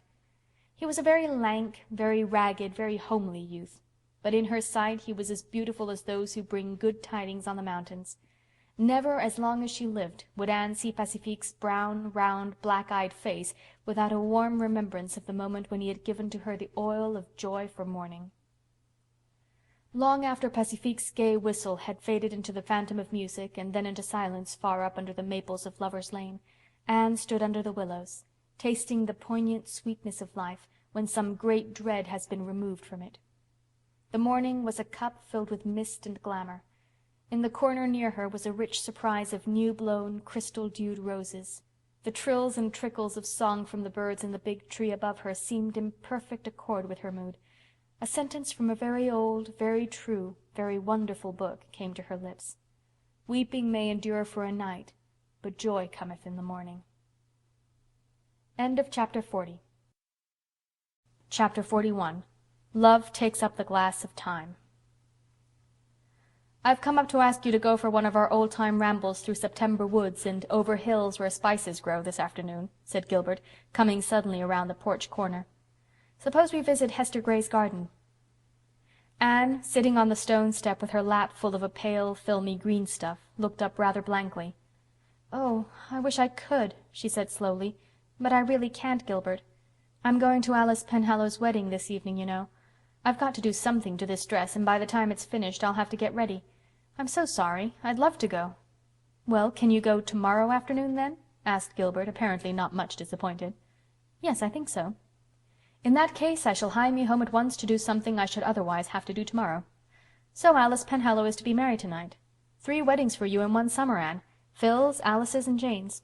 I'll never forgive Jane for not inviting me to her wedding." "You really can't blame her when you think of the tremendous Andrews connection who had to be invited. The house could hardly hold them all. I was only bidden by grace of being Jane's old chum, at least on Jane's part. I think Mrs. Harmon's motive for inviting me was to let me see Jane's surpassing gorgeousness." "Is it true that she wore so many diamonds that you couldn't tell where the diamonds left off and Jane began?" Anne laughed. "She certainly wore a good many. What with all the diamonds and white satin and tulle and lace and roses and orange blossoms, prim little Jane was almost lost to sight. But she was very happy, and so was Mr. Inglis, and so was Mrs. Harmon." "Is that the dress you're going to wear tonight?" asked Gilbert, looking down at the fluffs and frills. "Yes, isn't it pretty? I shall wear starflowers in my hair. The haunted wood is full of them this summer." Gilbert had a sudden vision of Anne, arrayed in a frilly green gown, with the virginal curves of arms and throat slipping out of it, and white stars shining against the coils of her ruddy hair. The vision made him catch his breath, but he turned lightly away. "Well, I'll be up tomorrow. Hope you'll have a nice time tonight." Anne looked after him as he strode away and sighed. Gilbert was friendly, very friendly, far too friendly. He had come quite often to Green Gables after his recovery, and something of their old comradeship had returned. But Anne no longer found it satisfying. The rose of love made the blossom of friendship pale and scentless by contrast. And Anne had again begun to doubt if Gilbert now felt anything for her but friendship. In the common light of common day her radiant certainty of that rapt morning had faded. She was haunted by a miserable fear that her mistake could never be rectified. It was quite likely that it was Christine whom Gilbert loved after all. Perhaps he was even engaged to her.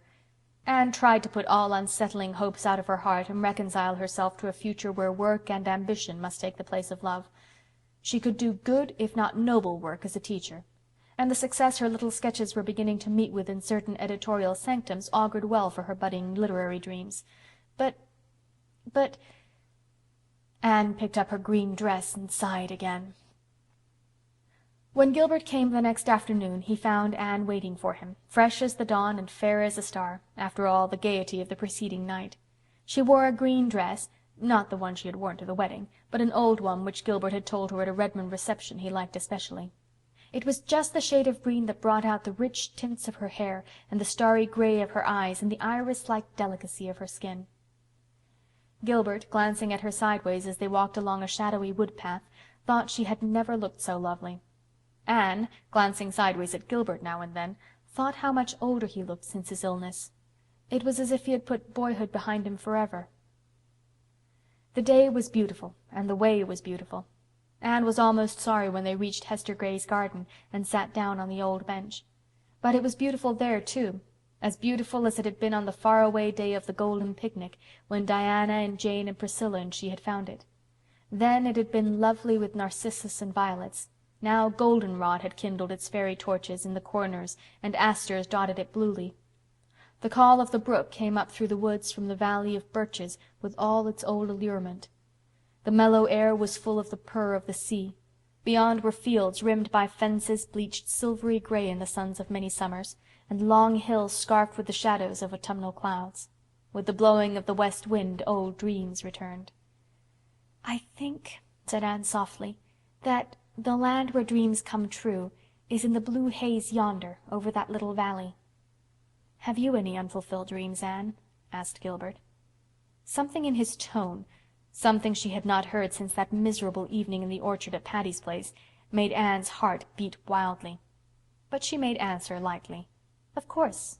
Everybody has. It wouldn't do for us to have all our dreams fulfilled. We would be as good as dead if we had nothing left to dream about. What a delicious aroma that low descending sun is extracting from the asters and ferns. I wish we could see perfumes as well as smell them. I'm sure they would be very beautiful." Gilbert was not to be thus sidetracked. "I have a dream," he said slowly. "I persist in dreaming it, although it has often seemed to me that it could never come true. I dream of a home with a hearth fire in it, a cat and dog, the footsteps of friends, and you." Anne wanted to speak, but she could find no words. Happiness was breaking over her like a wave. It almost frightened her. "I asked you a question over 2 years ago, Anne. If I ask it again today, will you give me a different answer?" Still Anne could not speak. But she lifted her eyes, shining with all the love rapture of countless generations, and looked into his for a moment. He wanted no other answer. They lingered in the old garden until twilight, sweet as dusk in Eden must have been, crept over it. There was so much to talk over and recall, things said and done and heard and thought and felt and misunderstood. "I thought you loved Christine Stuart," Anne told him, as reproachfully as if she had not given him every reason to suppose that she loved Roy Gardner. Gilbert laughed boyishly. "Christine was engaged to somebody in her hometown. I knew it, and she knew I knew it. When her brother graduated, he told me his sister was coming to Kingsport the next winter to take music, and asked me if I would look after her a bit, as she knew no one and would be very lonely. So I did, and then I liked Christine for her own sake. She's one of the nicest girls I've ever known. I knew college gossip credited us with being in love with each other. I didn't care. Nothing mattered much to me for a time there after you told me you could never love me, Anne. There was nobody else. There never could be anybody else for me but you. I've loved you ever since that day you broke your slate over my head in school." "I don't see how you could keep on loving me when I was such a little fool," said Anne. "Well, I tried to stop," said Gilbert frankly. "Not because I thought you what you call yourself, but because I felt sure there was no chance for me after Gardner came on the scene. But I couldn't. And I can't tell you either what it's meant to me these 2 years to believe you were going to marry him and be told every week by some busybody that your engagement was on the point of being announced. I believed it until one blessed day when I was sitting up after the fever. I got a letter from Phil Blake, in which he told me there was really nothing between you and Roy, and advised me to try again.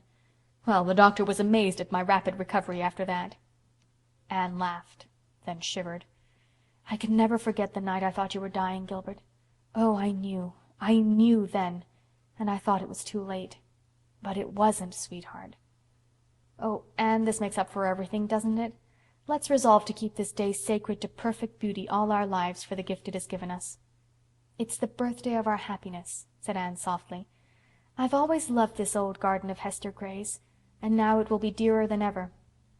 "But I'll have to ask you to wait a long time, Anne," said Gilbert sadly. "It will be 3 years before I'll finish my medical course, and even then there will be no diamond sunbursts and marble halls." Anne laughed. "I don't want sunbursts and marble halls. I just want you.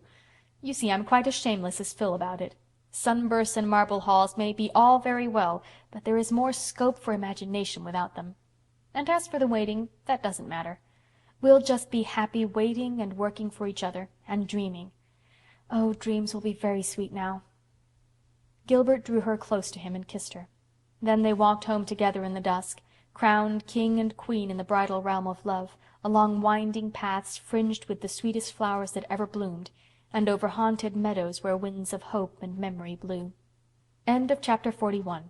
End of Anne of the Island by Lucy Maud Montgomery.